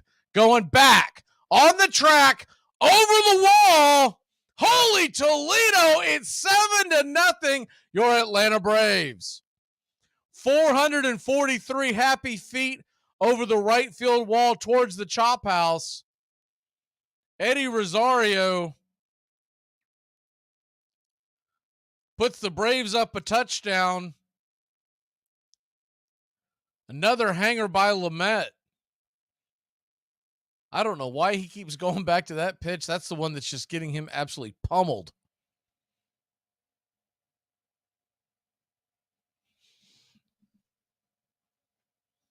So 7-0 your Atlanta Braves. That'll bring Orlando Arcia to the plate. Arcia takes the first pitch down low for a ball. It's 1-0.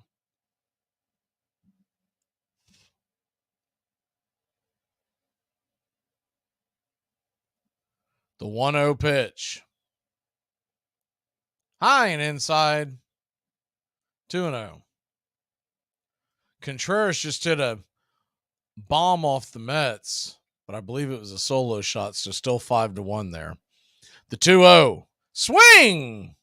Right down the left field line, but plenty foul into the upper deck. 2-1.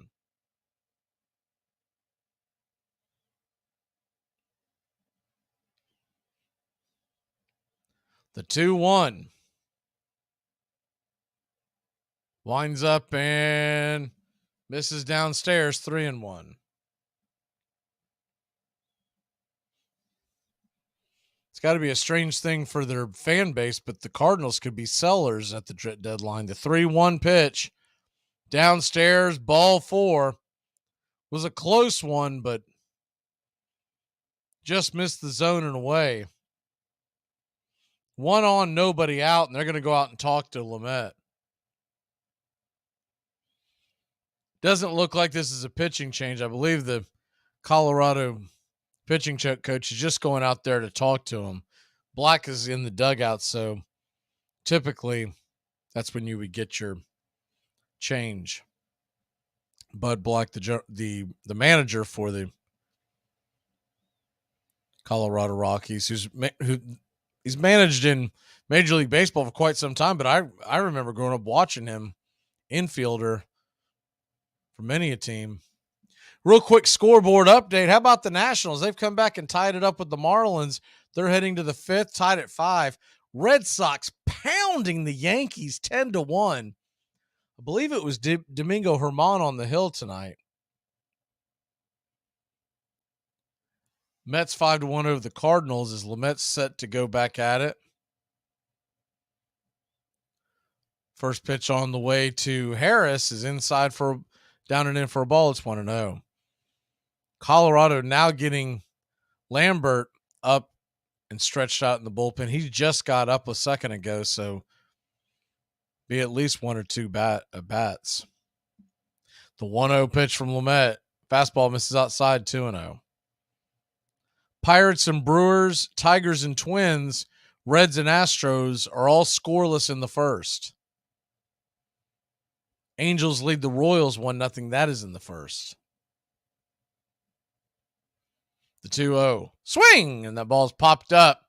Will it stay in play? Chasing over towards third base dugout is Jones, and Ben's out of play, foul.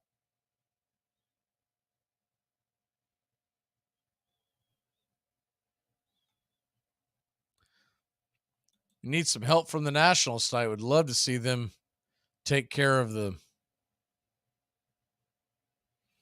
Marlins. Braves come into tonight 5 games in front of Miami, 8 in front of the Phillies. There's a 2-1 pitch is swung on and rifled back out of play. 2-2.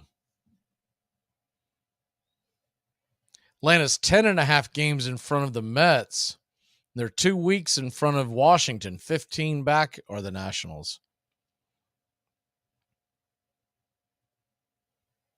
The 2-2 on the way to Harris. Swing and fouls it back out of play. Tried to take something off of that one. Do it again at 2-2. So he's gone four-seam, and then a sinker and a slider. The problem with his four-seam and sinker, they're about the same, right around 93 miles an hour, and the slider is only about 4 or 5 miles slower. The 2-2. Swung on and popped up. Will it get down? Drops down for a base hit. A seeing eye single, and Harris will stand at first. Arcia heads to third. We got runners on the corners and nobody out. And Ronald Acuna Jr. climbing into the batter's box. Sure, if they had Lambert warmed up, they would go ahead and bring him, but I don't think he's had enough time. Bud Black is looking down at that pen. He's saying, hurry up, man. Lamet steps off the rubber for a second. Braves lead at 7-0. Nobody out. Runners on the corners. Ronald Acuna Jr. takes the first pitch up high for a ball. It's 1-0. 85-mile-an-hour slider. Bit of a hanger, but probably not a good one to swing at. I think if he swung at that one, he's popping that one up. The 0-1 pitch from Lamet. Righty-righty matchup. The windup, the pitch, down below the knees, 1-1. Just misses the plate. Florida leads Virginia 1-0 in the Men's College World Series. It's a double elimination tournament of 8 teams. I believe that was the second game today. The 1-1 pitch. High and out of the zone, 2-1. They've got 2 more games tomorrow. If you have a chance tomorrow night, the one you want to watch is the LSU-Tennessee game. I haven't seen him, but evidently the pitcher for LSU is a phenom. The 2-1 pitch. Swing, and it's a half-hearted swing. That's going to be a ground out double play, but on the play, Arcia will score. So it's 8-0, but no RBI for Acuna, as you can't get an RBI on a double play. But all in all, we'll take the extra run to keep building. Though if you have him in fantasy, you're a little disappointed. Or if you did a DFS bet. That'll bring Ozzie Albies to the plate. Ozzie takes a mighty swing at the first pitch, and 95-mile-an-hour fastball is sent down the left field line. Caught right there. I can't believe Profar had room. He caught it right before he hit the wall. That'll end the inning, but not for your Atlanta Braves. Have taken a 8-0 lead. 4 here in the fourth. We'll be back in a flash. How you doing? Hi, sir. I would like to look at your most expensive Hank Aaron card, please. Got just the one. Only 4 in circulation, $31,000. Oh, well, that's very, very fine. Yeah. Let me look at your least expensive Hank Aaron card, please. Here are some baseball facts that you might not have known. Stan Musial is one of the most underrated players of all time. He had 3,630 hits, which puts him 4th on the all-time list. But weirdly enough, Stan the Man had exactly 1,815 hits at home and exactly 1,815 hits on the road. At Jewelers Mutual, we're a little obsessed with jewelry. Obsessed like auctioneers with talking fast. 50, we're going to fit sold. Pop stars with auto-tune. Yeah. And dentists with asking questions. How did he propose? After they've put their hands in your mouth. Great. Yes, we've made jewelry our obsession for over 100 years. We love it so much, we named our kids Ruby, Amber, and Opal. Venti soy latte for Opal? At Jewelers Mutual, we insure jewelry and only jewelry, which is why people who are also obsessed with jewelry trust us with theirs. You get a whole lot of something with Farmers Policy Perks. So much, I'm going to have to speed things up. You can get the Farmers Signal app, and that could get you up to 15% off your auto policy. That's just for using the app and driving like the normal speed limit, hearing, full stop, making lane change, signaling human being you are. Get a whole lot of something with Farmers Policy Perks. Start with a quote by calling 1-800-FARMERS. We are farmers. Bum, bum, bum, bum, bum, bum. Although the first World Series had been a huge success, the reputation of the game continued to suffer as brawling fans drove away paying customers. Now, Van Johnson ordered his American League owners to have their stadiums patrolled to keep rowdiness down. Players and managers, as well as fans, were expected to behave.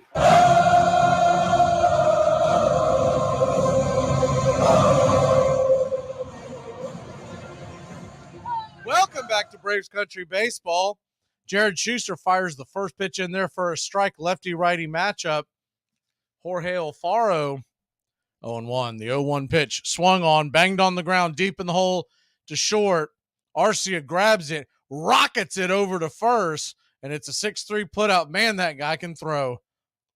One away. I know I've said this before, but I think he might be my favorite defensive player to watch for the Braves this year. Not taking anything away from any of the other guys because we've got some great ones. But there is something about seeing that ball come out of his hand and just on a line almost every time. First pitch on the way from Schuster to Montero is right there for a strike on the inner cut. It's 0-1. The 0-1.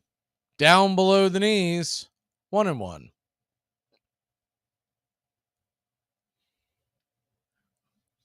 Braves 8, Rockies nothing. The 1-1 pitch swing and pops it up high in the sky. Camping underneath it and smoking half a cigarette is Arcia. He'll put out the butt and make the catch for out number 2. There 2 or 3 of these balls tonight have just hung up there. Had a chance to smoke one, eat a sandwich, drink a cold one, whatever you needed to do. Schuster, so far so good. The first pitch on the way to Montez is inside, sawed off foul. It's 0-1.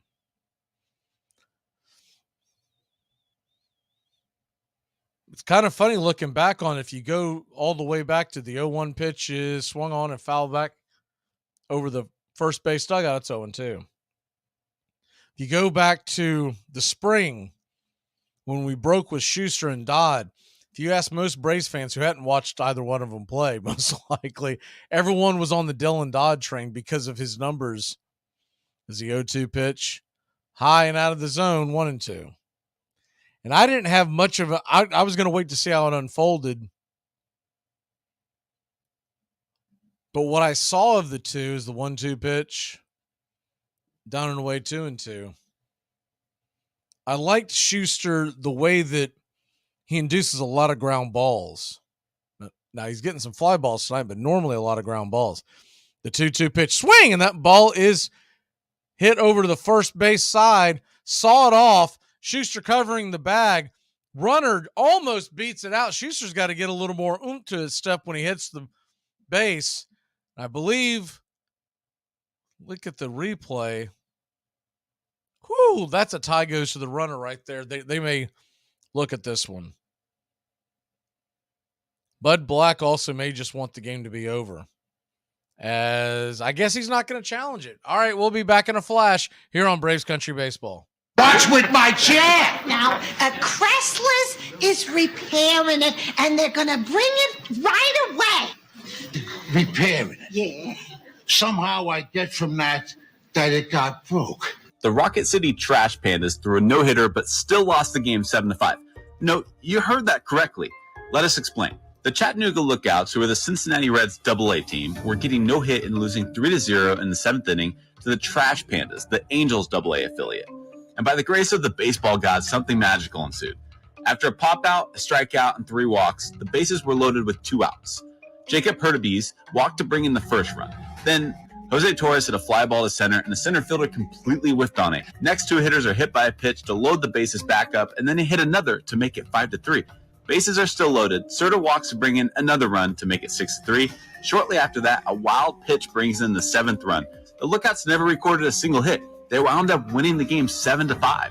Mike Kelly was the trickiest player who ever handled a baseball.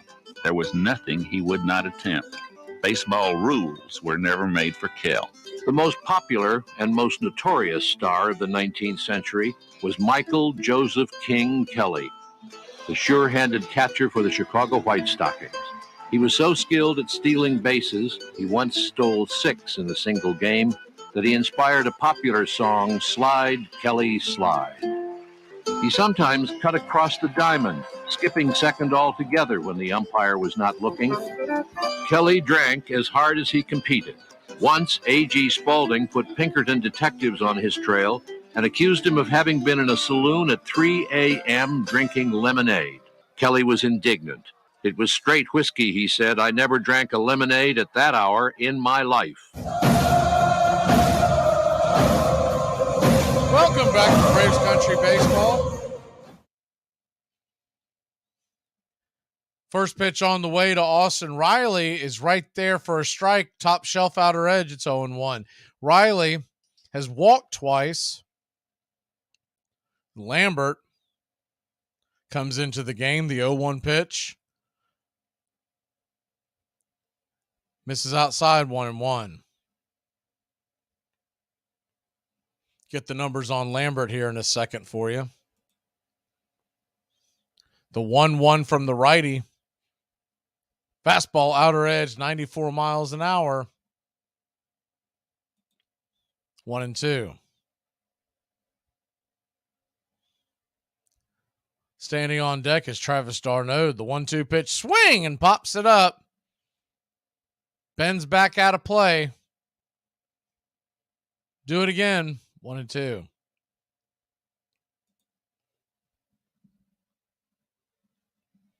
Peter Lambert, 6'2", 26-year-old, out of San Dimas, California, was drafted by the Rockies in 2015. The 1-2 pitch. Swing, and that ball is lifted into right field. Making the catch is Grichuk for out number 1. Thought that ball might get some gravity and drop in front of him, but no such luck. Lambert came into tonight's action with a 6.29 ERA, a career 7.24.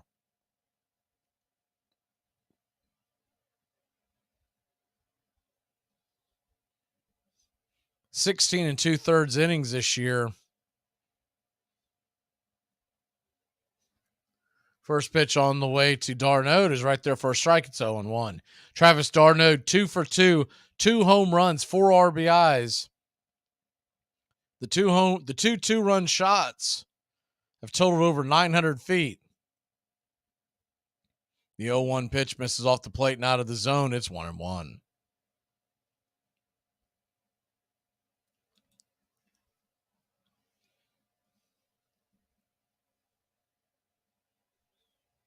The 1-1 swing and grounds it over to third. 5-3 put out. Kind of a high throw by Jones, but it settled down on the way, and there's 2 outs.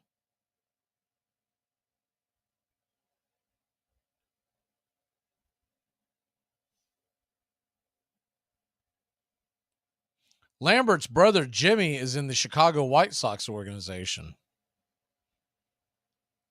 He is a pitcher as well, 2 years older. First pitch on the way to Matt Olson. Misses high for a ball. It's 1-0. Matt Olson, 0 for 2 with 2 strikeouts, and he has not been happy on either one of them. The 1-0. Hit high in the sky down the left field line. Will it stay?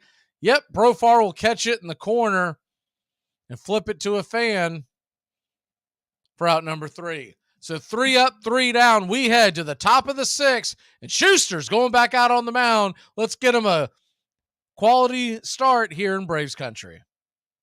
Armchair Quarterbacks Radio, living in an era of baseball where the impossible is unfolding right before our eyes. Salvador Perez, the 2-2. Popped up. Sandoval in foul territory. Giants win. A World Series win for the San Francisco Giants for the 3rd time in the last 5 years. And their hero, Madison Bumgarner. The 1-2 again. Inside corner. The Royals, 2015 World Champion. This is going to be a tough play. Bryant, the Cubs win the World Series. And the Cubs have finally won it all. High fly ball into right field. She is gone. In a year that has been so improbable, the impossible has happened. Armchair. Here are some baseball facts that you might not have known. Jose Bautista was one of the most electrifying players of all time and has possibly the best bat flip of all time. In 2004, Bautista was struggling at the plate and was subsequently moved around a lot. He started the year with the Orioles, but was traded to the Rays, the Royals, the Mets, and lastly, the Pirates. This made Bautista the first player in baseball history to be on 5 different teams in one season. John McGraw may have championed the old brawling brand of baseball, but his greatest star was Christy Mathewson, a pitcher with a record for clean play so spotless that his wife once felt she had to defend him by saying that while he was a good man, he was no goody-goody. Christy Mathewson was so virtuous, he would not give interviews to sports writers who he heard cheated on their wives. You're listening to Braves Country Baseball on Braves Country HD. Please like and subscribe today, youtube.com/@Braves Country. Welcome back to Braves Country Baseball. Atlanta Braves, Colorado Rockies, 8-0 your score, and the first pitch from Schuster is a swing and a miss strike. It's 0-1. The 0-1 pitch from Schuster swung on and fouled back out of play, 0-2. Doyle, the number 9 hitter, he's 0 for 1. Schuster so far, if you're just joining us, is the 0-2 pitch. High and out of the zone, 1-2.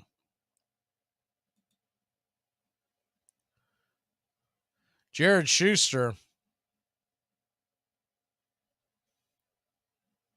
has been putting on a clinic as the 1-2 pitch misses off the plate, 2-2. Struggled a little bit in the beginning, but 5 innings, 3 hits allowed, 1 walk, 2 strikeouts. The 2-2 pitch. Swing and bangs it off the plate. 2-2 once again. I think one of the reasons why so many fans like Dodd over Schuster is that Dodd has the high strikeout rate in the minors. The 2-2 pitch swung on and fouled straight back. Do it again. But one of the things that drew me to Schuster, we did one of his games in the spring, and he reminds me just the way his pitches arrive to the plate, not so much the delivery as the 2-2 misses outside, 3-2. But the way he works his counts, he reminds me of a young Tom Glavine. He's trying to go east and west and not north and south. The 3-2 pitch. Swing and pops it up high in the sky, just behind second base. I mean, that's got to be the 5th or 6th can of corn, and it's out number 1.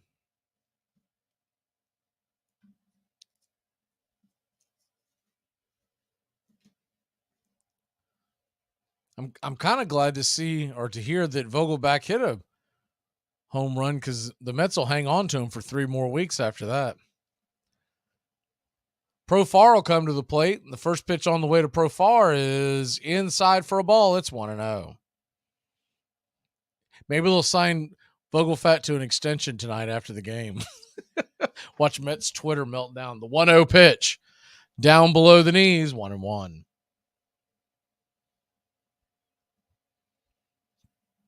Braves 8, Rockies nothing. Top of the 6th.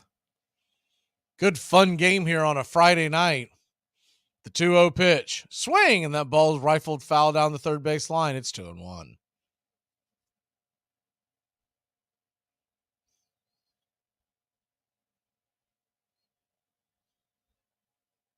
Philadelphia doesn't play till later on tonight. They're in Oakland. The 2-1 pitch. Right there for a strike, 2-2.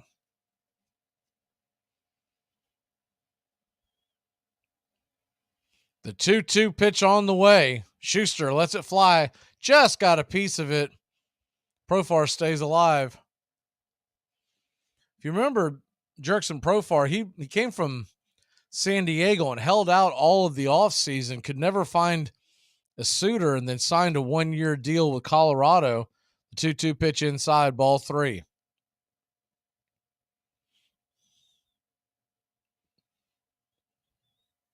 think he was hoping to get his numbers up and then go for another deal in the offseason. The 3-2 pitch swung on and fouled back out of play. Do it again at 3-2.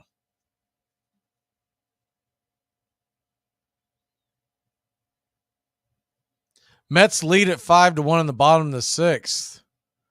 The way their bullpen has been, that's not exactly out of reach. The 3-2 swing, and that ball's hit down the third base line, slaps up against the tarps. We'll do it again, a full count to the leadoff hitter of the Colorado Rockies. Top of the sixth inning, about time to turn back time. The 3-2 pitch swung on, and that ball is going to get rifled into the corner, off the wall. Profar is going to cruise into second. The one-out double here in the top of the sixth. On this date in 1909, the great Jim Thorpe takes his professional baseball debut with a 4-2 win, pitching for the Rocky Mount of the Eastern Carolina League, a team he will play for in 1909 and 1910, making as little as $2 per game. Although college players spent summers playing for pro teams using aliases, the Amateur Athletic Union withdraws his amateur status retroactively, causing the International Olympic Committee, as the first pitch is swung on by Tovar and rifled into center field for a base hit, and you got runners on the corners and one out. Profar had to hold up because the ball dangerously close to being caught by Ozzie Albies. Schuster may be hitting a wall here in the sixth inning. So the International Olympic Committee would take Jim Thorpe's Olympic gold medals away, declaring him a professional. The executive committee reinstated Jim Thorpe's 1912 summer gold medals in 1983. First pitch on the way to Diaz is swung on and banged off the plate. It's 0-1. This was written by Jim Thorpe at the time of the incident. Quote, "I hope I will be partly excused by the fact that I was simply a schoolboy and did not know all about such things." The 0-1 pitch is in the dirt and ball gets away. Runner's going to move up to second. Runner at third stays put. You got runners on second and third and one out. Schuster really looks like he's hitting the wall. I'm sure with an 8-run lead, they want to see if they can get him through this. He's only at 84 pitches, so they'd love to get him through this. The 1-1 pitch. Fastball misses high and inside, 2-1. He went on to say, "In fact, I did not know I was doing wrong because I was doing what I knew several other college players were doing, except they did not use their own names." Unquote. The 2-1 pitch misses high. Ball 3.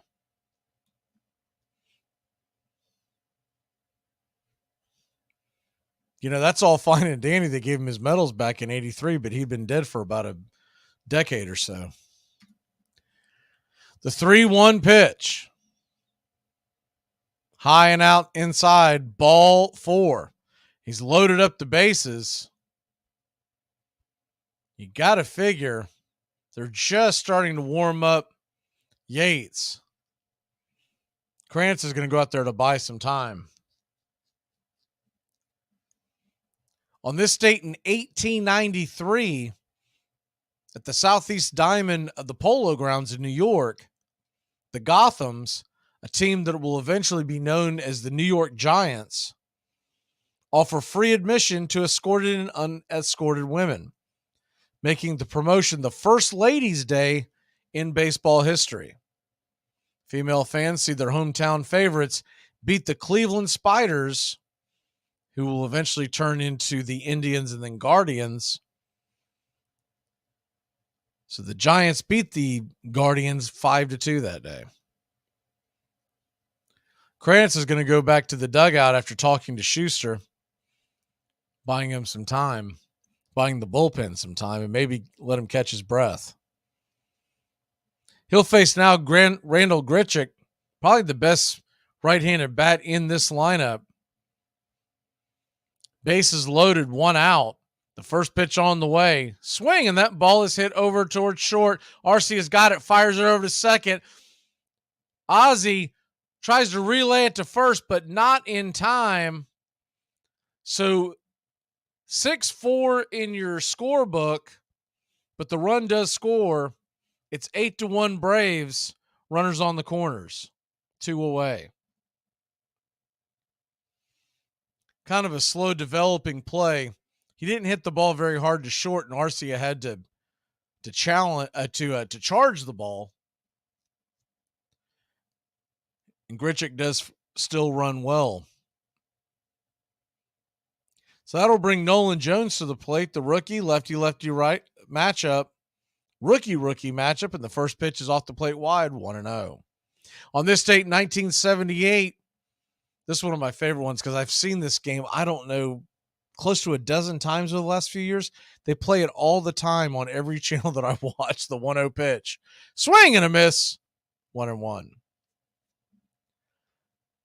On this date, 1978, Reds right-hander Tom Seaver no-hits the St. Louis Cardinals at Riverfront Stadium, 4-0. The gem is Tom Terrific's first no-hitter as the 1-1 pitch is down and away, misses wide, 2-1. After taking a hitless game into the 9th inning 3 times during his 12 years prior. Now that I did not know about the game, but I've seen this game I don't know how many times. There's a couple of baseball channels on the different free apps that I've watched.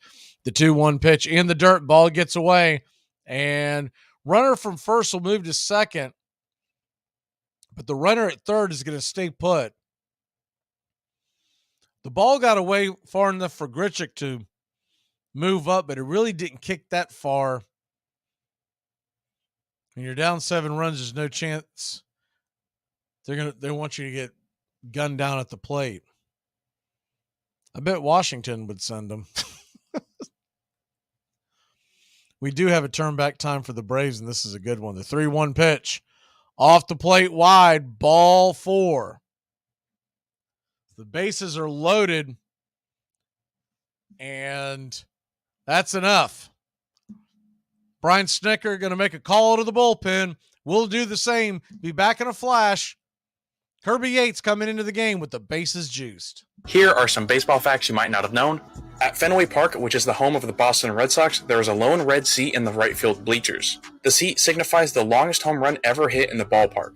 The home run was hit by Ted Williams in 1946 and was officially measured at 502 feet. In 1985, third baseman Mike Schmidt criticized his own Philly fans for booing him by calling them uncontrollable and beyond help. Once he got back to Philadelphia, he was scared the fans would throw stuff at him on the field, so he decided to wear an outfit of a wig and sunglasses. If you ever want to break into Randy Johnson's house, you might want to think again. When being interviewed about gun violence in 1995, Johnson was quoted as saying, "I don't own a gun, but I keep a bag of baseballs near our bed. If someone breaks in, they better be wearing a batting helmet because I'm going to throw at their head." Baseball is good, an honorable profession, a great challenge. It has blessed me, I blessed it, and it has blessed our country. Branch Rickey. He was born on an Ohio farm in 1881 and named Wesley Branch Rickey for John Wesley, the founder of his family's Methodist faith. He was a pious, hard-working boy who memorized scripture, taught himself Greek, Latin, and algebra, and promised his mother never to drink or swear or violate the Sabbath.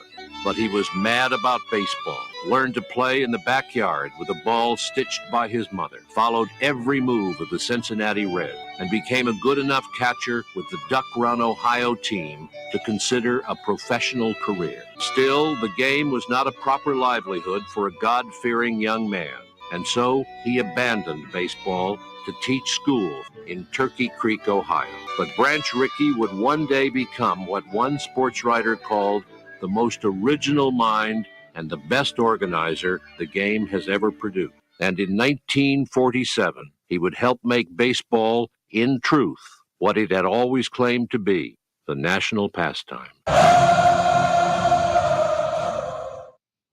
Welcome back to Braves Country Baseball. Atlanta Braves lead at 8-1, but the bases are loaded. Kirby Yates comes into the game, righty-righty matchup versus Alfaro, the hind catcher. First pitch on the way, swung on. That ball is rifled down the left field line, but foul. 0-1. On this date in Braves history, 1991, Otis Nixon establishes a National League record and ties the Major League mark set by Eddie Collins of the Philadelphia A's in 1912 by swiping 6 bases in one game. The 0-1 pitch. Swing and a miss. Splitter on the inner cut. It's 0-2. This time, crime does not pay, as Nixon's 6 stolen bases would leave the Braves short, a 7-6 loss in Montreal at Olympic Stadium. And that was on this date in Braves history in 1991. The 0-2 pitch swung on and fouled back out of play. We'll do it again at 0-2. That's your turn back time for Major League Baseball, June 16th.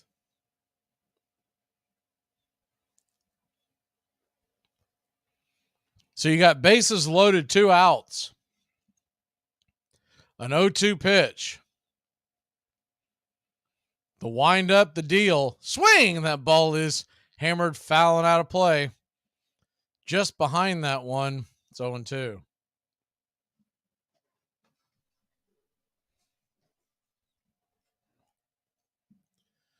Cardinals are threatening. They trail 6-1 in the top of the 7th. The 0-2 pitch. Kirby lets it go in the dirt. 1-2.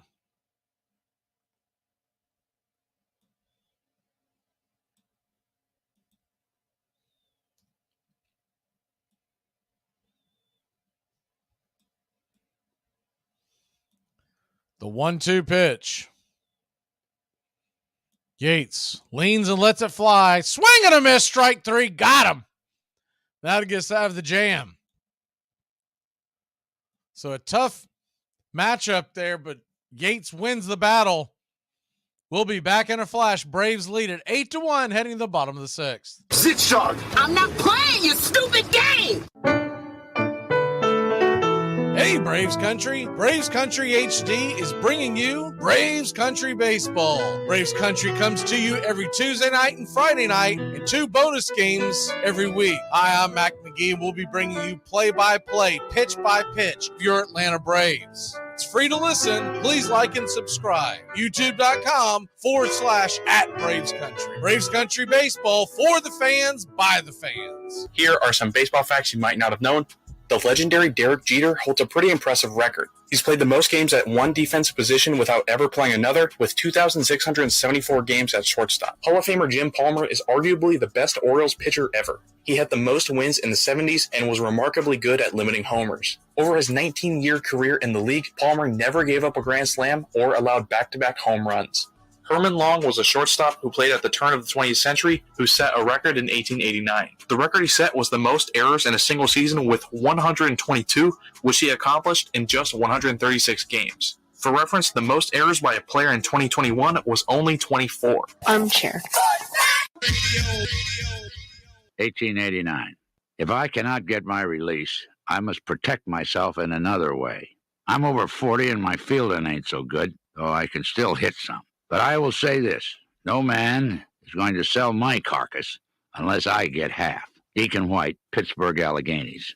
There was a time when the National League stood for integrity and fair dealing. Today it stands for dollars and cents. Once it looked to the elevation of the game and an honest exhibition of the sport. Today its eyes are on the turnstile. Players have been bought, sold, and exchanged as though they were sheep instead of American citizens. John Montgomery Ward.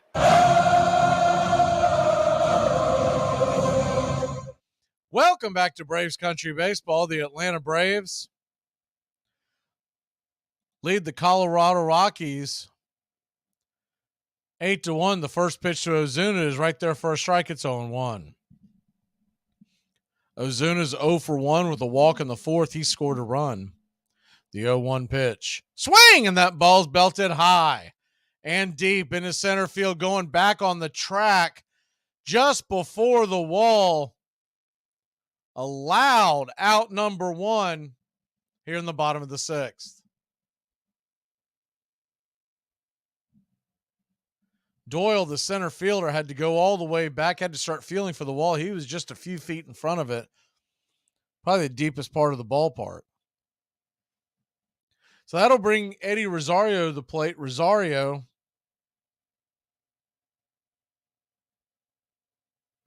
one for 2.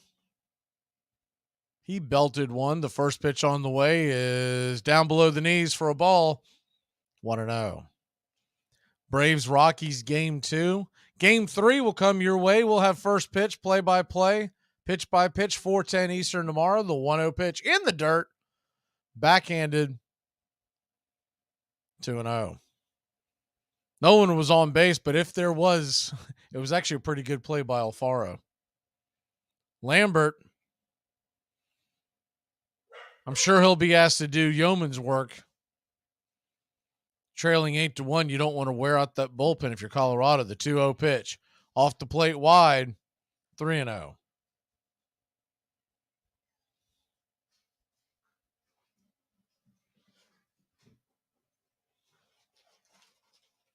The 3-0, right there for a strike, taken all the way was Eddie. 3-1. That was a good pitch, a pitcher's pitch, not one that you would want to swing at. The 3-1 pitch. Inside, ball 4. Did he go around? He did not. Third base umpire Roberto Ortiz says he held up. There's 1 on and 1 away. Braves scored 3 in the first, 2 in the third, 3 in the fourth. First pitch on the way to Orlando Arcia. 1 on and 1 out. Righty-righty matchup. Right there for a strike. 93 inside. 0-1. You want to know how we got here? A little bit of Eddie and a whole lot of Travis. 3 home runs tonight by the duo have resulted in 6 RBI. The 0-1 pitch swung on, grounded over to third. It's going to be a 5-4-3. Arcia just beats it out. Slow developing double play attempt. So he'll reach on a fielder's choice. 5-4 put out.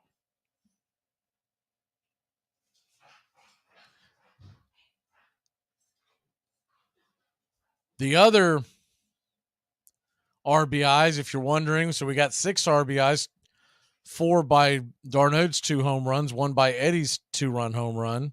First pitch on the way to Harris is inside for ball. It's 0-1. Ronald Acuna Jr.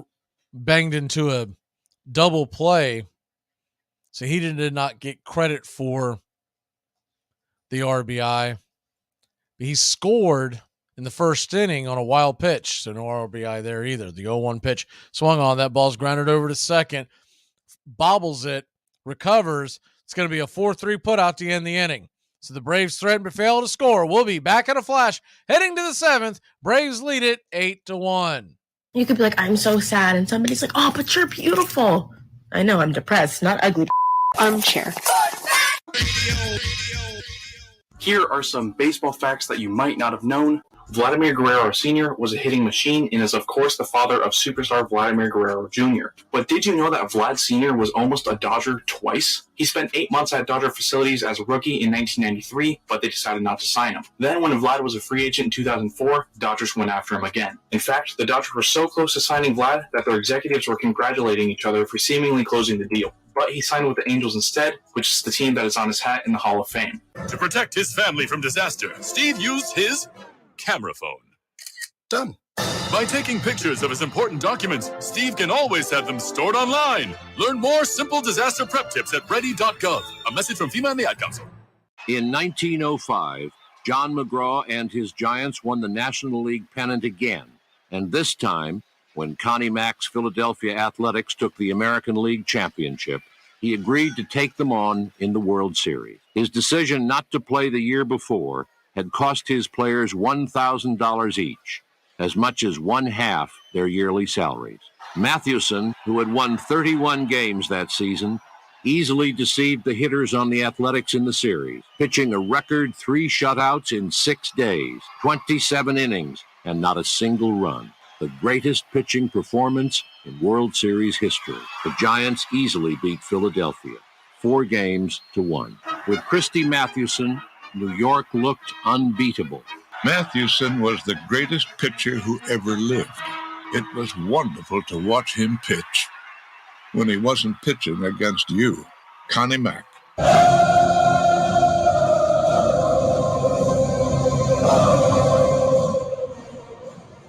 Welcome back to Braves Country Baseball. The Atlanta Braves lead at 8-1. Kirby Yates will go back to work. First pitch on the way to Montero, swung on and popped up. Can of corn. Olsen makes a catch in shallow right field in foul territory for out number 1.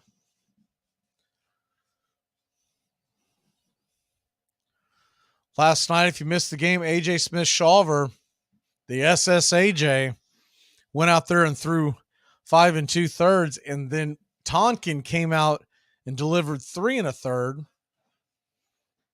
Only 2 pitchers used, which was very well needed, as the first pitch on the way is right there for a strike to Montez.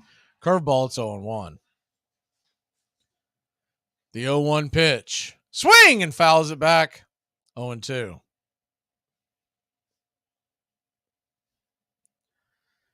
So with that being said, the Braves have the full use of the bullpen, but wouldn't it be great if they didn't have to do it again tonight, if they could just get through with Yates and maybe one more?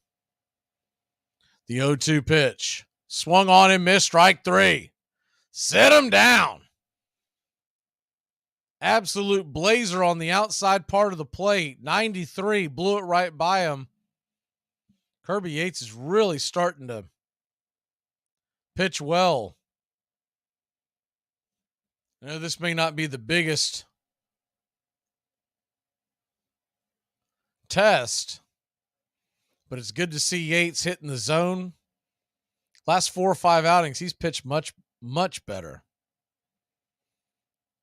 First pitch on the way to Doyle is off the plate wide. It's 1-0. Texas leads Toronto 1-0. That game is in the 4th. The 1-0 pitch. Swing, and that ball is rifled into center field, down for a base hit. Doyle hit that one right on the screws for a 2-out single. That'll bring the top of the order up with Profar. He's 1 for 3.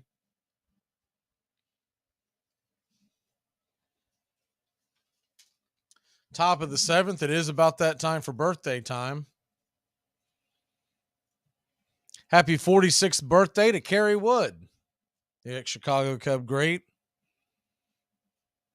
His career fizzled out way too quickly. First pitch on the way to Profar, who gets turned around as a swing and a miss strike. He was going for the downs on that one. It's 0-1. Remember Wally Joyner? This one made me feel old. 61 years old. In my head, he's still in his early 30s and a Punch and Judy type hitter for folks who don't remember him. He did play 1 year in 2000 for the Braves. The 0-1 pitch is swung on and fouled back. 0-2. Joyner was also born in Atlanta, Georgia, which I did not know that till years later. Non-birthday birthdays. This is the 0-2 pitch from Yates. Fastball misses high, 1-2. Yeah, Kerry Wood, he matched Roger Clemens for that 20 strikeout game against the Astros, and that was a loaded Astro team. That was the Killer Bees, as they were known. A lot of folks think that might have ruined his career, but man, was he good. The 1-2 pitch in the dirt, ball gets away. That thing bounces high as a Super Bowl to the backstop. The runner at first will jog down to second. So you got a 2-2 count with 2 out and a runner on second. Deuces are wild. Roberto Duran, the great Roberto Duran, he's 72. Phil Mickelson is 53. If you remember Joan Van Ark, she turns 80. Probably would know her from Knott's Landing in Dallas. The 2-2 pitch. Swing and a miss, strike 3. Fastball on the outer edge. Profar was swinging at that no matter what. That was about a foot outside the zone. We'll take it. We head bottom of the 7th. Stretch your legs, Braves country. 8-1, heading to the bottom of the 7th. All right. I can't see you. Let me hear you. A 1, a 2, a 3. Casey was baseball mad, had the fever and had it bad. Just to root for the hometown through every stew. Casey Blue. On a Saturday, her young beau called to see if she'd like to go to see a show. But Miss Kate said no. I'll tell you what you can do. Take me out to the ball game. Take me out with the crowd. Buy me some peanuts and cracker jacks. I don't care if I ever get back. Let me root for the home team. If they don't win, it's a shame. For it's 1, 2, 3, stretch around and be home all game. Casey saw all the games, knew the players by their first names. Told the umpire he was wrong all along, good and strong. When the score was just 2-2, Casey knew what to do. Just to cheer up the boys he knew, he made the gang sing this song. Take me out to the ball game. Take me out with the crowd. Buy me some peanuts and cracker jacks. I don't care if I never get back. Root for the home. Don't win the game.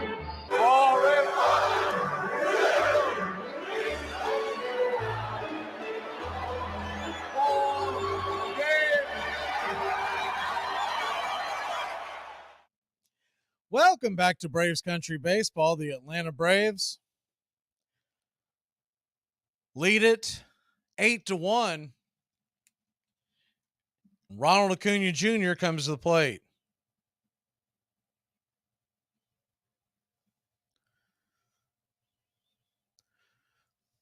Acuna digs in. The first pitch on the way. High and inside for a ball. It's 1-0.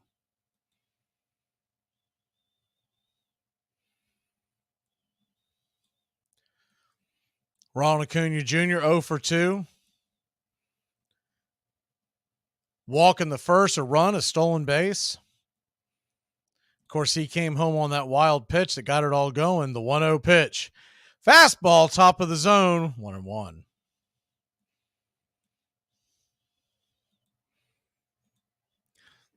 The absolute catalyst and the leader in the clubhouse for MVP in 2023, the 1-1 pitch swung on and fouled down the line. 1-2.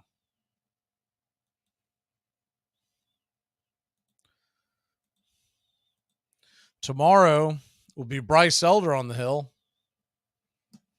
The 1-2 pitch. Fastball top of the zone. Caught, looking, strike 3. Cunha doesn't like it, but you can't take that pitch either. That's the second one he's taken it's too close. And I don't know if he expects to get special treatment because he's having such a good year, but with 2 strikes, you just can't take the risk. First pitch on the way to Ozzie. He's right there for a strike. It's 0-1. You know, back in the day, we'll say 20, 25 years ago, he might have gotten the benefit of the doubt. But with the K zone and the way that they're judged, the 0-1 pitch misses outside, 1-1. Umpires are much less likely to give a good batter the benefit of the doubt because they don't want to hear about the repercussions the next day. The 1-1 to Albies. Swing, and that ball's grounded over to second. Should be an easy 4-3 putout. It is for out number 2.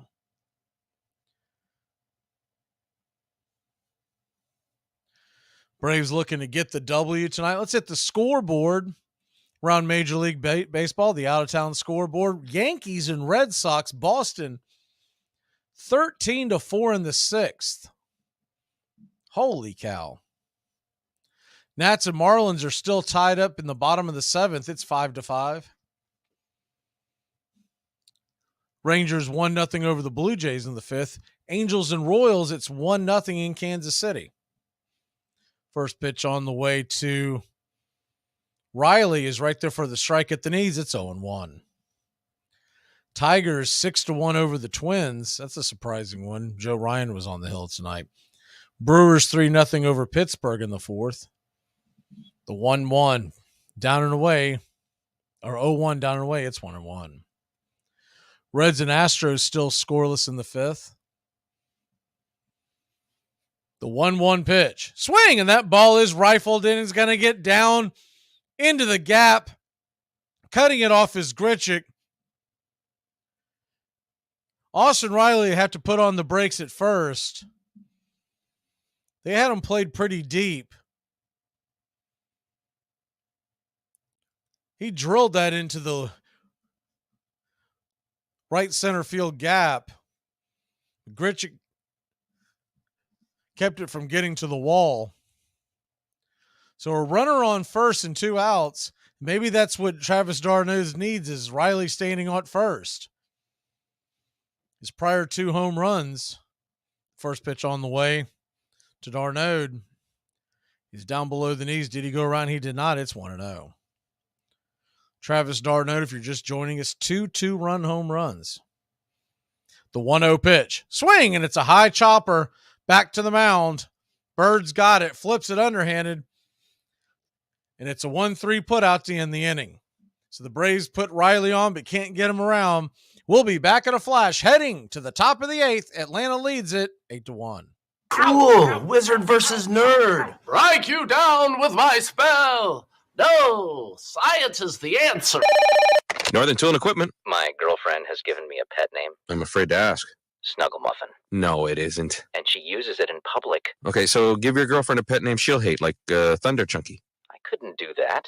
I see. Too harsh for Snuggle Muffin. Okay. Drown her out with a 200-mile-per-hour cordless leaf blower. Got it. Here she comes. Hey, Snuggle Muffin. What are you doing, Snuggle? I am so out of here. Wait. Come back, Thunder Chunky. There's no problem a little horsepower can't solve. Armchair. Rainey against Leary. The way that Leary is pitching, we may have to go back to the hotel and stay in this lousy town for another night. Might be too late to get out of the airport. Boy, he's a slow worker. There's a strike call. Statute. What? Statute of limitations. It's not a statue. No, it's statue. Fine. It's a sculpture of limitations. In 1866, at Vassar College, a group of freshmen, with the support of a female physician who thought exercise for women essential to good health, formed the Laurel and Abenakis Baseball Club. Other colleges soon followed suit. They did not play for long. One day, a student, while running between bases, fell with an injured leg. We attended her to the infirmary with the foreboding that this accident would end our play of baseball. The teams were soon forced to disband. The game was considered far too violent for young ladies to play.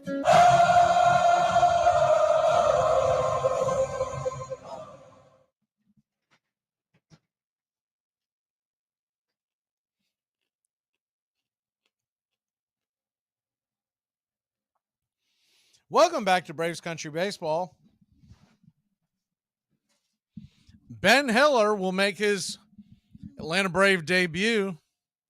The right-hander has a 2.59 ERA through 31 innings in his career. The first pitch on the way is a fastball, 96 on the inner cut. It's a 1-0. Heller has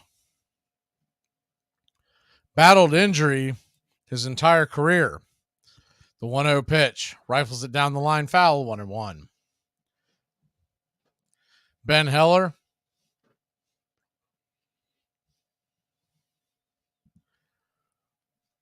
through 31 innings in 2 seasons of Major League Baseball, 1.34 whip, a 2.59 ERA, the 1-1 pitch, fastball rifled, foul, and out of play, 1-2. Heller, back in 2013, was drafted by the Cleveland Indian organization in the 22nd round. The 1-2 pitch inside, just misses, 2-2. Came up with the New York Yankees in 2016. The 2-2 pitch. Swing and a miss. Strike 3, and it's out number 1. Braves let off the fireworks for Heller's first career strikeout in an Atlanta Braves uniform. In 2016, he pitched just 7 innings. Gave up 5 earned runs. That was in late 2016, coming up the Yankees. In 2017, pitched 11 innings. Was much better. The .82 ERA is the pitch to Diaz is inside for a ball, 1-0. The 1-0 pitch swung on, and that ball is rifled into left field. A 1-out single here in the top of the 8th. He missed all of 2018 via injury. In 2020, he came back with the Yankees just in time to pitch 6 innings. Had a 3 ERA. 2021, he had Tommy John surgery and has not been back since. He's picked up on the DFA list about a week or so ago. First pitch on the way from Heller to Grichuk is right there, first strike. It's 0-1. 1 on, 1 out. Top of the 8th inning. The 0-1 pitch. Swing and a miss. 96 inside, 0-2. So very little big league experience, but he has been in the minors this whole time. The 0-2 pitch swung on it, just got a piece of that to stay alive. Banged it off the plate back behind home plate umpire Chad Whitson. Will do it again at 0-2.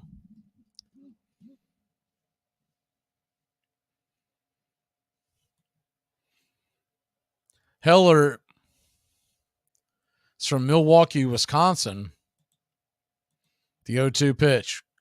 Sweeper just missed. I'll tell you what, that's got some nasty action to it. Just missed the plate wide.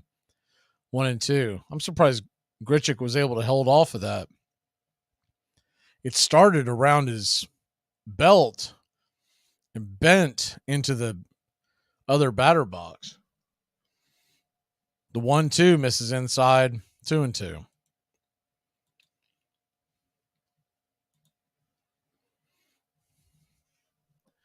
The 2-2.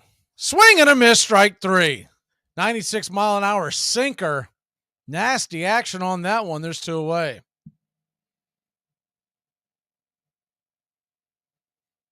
He attended Olivet Nazarene University.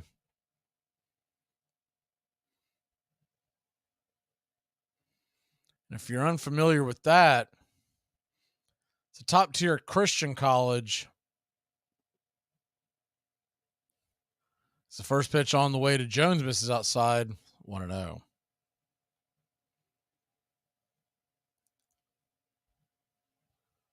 Just 45 miles south of Chicago. The 1-0 pitch inside. Did that get him? Jones bent out of the way. I guess it missed him, 2-0. The way he hopped around at first, I thought maybe it clipped him in the leg.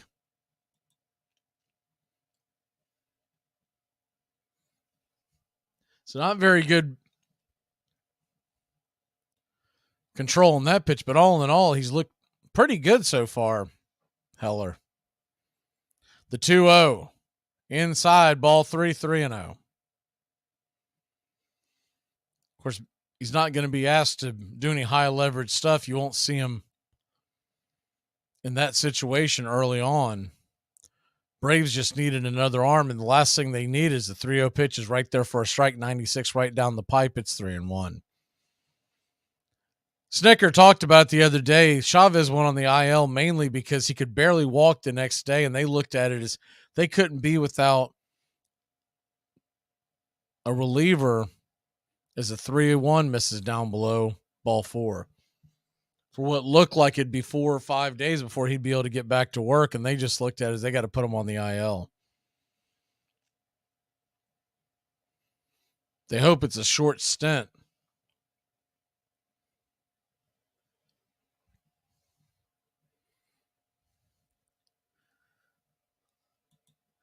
Which it's frustrating for us fans because Jesse Chavez is such a crowd favorite, but when you look at the big picture of it, it's the smartest thing that they could do is go ahead and just let him heal. As the first pitch on the way to Alfaro is right there at the knees on the outer edge, it's 0-1. We talked about this in the pregame show, but when you think about if Jesse tries to rush himself back and then as the 0-1 is a strike right there at the knees, 96, 0-2. And then he comes back and he's favoring that leg and then he does something to his shoulder in the process, then you got a whole mess. You're better off just out without him for 2 weeks. The 0-2 pitch, swing and a miss, strike 3. Nasty sweeper that went diving in the dirt, more like a hard slider, and that'll end the inning. So Heller, pretty impressive debut. Braves will grab the bats. It's Olsen, it's Ozuna, and Rosario when we come back. If dating is the game, then marriage is winning the game. Yeah, if you're playing in the women's league. Hey, fantastic. Every single one of you. I mean, I'm not just talking about these last 60 minutes. I'm talking about the quarterback schools, the mini camps, the off-season, the training camp, down in Austin when it was hot and you were tired. Everybody, you did one hell of a job. And the only thing else I got to say is, how about them Cowboys? Armchair. To protect his family from disaster, Steve used his camera phone. Done.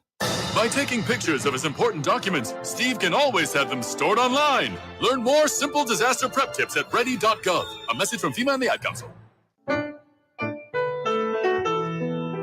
Hey, Braves Country. Braves Country HD is bringing you Braves Country Baseball all year long. Hi, I'm Mac Magee. We'll be bringing you play-by-play, pitch-by-pitch, inning-by-inning of your Atlanta Braves. Braves Country comes to you every Tuesday night and Friday night, and 2 bonus games every week. Please like and subscribe to youtube.com/@BravesCountry. First thing about it, and this seems so obvious that maybe we overlook it, baseball is a beautiful thing.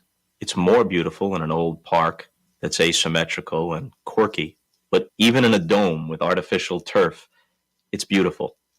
The way the field fans out, the choreography of the sport, the pace and rhythm of it, the fact that that pace and rhythm allows for conversation and reflection and opinion and comparison.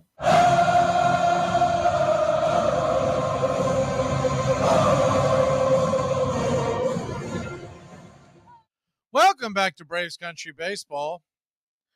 Atlanta Braves lead it 8-1. The first pitch on the way to Olsen is swung on and grounded over to third. Easy play for Jones. He'll flip it over to first, and it's a 5-3 putout, out number 1 here in the bottom of the 8th.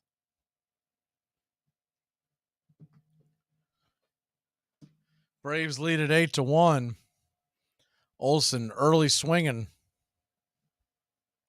I'm always reminded when you see a situation like that, and I know the Braves are leading by 7. It's not a big deal that he gave away that at bat, but I remember a conversation, I they had with Pete Rose years ago. The first pitch on the way to Ozuna is swung on. That ball's going to get dropped down into right field for a 1-out single. And Pete Rose, I remember him saying, no matter what the score is, he never gave up an at-bat. That if they were down by a bunch or up by a bunch, he never wanted to give up an at-bat. And, of course, that's how he ended up the hits leader. He also said that he never gave up a 4-point spread on the road. The first pitch on the way to Rosario is high and inside. It's 0-1.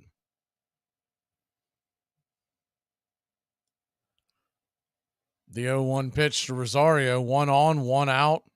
The wind up, swing, and that ball is hit over to third. It's going to be a 5, 4, 3 double play to end the inning. So essentially 3 up, 3 down. We'll be back in a flash. Bottom of the order for the Rockies. Braves 3 outs away from another W. You play to win the game. Covering the AFC South and NFC South along with the rest of the NFL. Subscribe and like us today. Your first choice for sports talk live from the First Coast. Brad, you might know the answer, but where's Dobbs' eyebrows? I have to know. The kid looks like an alien. I actually found out where Dobbs' eyebrows went to. He mailed them to Anthony Davis of the Pelicans.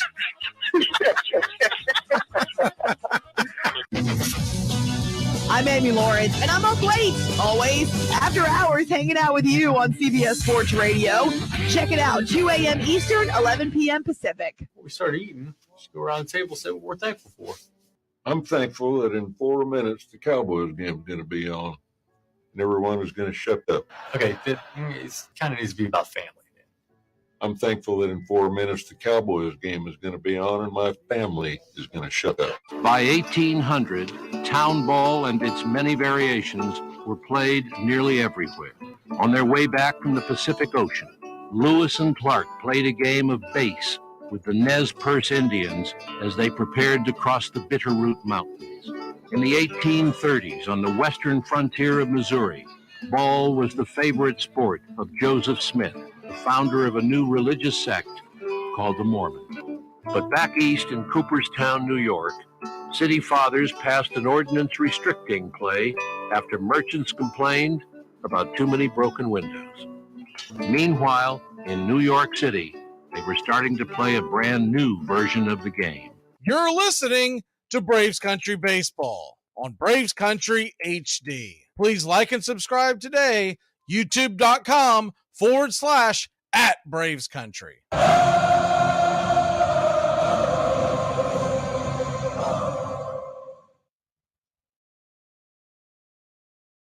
Welcome back to Braves Country Baseball. Atlanta Braves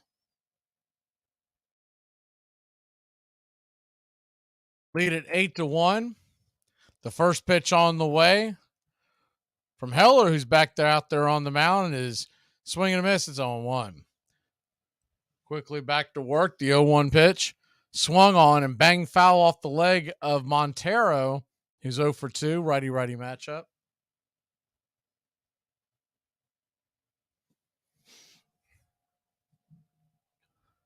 Atlanta Braves come into this game 5 in front of Miami, and the Marlins have taken a 1-run lead over Washington as the 0-2 pitch. Right there, strike 3. Montero doesn't like it, but it looked like it clipped the zone for out number 1. Just buckled him. It's a nasty pitch.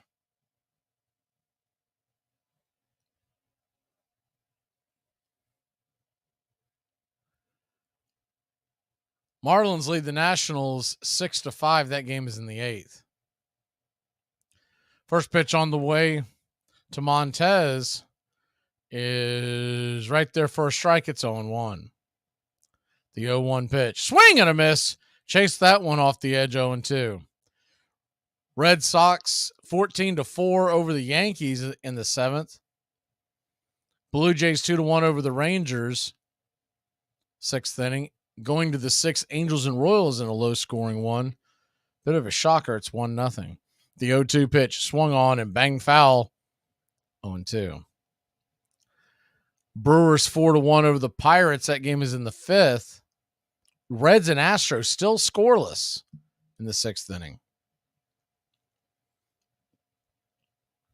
Game's not yet started, and the way this is going, this has been a fast game so far. Hate to say that out loud. The 0-2 pitch, swing and a miss, strike 3. Nasty, nasty slider. Hard to lay off of that one. If you can't see it and you haven't watched him pitch yet, the best way I can describe his delivery, he's very Michael Tonkin-like. Kind of a lanky, herky-jerky right-handed motion.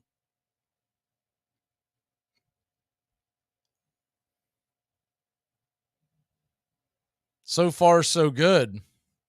First pitch on the way from Heller, swung on, grounded to Arcia. Arcia charges, fires it over to first, and it is a 6-3 put out to end the game.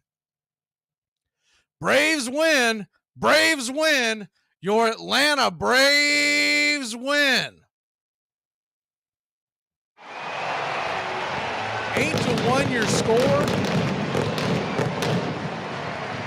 The Atlanta Braves will hold the 5-game lead over the Marlins. Now we'll see what the Marlins do going forward tonight. But bare minimum, we will have a 5-game lead over the Marlins. Philly will start their game here in a little bit. We'll call it 2 hours and 15 minutes to score 8 runs and win the game in an orderly fashion.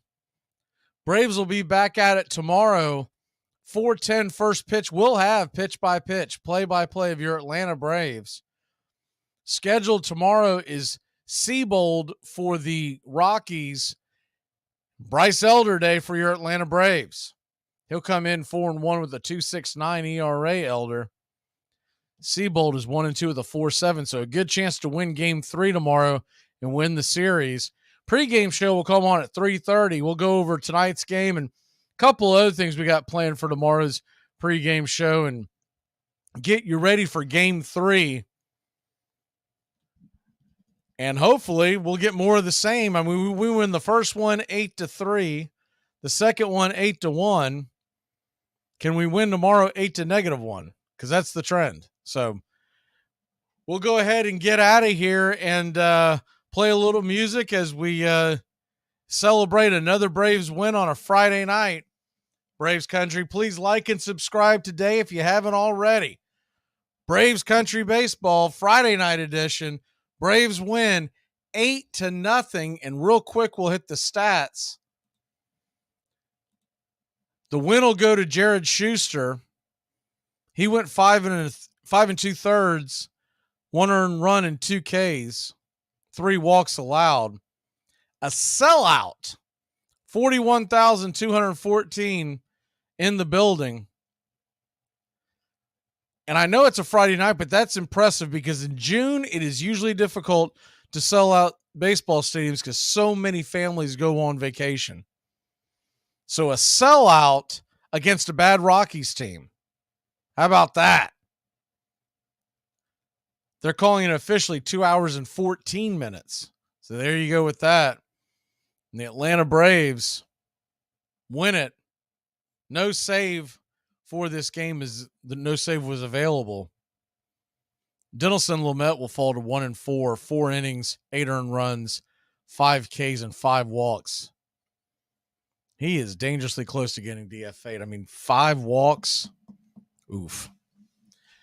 His ERA is up around 11 now, and I did find it interesting that Colorado put him in the starting rotation because Lamet had some success a year or two ago with San Diego when they put him in the bullpen. That'll end the game. We'll hit the scoreboard one last time to get you caught up on what's going on in Major League Baseball before we call it a night. Marlins lead the Nationals 6-5. That game is in the 9th.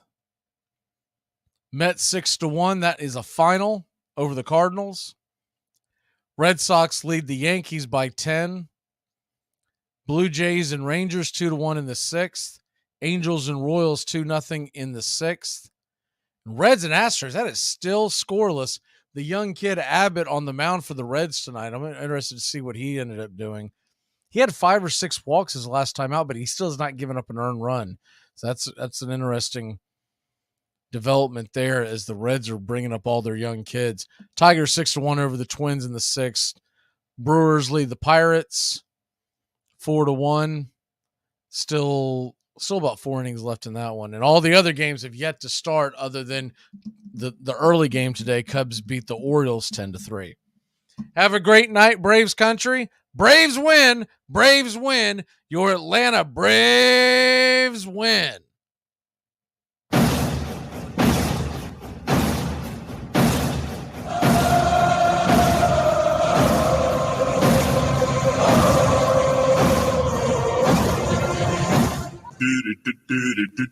Goodbye, sweetheart, well, it's time to go.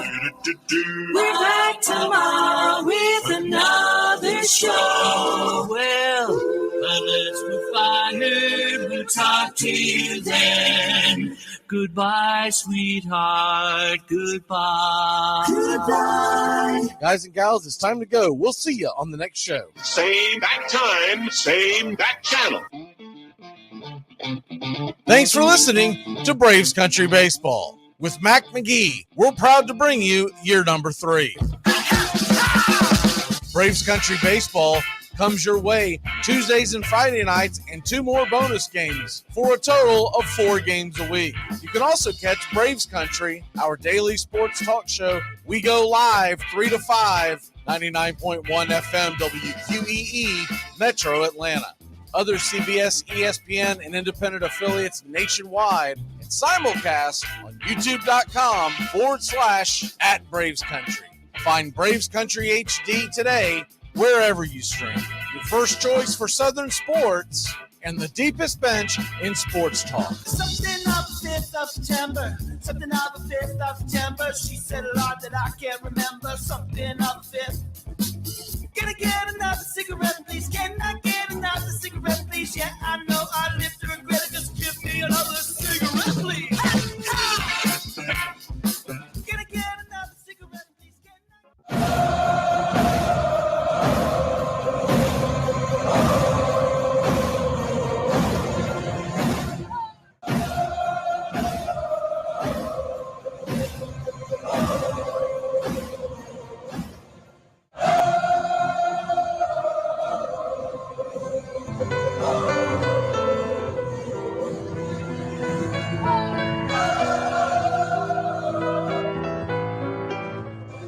Lineup for yesterday by Ogden Ash. A is for Alex, the great Alexander. More goose eggs he pitched than a popular gander. B is for Bresnahan, back of the plate. The Cubs were his love and McGraw his hate. C is for Cobb, who grew spikes not corn and made all the basemen wish they weren't born. D is for Dean, the grammatical diz. When they asked who's the tops, said correctly I is. E is for Evers, his jaw in advance, never afraid to tinker with chance. F is for Fordham, and Frankie and Fish. I wish he were back with the Giants, I wish. G is for Gehrig, the pride of the stadium, his record pure gold, his courage pure radium. H is for Hornsby. When pitching to Raj, the pitcher would pitch, then the pitcher would dodge. I is for me, not a hard-hitting man, but an outstanding all-time, incurable fan. J is for Johnson, the big train in his prime, was so fast he could throw 3 strikes at a time. K is for Keeler, as fresh as green paint, the fastest and mostest to hit where they ain't. L is for LaHoy, whom Clevelanders love. Napoleon himself, with glue in his glove. M is for Matty, who carried a charm in the form of an extra brain in his arm. N is for Newsom, Bobo's favorite Ken. You ask how he's here, he talked himself in. O is for Ott, of the restless right foot. When he leaned on the pellet stay put. P is for Plank, the arm of the A's. When he tangled with Matty, games lasted for days. Q is for Don Quixote, Cornelius Mac. Neither Yankees nor years can halt his attack. R is for Ruth, to tell you the truth. There's no more to be said, just R is for Ruth. S is for Speaker, swift center field tender. When the ball saw him coming, it yelled, I surrender.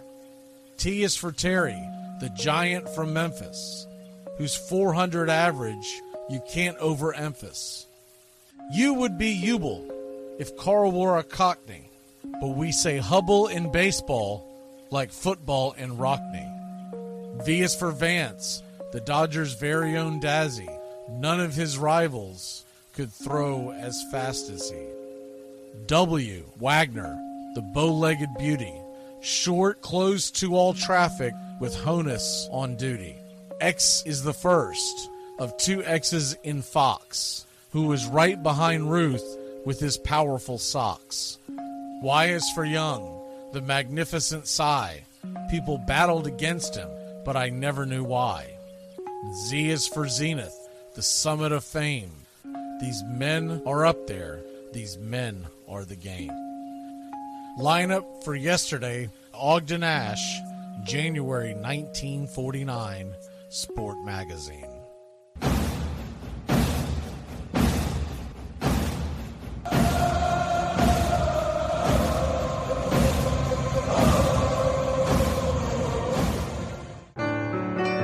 Hey Braves fans, I'm Mac Magee with Braves Country. We'll be right here on the key all year long giving you Braves Country baseball, pitch by pitch, inning by inning of your Atlanta Braves. Make sure to catch Braves Country right here on the key.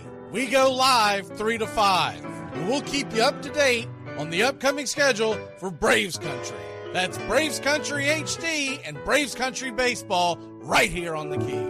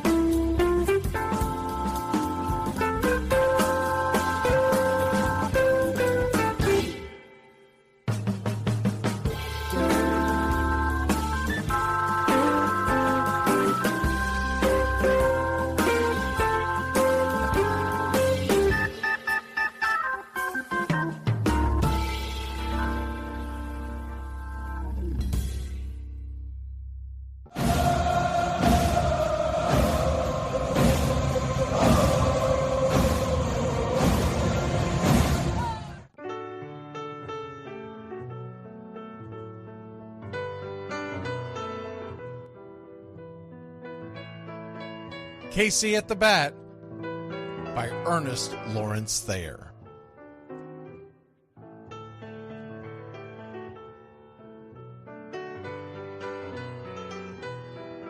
The outlook wasn't brilliant for the Mudville Nine that day. The score stood 4-2, but with one inning more to play. And when Cooney died at first, and Barrows did the same, a pall-like silence fell upon the patrons of the game. A straggling few got up to go in deep despair. The rest clung to the hope which springs eternal in the human breast. They thought, if only Casey could but get a whack at that, we'd put up even money now with Casey at the bat. But Flynn preceded Casey, as did Jimmy Blake, and the former was a hoodoo, while the latter was a cake. So upon that stricken multitude, grim, melancholy sat, for there seemed but little chance of Casey getting to the bat. But Flynn let drive a single, to the wonderment of all, and Blake, the much despised, tore the cover off the ball. And when the dust had lifted, and men saw what had occurred, there was Jimmy safe at second, and Flynn a hugging third. Then from 5,000 throats and more rose a lusty yell. It rumbled through the valley, it rattled in the dell. It pounded on the mountain and recoiled upon the flat, for Casey, mighty Casey, was advancing to the bat. There was ease in Casey's manner as he stepped into his place. There was pride in Casey's bearing, and a smile lit Casey's face. And when responding to the cheers, he lightly doffed his hat. No stranger in the crowd could doubt 'twas Casey at the bat. 10,000 eyes were on him as he rubbed his hands with dirt. 5,000 tongues applauded when he wiped them on his shirt. Then while the writhing pitcher ground the ball into his hip, defiance flashed in Casey's eye, a sneer cooled Casey's lip. And now the leather-covered sphere came hurtling through the air, and Casey stood a-watching it in a haughty grandeur there. Closed by the sturdy batsman, the ball unheeded sped. "That ain't my style," said Casey. "Strike one," the umpire said. From the benches black with people, there went up a muffled roar, like the beating of a storm waves on a stern and distant shore. "Kill him! Kill the umpire!" shouted someone on the stand, and it's likely they'd have killed him had not Casey raised his hand. With the smile of Christian charity, great Casey's visage shone. He stilled the rising tumult, he bade the game go on. He signaled to the pitcher, and once more the dun sphere flew. But Casey ignored it, and the umpire said, "Strike two!" "Fraud!" cried the maddened thousands, and echoed answered, "Fraud!" But one scornful look from Casey, and the audience was awed. They saw his face grow stern and cold. They saw his muscles strain. And they knew that Casey wouldn't let that ball go by again. The sneer is from Casey's lip. His teeth are clenched in hate. He pounds with cruel violence, his bat upon the plate. And now the pitcher holds the ball, and now he lets it go. And now the air is shattered by the force of Casey's blow. Oh, somewhere in the favored land, the sun is shining bright. The band is playing somewhere, and somewhere hearts are light. And somewhere men are laughing, and somewhere children shout. But there is no joy in Mudville. Mighty Casey has struck out. Casey at the Bat, Ernest Lawrence Thayer, published June 3rd, 1888. San Francisco Examiner.